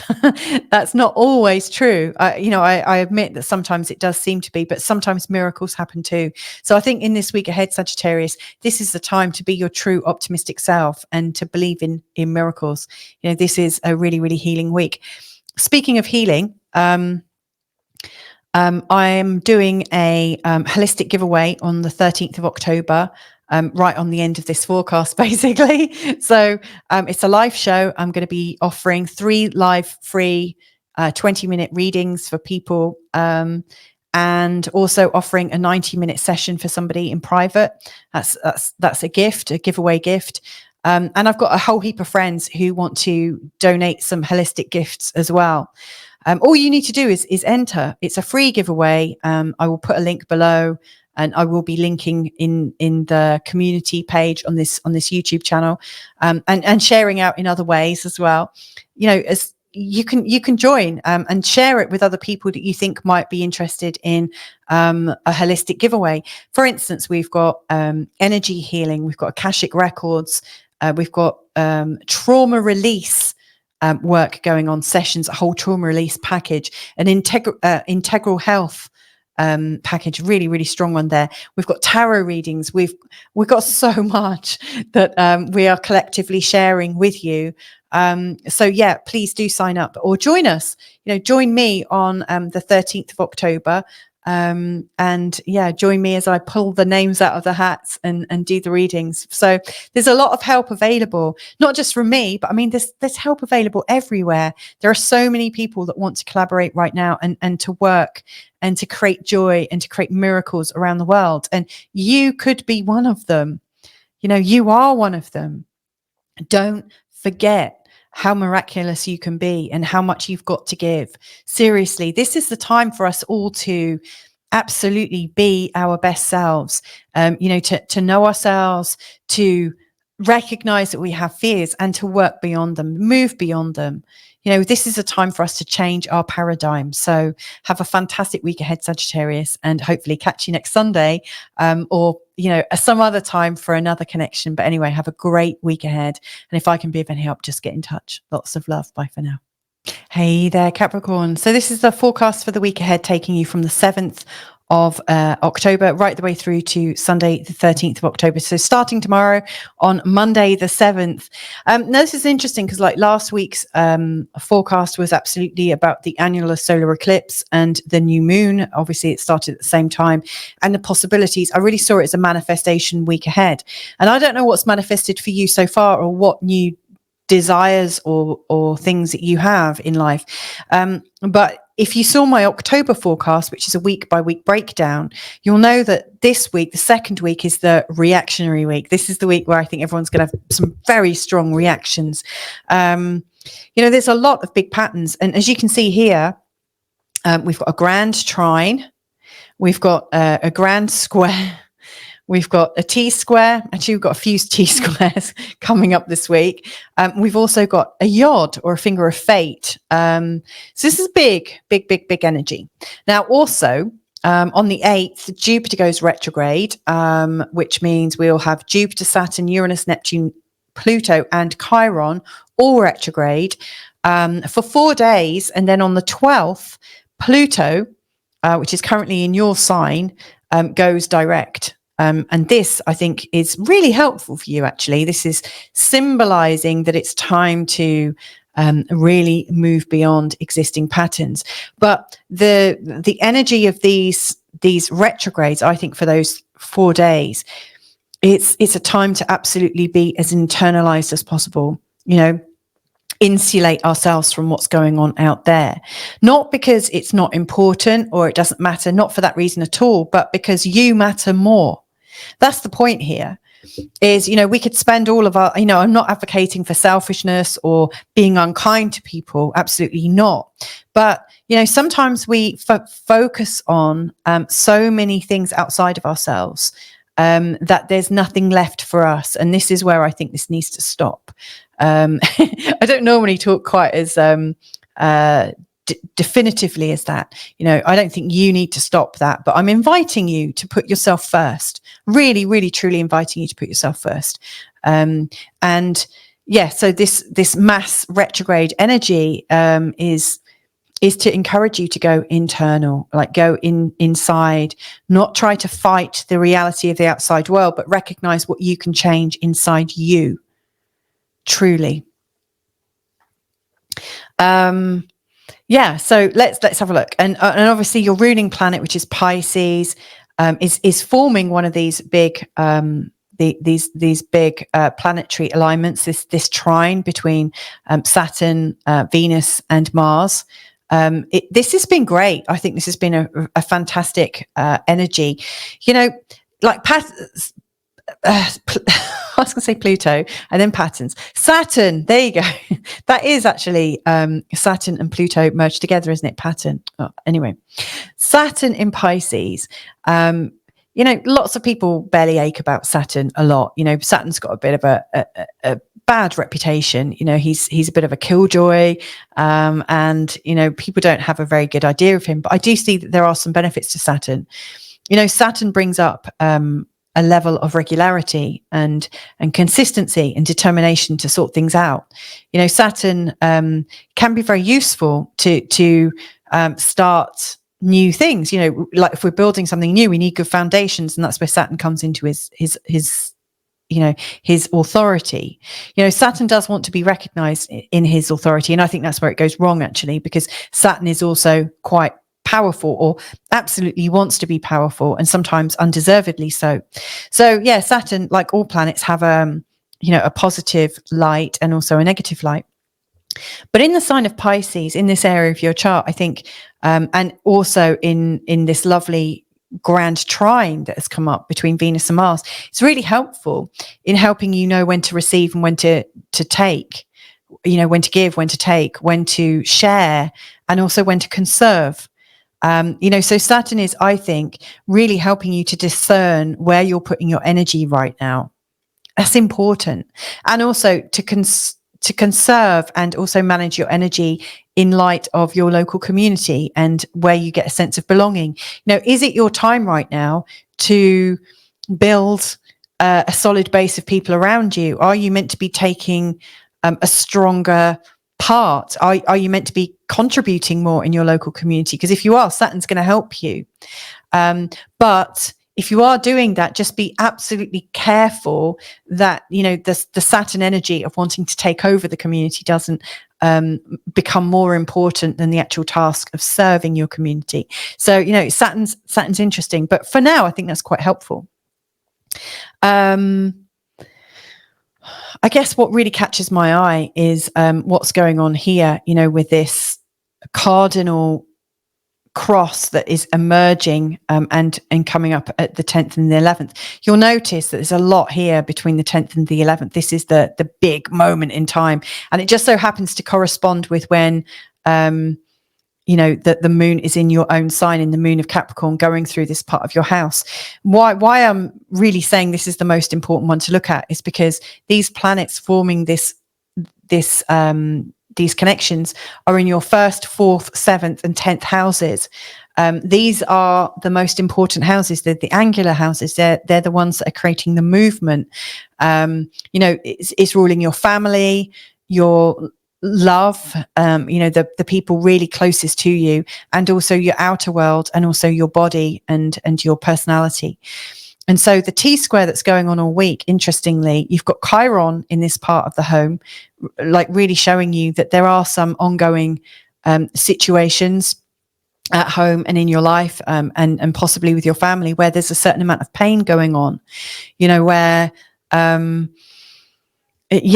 there's some old childhood stuff for sure, that is reasserting itself, where there's a feeling of vulnerability at home. So, I don't know, what is it about you being at home right now that makes you feel vulnerable? Is it, one of your relationships? Is it to do with, the security and stability around you? Is it to do with somebody from your outer family, like your extended family? Is somebody in need? That feeling of not feeling very secure in your home is really disabling, because this part of our chart is about our security, how grounded we are. So I don't know what is particularly coming up, and most likely, Chiron is reminding us of insecurity that we had in our childhood. So whatever's going on now, I would surmise that at some point you felt that before from a childlike perspective. So you might go back and think, okay, well, when did I not feel very secure as a child? When was my home not very secure? When was my safety not feeling like it was important? So that might give you some clues as to what's going on, or what is persisting in the irritation at home right now. And then Mars in this part of your chart is bringing up a lot of complaints from people in your life, and maybe you're feeling a little bit kind of dismissive of the people that are complaining, because there's a lot of people around you right now that are like in your ear, kind of moaning about stuff. They're very assertive, bordering on aggressive, and you might not have time for them. The sort of like the Capricorn energy, and I don't know if you're Capricorn sun, you've got Capricorn rising or ascendant, or Capricorn moon, but the Capricorn energy, full stop, is sick and tired of people moaning and not being not taking practical, pragmatic, responsible steps to help their own selves. So I do see your irritation at the people around you. They're getting louder and louder, more and more shrill, and you're just like, look, take action and I will help you. But if you're not prepared to do something, if you're expecting me to solve it for you, get on your bike. I'm not going to do this. I need some commitment from you. And this is like really bringing up the sort of epitome of the Capricorn personality, isn't it? Absolutely. Yeah. Show up or shove off. Because if you're not going to show up and help yourself, I'm not going to commit any time. But you've got all the time in the world for people that you can see are ready to learn and move beyond themselves. That's cool. But right now with the sun up here, this is the time when you should be shining. Like every time the sun comes into the sign of Libra, which starts at the it's the autumn equinox in the northern hemisphere, or the spring equinox in the southern hemisphere. This marks the time when you are really feeling quite high, like life is really helping your career. It feels like the light is shining on you. There's a chance to shine. There's a chance to be seen. There's a chance to be appreciated. And this is your time to show up and enjoy like life as you know it. And this is the difficulty for you in this week ahead. And I would say, as difficulties go, the sun will move out of this position by next week. So this is more like a week-long thing that's going on. But, you're wanting to enjoy yourself and to step into greater responsibility and probably shine even further, have a greater impact and reach. And yet there's something going on at home that might feel a bit painful. And there's people around you that are chewing your ear off, but maybe not really taking action, and also complaining if you're not getting involved as well. So it's a double bind. Not only are they not helping themselves, but they're blaming you when you won't help them. Really, really tough. And so how can you continue to be yourself and shine in spite of the fact that people are holding you back? So that's something that you might have to like listen deep about. And this might actually feed back to an earlier learning and an earlier pain in your home life. You might have realized actually that you have been in a relationship with somebody that's held you back before, or you might have seen a parent being held back by a different parent. Like, you might have had one parent that was absolutely brilliant and could have really got far in life, but they were always tending to everybody else's hurts and ouchies and things like that. And they never were able to fully express themselves. And now you're seeing a similar thing taking place right now. And your choice is, are you going to sit back and help everyone as you do all the time? Or are you going to take that energy to transform the lives of others and actually put it out there and have a much bigger reach? So, I mean, this is painful to have to make these choices. And I guess you don't have to make the choice, but if you choose not to make the choice, are you going to be at peace with your decision? So, yeah, I really get that for you right now, the easier and the nicer way to express yourself is actually away from your family and the people around you, just because it's giving you it's giving you space to experience more. Now, when the moon comes into your first house, around the 9th, right the way through 9th to the 11th, in particular on the 10th, that's a really big day.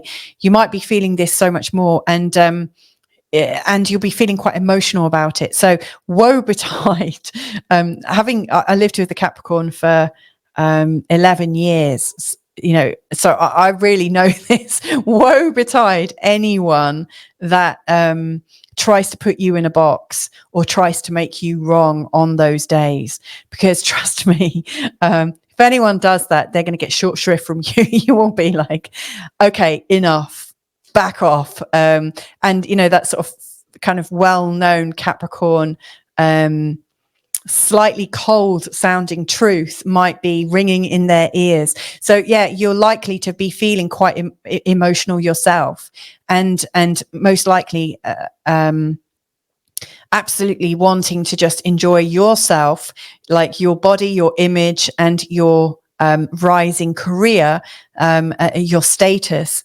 And then it just feels like people are pulling you into your home. If you think this is likely to happen, you might even choose to have a night away, or to book some time, like work out of the home if you work at home, book time away from the office, like get some separation between you and the people that are trying to drag you down. It's almost as if you are a hot air balloon and you feel that you're about to rise, and you've got all these sandbags holding you down. And actually what you really need to do is kind of cut away at the sandbags and just let them go for the moment, so that you can rise up, so that you can feel buoyant and feel the energy of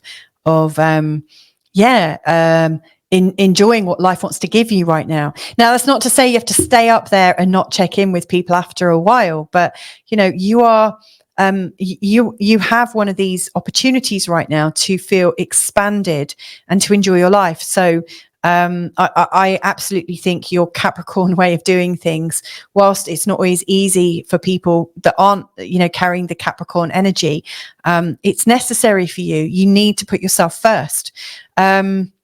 Obviously, if there's something like life or death, you'll absolutely get in and help your family and friends out. There's absolutely no question about your dedication to the people around you. But right now, put yourself first. You'll know when and if to step back into the fray. Now, the last thing I want to talk about really is this YOD. What is this representing? So we've got we have got Chiron here. So this is the feeling of pain at home. Somebody's pain. It might be yours, might not be, might be somebody in your family. But you've also got Jupiter here, bringing a lot of new opportunities into your life. And so it feels like there's a lot going on to manage at home here, but also in your money, your home, your health, your work, your routines. It just feels like everything has got a little bit too busy and not very streamlined. It's causing you a lot of hassle. And it's very, very difficult for you to get that balance. Now, aside from where this is showing up in your chart, Chiron is about healing, and Jupiter is about expansion and hope and feeling well. So I see this connection between these two, and they haven't connected since March of 2023. So this is nice. We shouldn't overlook it. This connection that's healing right now, I think, is showing us that we can experience well-being, and it's pointing to where that well-being is going to come in, or could come in. And it's pointing to friendships outside of your usual remit, like people that you might know who've got a similar mindset to you, that they've got a similar global vision, or, maybe they're people who you feel spiritually aligned to. Maybe they're people that you've just come into contact with through work, but you feel a sense of kinship with. They're your brothers and your sisters from another mother. And I should say, and I don't often emphasize this, but the 11th here can also show stepchildren. And I also think in-laws, I think extended family can absolutely show up here. I've got experience of that in my own chart where they've definitely shown up here. So there are some people that you can rely on. I think there are some people that maybe are outside of your family, outside of your home, that love you enough and that can reflect and help you see back in from a new perspective. There are people that are just close enoughly related, but just far enough that they're not part of the inflammation. I think that can help you see into a new, like a new scenario.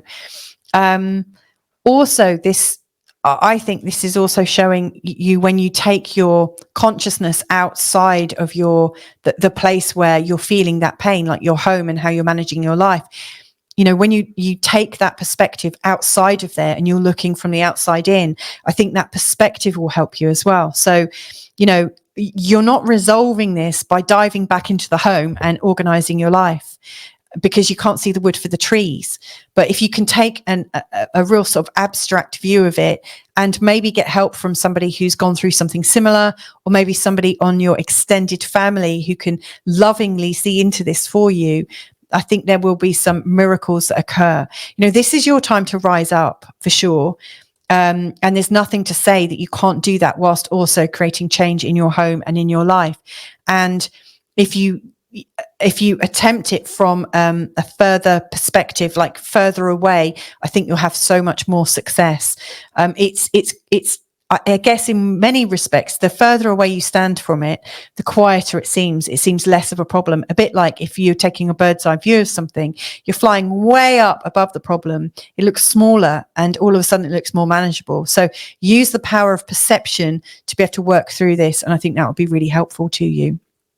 Last thing I want to share is just talking about healing.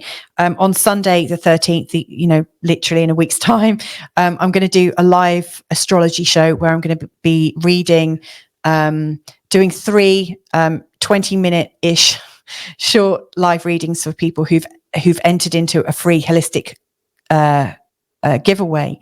I'm also giving away a 90-minute consultation as well, and I've got a good core group of pals around me who are very gifted and talented and create lots of transformation in their own work with their own clients, and they're also gifting a session or 2 or 3, so we've got like vitality resets, we've got a trauma release package, we've got integral health, like integrating natural healthcare and also some real kind of actual mainstream healthcare, but like merging the two in a fascinating way.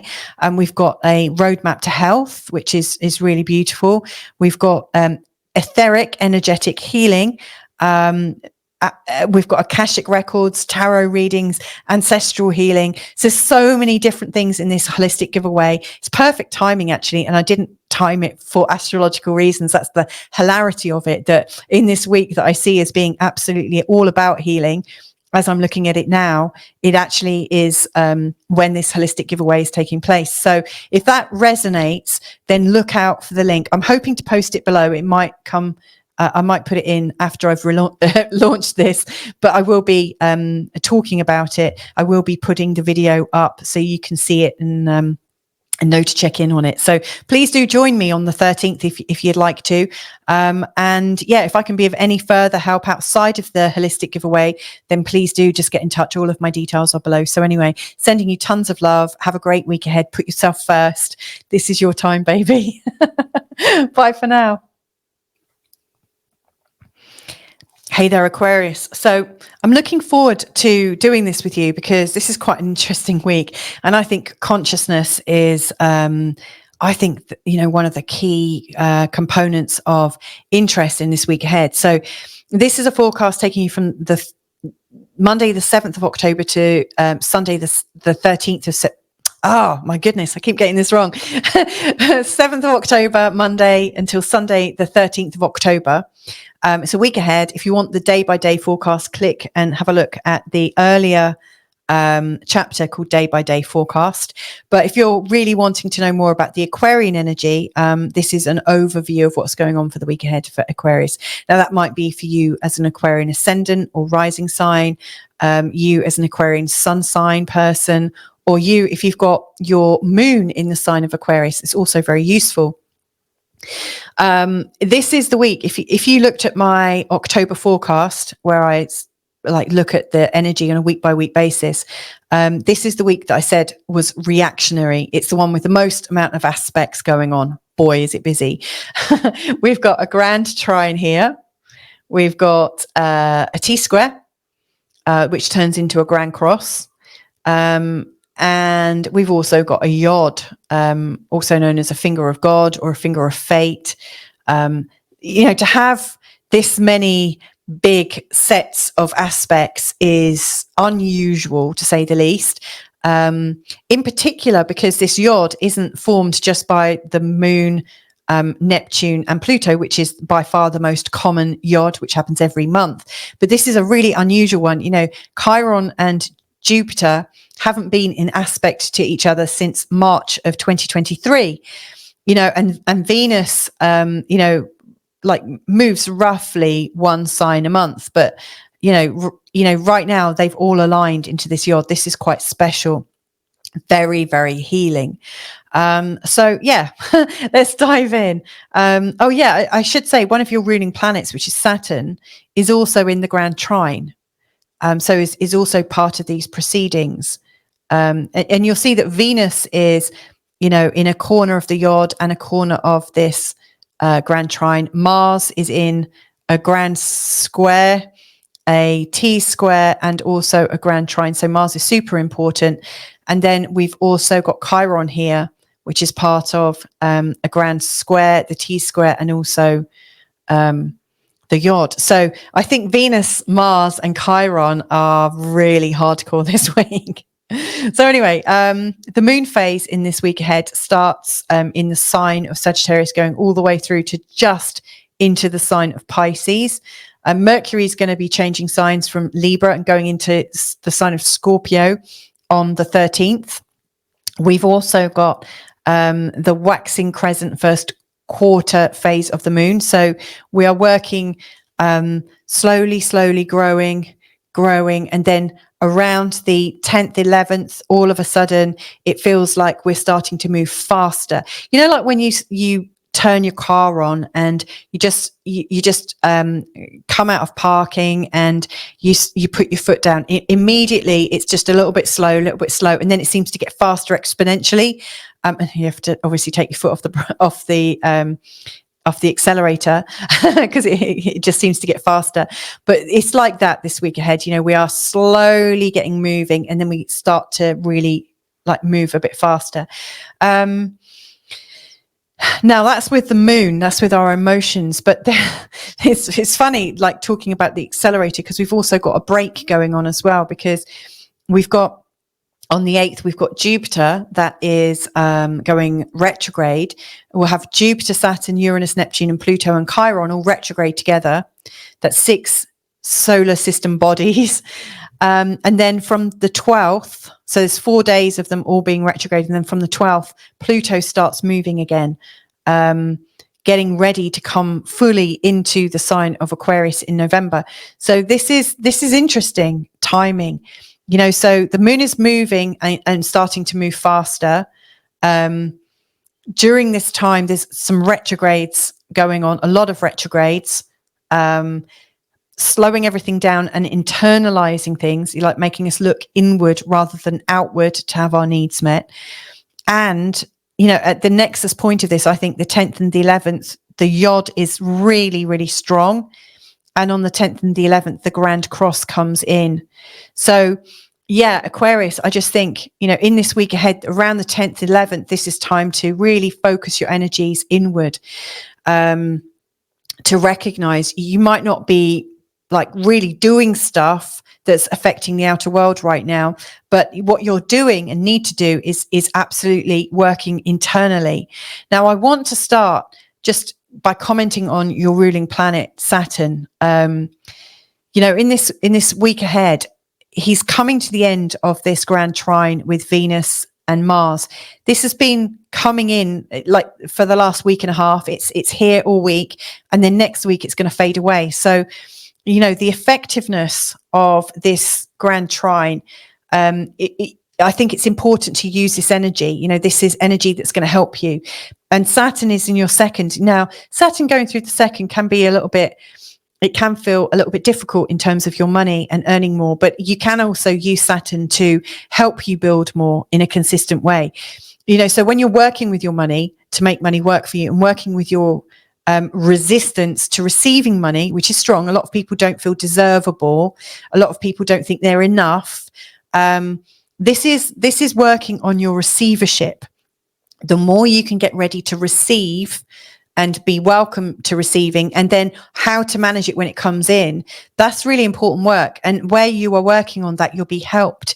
It just so happens that Venus is up here helping you in your career right now. She's smoothing the path with bosses, smoothing the path with clients and stakeholders. You know, this is the time, if you were to launch something about your businesses and services, it could be quite beneficial, you know, with Venus going through this top spot up here, especially as she's connecting into Saturn, your ruling planet. Now, similarly, Mars is in a really great place. He's helping you get organized at home, like really take action at home. Again, that's helping you manage your money, but it's also helping you manage how you're spending your money in terms of managing your house, paying your bills, being healthy, and you know, and managing your family. Like, this is giving you a lot of energy to sort things out at home. And of course, when you sort things out at home, it creates freedom for you to feel ready to like strut your stuff out in your career and ask for help, which Venus up here can be very, very helpful. You know, sometimes asking for help from clients and stakeholders, or even your boss, can actually turn into something quite beneficial. You know, asking for help doesn't necessarily mean you can't cope. It actually is an invitation to collaborate. So, you know, it can actually be quite flattering for people to receive an invitation or a call for action. So what I really see here is, you know, the energy of giving, but also being comfortable with receiving, which is a beautiful way of working with the energy of Venus. And then Mars, to take action where it's needed, is a really, really good strategy. And it's helping you like own your own value. It's helping you see the value that you bring the world, understanding, you know, that your self-esteem, it's raising your self-esteem. So this is all good. Make the most of this as this week goes by. Like, really do make the most of this. Now, Venus as well, she is showing you how to balance these two energies out. So Chiron in the third is difficult. It's been here for a long time for you. And it may well have brought up pain to do with your childhood connections.Maybe you realize that the sort of family ethos that you grew up in and the sort of neighborhood ethos that was, you know, epitomized your childhood. You might not be living according to those rules. You know, I was talking to my husband this morning, you know, if you didn't feel at home for some reason in your childhood, it creates a lot of different unconscious belief patterns about fitting in and being valuable enough. And so Chiron coming through this part of your chart right now will bring up anything to do with not fitting in correctly, feeling odd, feeling unworthy, all sorts of guilts and shames about that. Shame is a big one for this particular area. But Chiron is here to show you how you can master that, so you can turn it around and actually become pretty magnetic in your community. And then Jupiter here is showing where you just want to enjoy more passion and be more and do more of the things that you love doing. Absolutely, really creating this sense of joy and abundance in your talents and skills. And so how can these two work together? Jupiter and Chiron, you know, they are together for the first time, you know, like they are working together for the first time since March of last year. So what I would say is, whatever was going on around March of last year, 2023, especially in terms of your local community, especially in terms of how you felt, like, did you feel enough? it's quite a sensitive time. And during March of last year, there was Pluto and Saturn making big changes. Like March last year in 2023 was a big month, lots of things coming up. So cast your mind back there. What was bugging you? What was ailing you? Because there is a chance to move beyond that. And the way beyond that is to use the energy up here. Sorry, I'm losing my voice a bit here. So, these two, Jupiter and Chiron, are showing you how you can heal that and heal it and feel actually quite magnificent, how you can turn it around to such a way that you become a master of fitting in even where you don't fit in, or to belong even if you're from a completely different part of the world or belief system. I think it's an energy of healed communion. I mean, that's quite a nice thought, isn't it? That you could be coming from a place of communion. That's a really, really strong energy that you could be vibrating out in the world and healing and creating for yourself. And Venus is at the fulcrum point here. Venus is showing you how you might do it. Now, it just so happens where Venus is in this week ahead matches the Sabian symbol to do with protecting innocence. So you might be thinking in terms of like, how can you protect people or innocence in the flow of your work? I mean, that's quite an obvious link that you could make, and that might work for your work. I mean, I don't know what you do per se, but for instance, there might be something that you could do with your business that can help people in need, or work with, I don't know, in some kind of social responsibility kind of area. But you might also look at how you were revealing your talents as a child, like when you were innocent. What were you innocently brilliant at? What were you innocently wanting to bring forwards? So, you might have a skill that you were absolutely wanting to come forwards in, and that you're put off and scared of. And that might be actually the thing that heals how you're magnetic in your community, because you might be holding back something about yourself that, if you were to recognize, is really your calling card, is your strongest thing about yourself. So for instance, I remember years ago entering an art competition. I was about 4 or 5. I was at infant school, and I entered an art competition. And I really, truly believed I was going to win it, because I loved colouring in. And so the teacher, and they were giving away some bubble gum, which I really wanted. And the teacher, the assembly was there. We were all watching, high stakes. And the teacher announced, and I heard like the first place, and I heard my name, and I got up, went on stage. Everyone was clapping. I felt ecstatic. I felt really great. And then the teacher said, the winner is Lisa, not Louisa.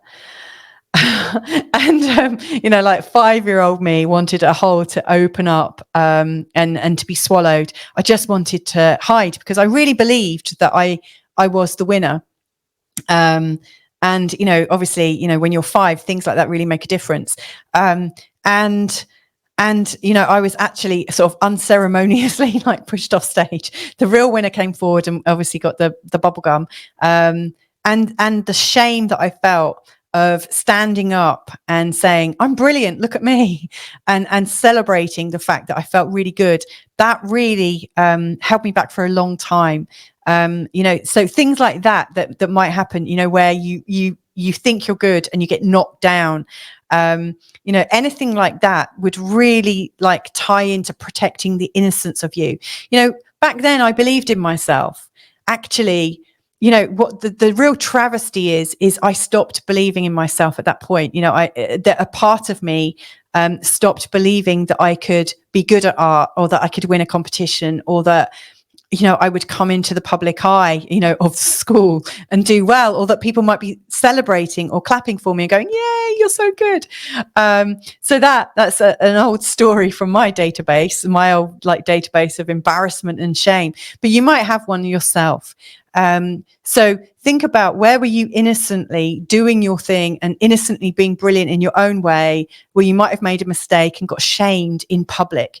That may well be the thing that is holding you back from being out there. And that might also relate to the feeling of communion, where this pain is coming up in the part of your communal space in your community with friends. You might have stopped putting yourself out there because of some old shame from your 5-year-old self. So that's one of the points. Now the other thing is, you can approach this the other way. You could go to the other midpoint, and the other midpoint, the Sabian symbol for it, which, if you're interested, there's a Sabian symbol part forecast earlier in this show. But the other midpoint between Jupiter and Chiron is here, and it relates to having the spiritual awareness of calm, having the spiritual awareness of calmly protecting, calmly supporting people that have been lost or abandoned, and reassuring others, your presence is reassuring. So you might not be able to talk to your 5-year-old self and say, "Oh, I'm so sorry. Here, come here." If that happened to I've got a 5-year-old, I would absolutely hug him, pull him onto my lap, and I would absolutely hear him, let him cry. I would stroke his head, and I would just hold him until it was gone. And absolutely let him feel completely supported. Now that is the kind of calm, strong presence you could be for yourself. And so maybe you have to just feel that calm presence at home, which is where it's showing up. So whatever it is you're wanting to heal about, how you can be passionate about your life and do that in your community, it's either coming from helping innocence in your public sphere, helping the innocent you, which I think is actually more on track, and then also bringing that sense of calm awareness home. Now, the last thing I want to touch on in this reading with you is the position of this T-square and Grand Cross. I'm kind of smiling to myself that I've spoken about that 5-year-old embarrassment. When I was talking about it, it completely popped in my mind, and I'd totally forgotten about it. I'd totally forgotten that had happened. But, all of a sudden, when I'm talking about some old shame, bing, there it is. It pops up. There's something for me to work on for sure. And it sounds so crazy when you look at it, like 40 years later and the rest, it's still going on in my unconscious mind somewhere. Oh, bless me. Oh. So, Chiron, here, you've got Mars here and the sun. Now, the sun is showing up, where the sun is right now, it's there to help you feel adventurous, and like you want to get into the big world, and that you want to experience the world in some way. And it's really pulling on the hurts of the past, the hurts of maybe not being accepted within your community. It's creating some, on one hand, it feels like the sun and going outside of your community just feels really attractive, because when you go out of your community, nobody knows about that past shame that you experienced aged 5. Nobody knows about it, and you can just pretend who you want to be. But there's the tension between the two positions, the core belief, I'm ashamed of something I've done, and the other belief, I am a grown-up seeing my way in the world and having fun. And then there's Mars here saying, okay, well, you also need to work hard and get your life sorted out. Hey, come back here from your great adventure. So there's some tension here, wanting to run away, and yet Mars is bringing you back to the reality and saying, hey, there's still some hard work to do here. Now, on the 10th and the 11th, when this is really coming in, the moon is here in this place, which is about your old belief systems. So actually, I think the 10th and the 11th is a great day to resolve this. And it might get resolved by you feeling the pain of it, feeling the shame of it, and sitting with yourself until it's gone through, until you've allowed it to process through. So actually, out of all the different signs I've been talking to today, I actually think the 10th and the 11th is a breakthrough day for you, where you can actually break through the old patterns. You can see them as patterns and not as reality. Last thing I want to say, Uranus, your other ruler, is in the 4th house. And that is all about breaking patterns at home. So, keep on doing that. Keep on challenging yourself. You are a completely new person. If you can see yourself in new terms every day, like, wouldn't it be great if every night when you went to bed, and I got this from Access Consciousness. I love Access Consciousness. I love the idea of it. But the idea of if every night when you went to bed, you sort of let go of everything that you have been, everything that you've done, let go of every belief system, just let go of everything.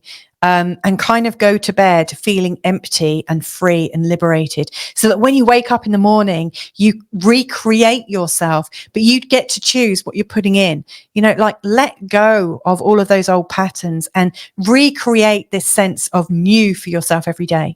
So there you go. That's my final thoughts for you. Talking about healing ancestral stuff, next Sunday on the 13th of October, I'm hosting a free astrological live session and holistic giveaway. So I'm going to give away 3 20-minute online readings, which I'll be doing live during the show. I'm also giving away a 90-minute private consultation. And I've got some good pals who are committed to dedication and transformation in the world, who've all got a range of different skills, who are all gifting the collective 1 or 2 or 3 of their sessions, and what they are doing in the world right now. And I think this is a call for all of us to stand up and start gifting and start helping in a bigger way. So there's lots of gifts in this giveaway. So we've got energetic etheric healing sessions, really powerful ones. We've got ancestral healing, trauma release, integral health sessions, really, really strong. A vitality reset. We've got books, we've got a course, we've got so much.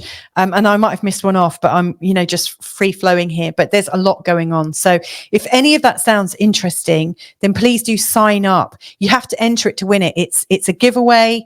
But I'm going to be picking names out of a hat on Sunday the 13th. So maybe I'll see you there. I hope so. But if not, have a fantastic week ahead. I hope you can heal that inner child thing and hopefully catch up with you real soon. Lots of love. Bye for now. Okay, Pisces. So what a time we're having right now. Now, this is an interesting week ahead. If you listened to my October forecast, I broke it down on a week by week basis. And during that forecast, I was saying that the second week of October was our reactionary week. There's loads of planetary things going off. As you can see here, we've got a T-square. Whoops. We've got a few T-squares coming up this week. We've got a grand square or a grand cross. We've got a YOD, a finger of YOD, finger of fate, finger of God. It's got quite a few different names. And we've also got a grand trine, which has been ongoing for the last week and a half. It's got a week here and then it's fading out next week. That's a lot going on. We've also got a proper slow retrograde, kind of shutdown almost. So on the 8th, Jupiter goes retrograde, and it will be Jupiter, Saturn, Uranus, Neptune, Pluto, and Chiron all retrograde at the same time for 4 days before Pluto starts moving forwards again. So that's unusual.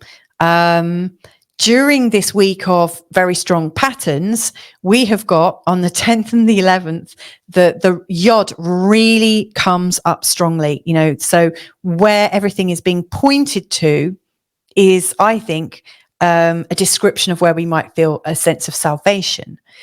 And then we've got the Grand Cross as well, which really comes into its own on the 10th and the 11th of October. So again, 10th, 11th, 8 to the 12th. So you get my feeling, as we start this week and the moon is in a waxing a waxing crescent phase. It's a bit like starting your car. You're starting to roll forwards, not very fast. And then as we go through the week, around the 10th or the 11th, as we're going into the first quarter, all of a sudden it feels like it starts to speed up quite quickly.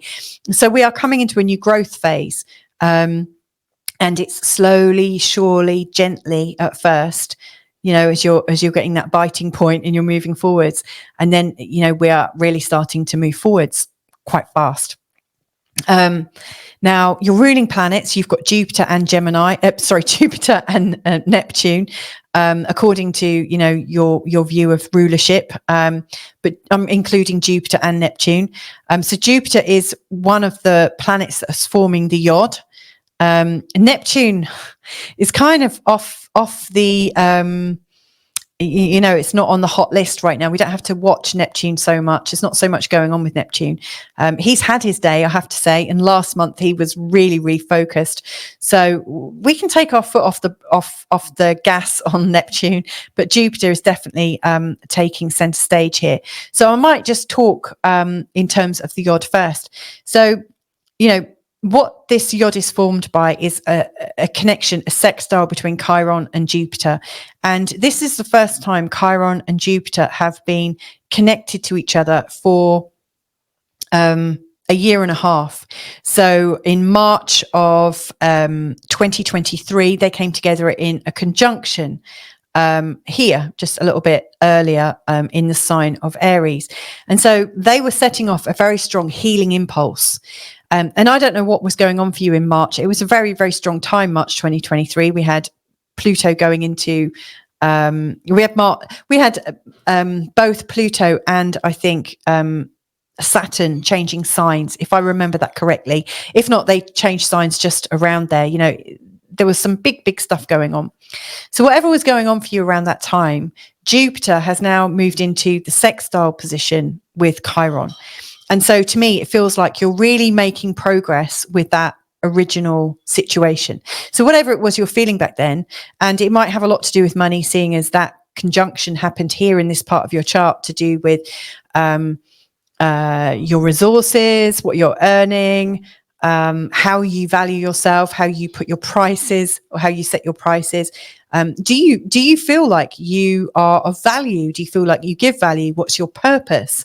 Whatever you're thinking about around there is coming up to a time when you can really take action. It feels like you've significantly moved forward since then.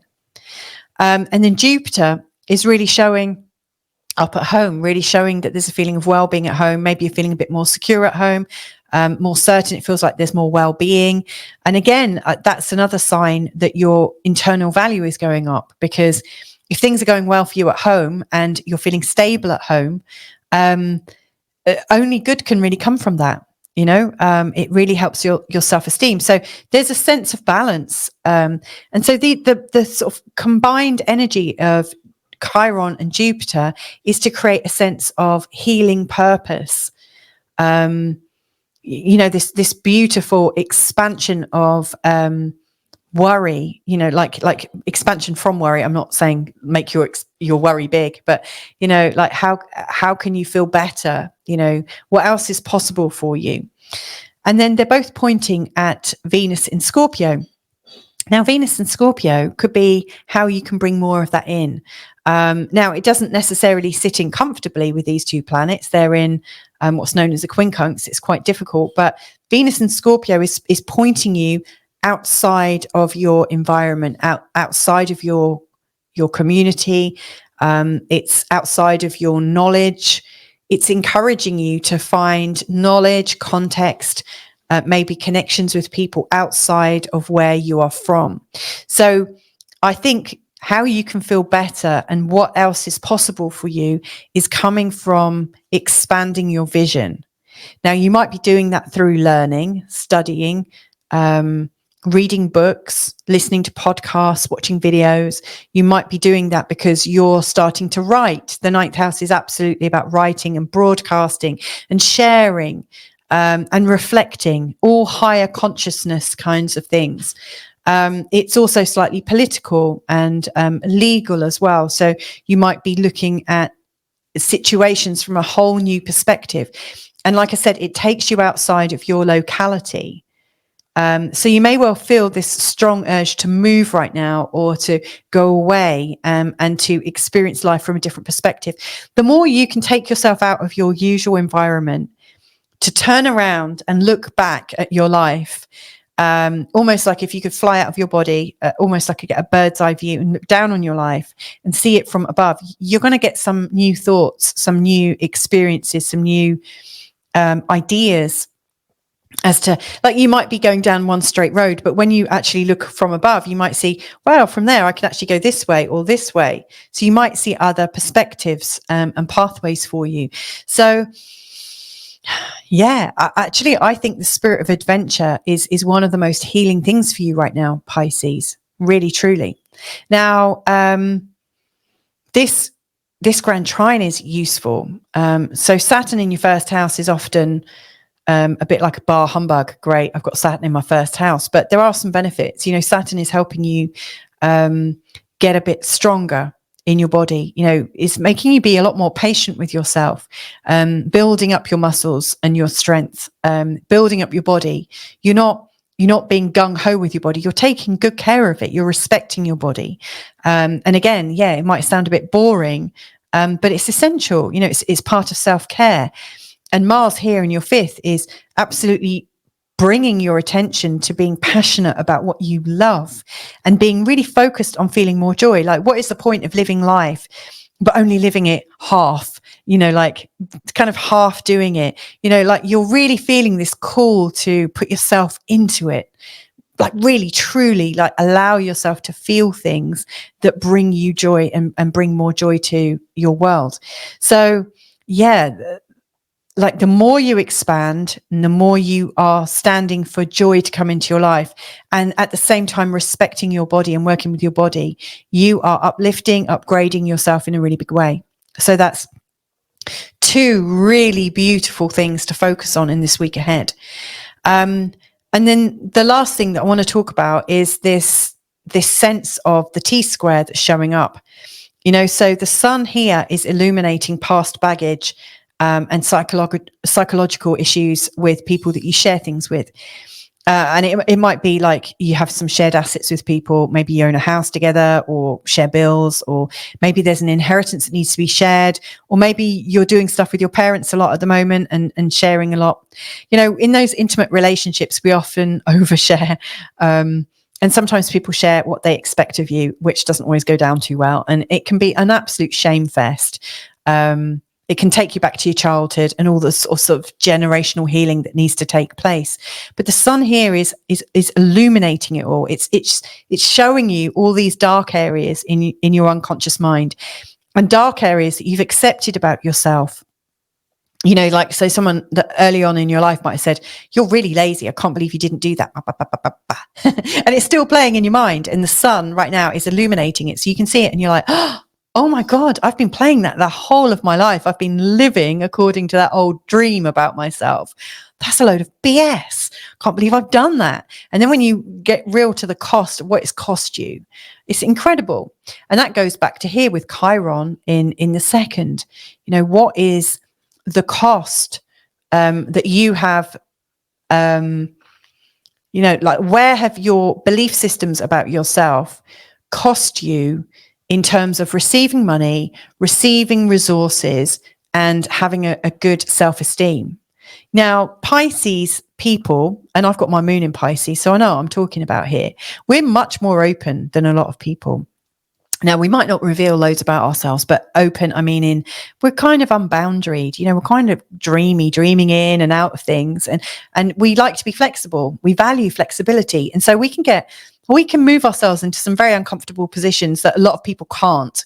And that's great. But one of the negatives of that is sometimes we don't develop a really strong sense of self-esteem, because, you know, like, we can be all things to all men and not necessarily know exactly who we are. And so Chiron going through this is bringing up a lot of pain around that. And that is having a knock-on effect in terms of how much we can earn, in terms of our money, in terms of our self-esteem. Like, If you don't believe you're worth it or deserving of it, it's not going to come to you, is it? So, you know, right now the sun is illuminating these dark areas and showing you what is feeding into this. This is actually really helpful.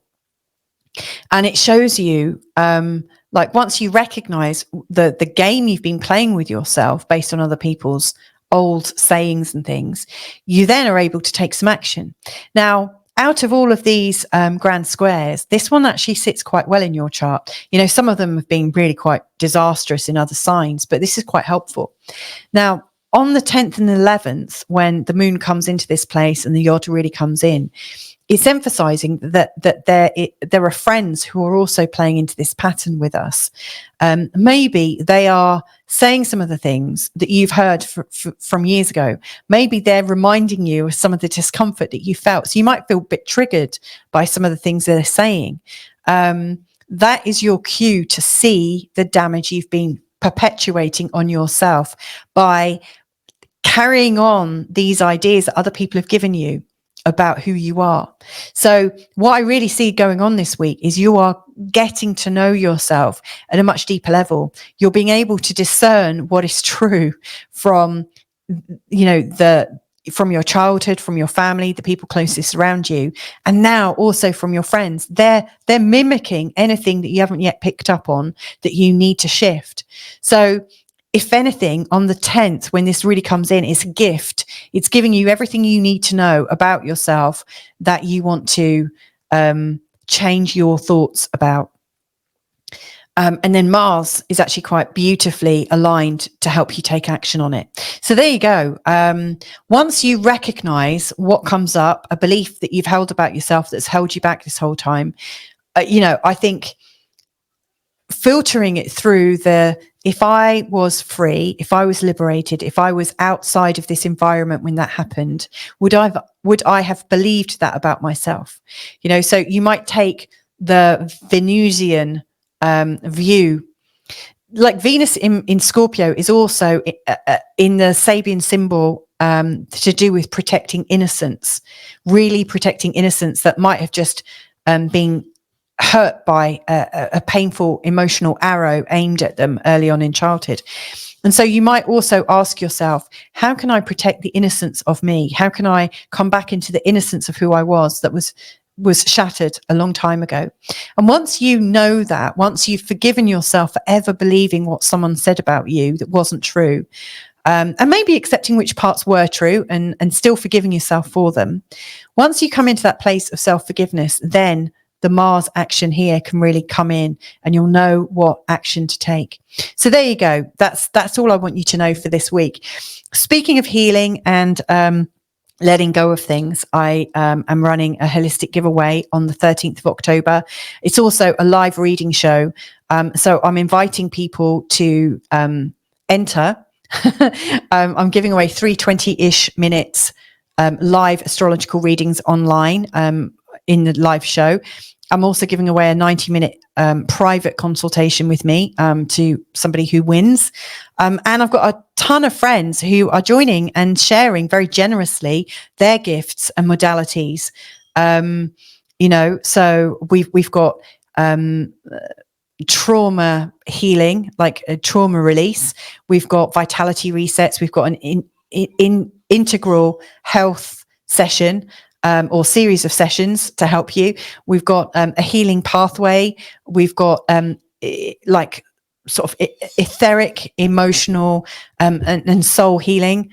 Really, really powerful healing session. We've got tarot. We've got ancestral healing. We've got Akashic records. There's so much there. I've probably forgotten something else. Books as well. So if you are interested in the big holistic giveaway on the 13th of October, make sure you enter it.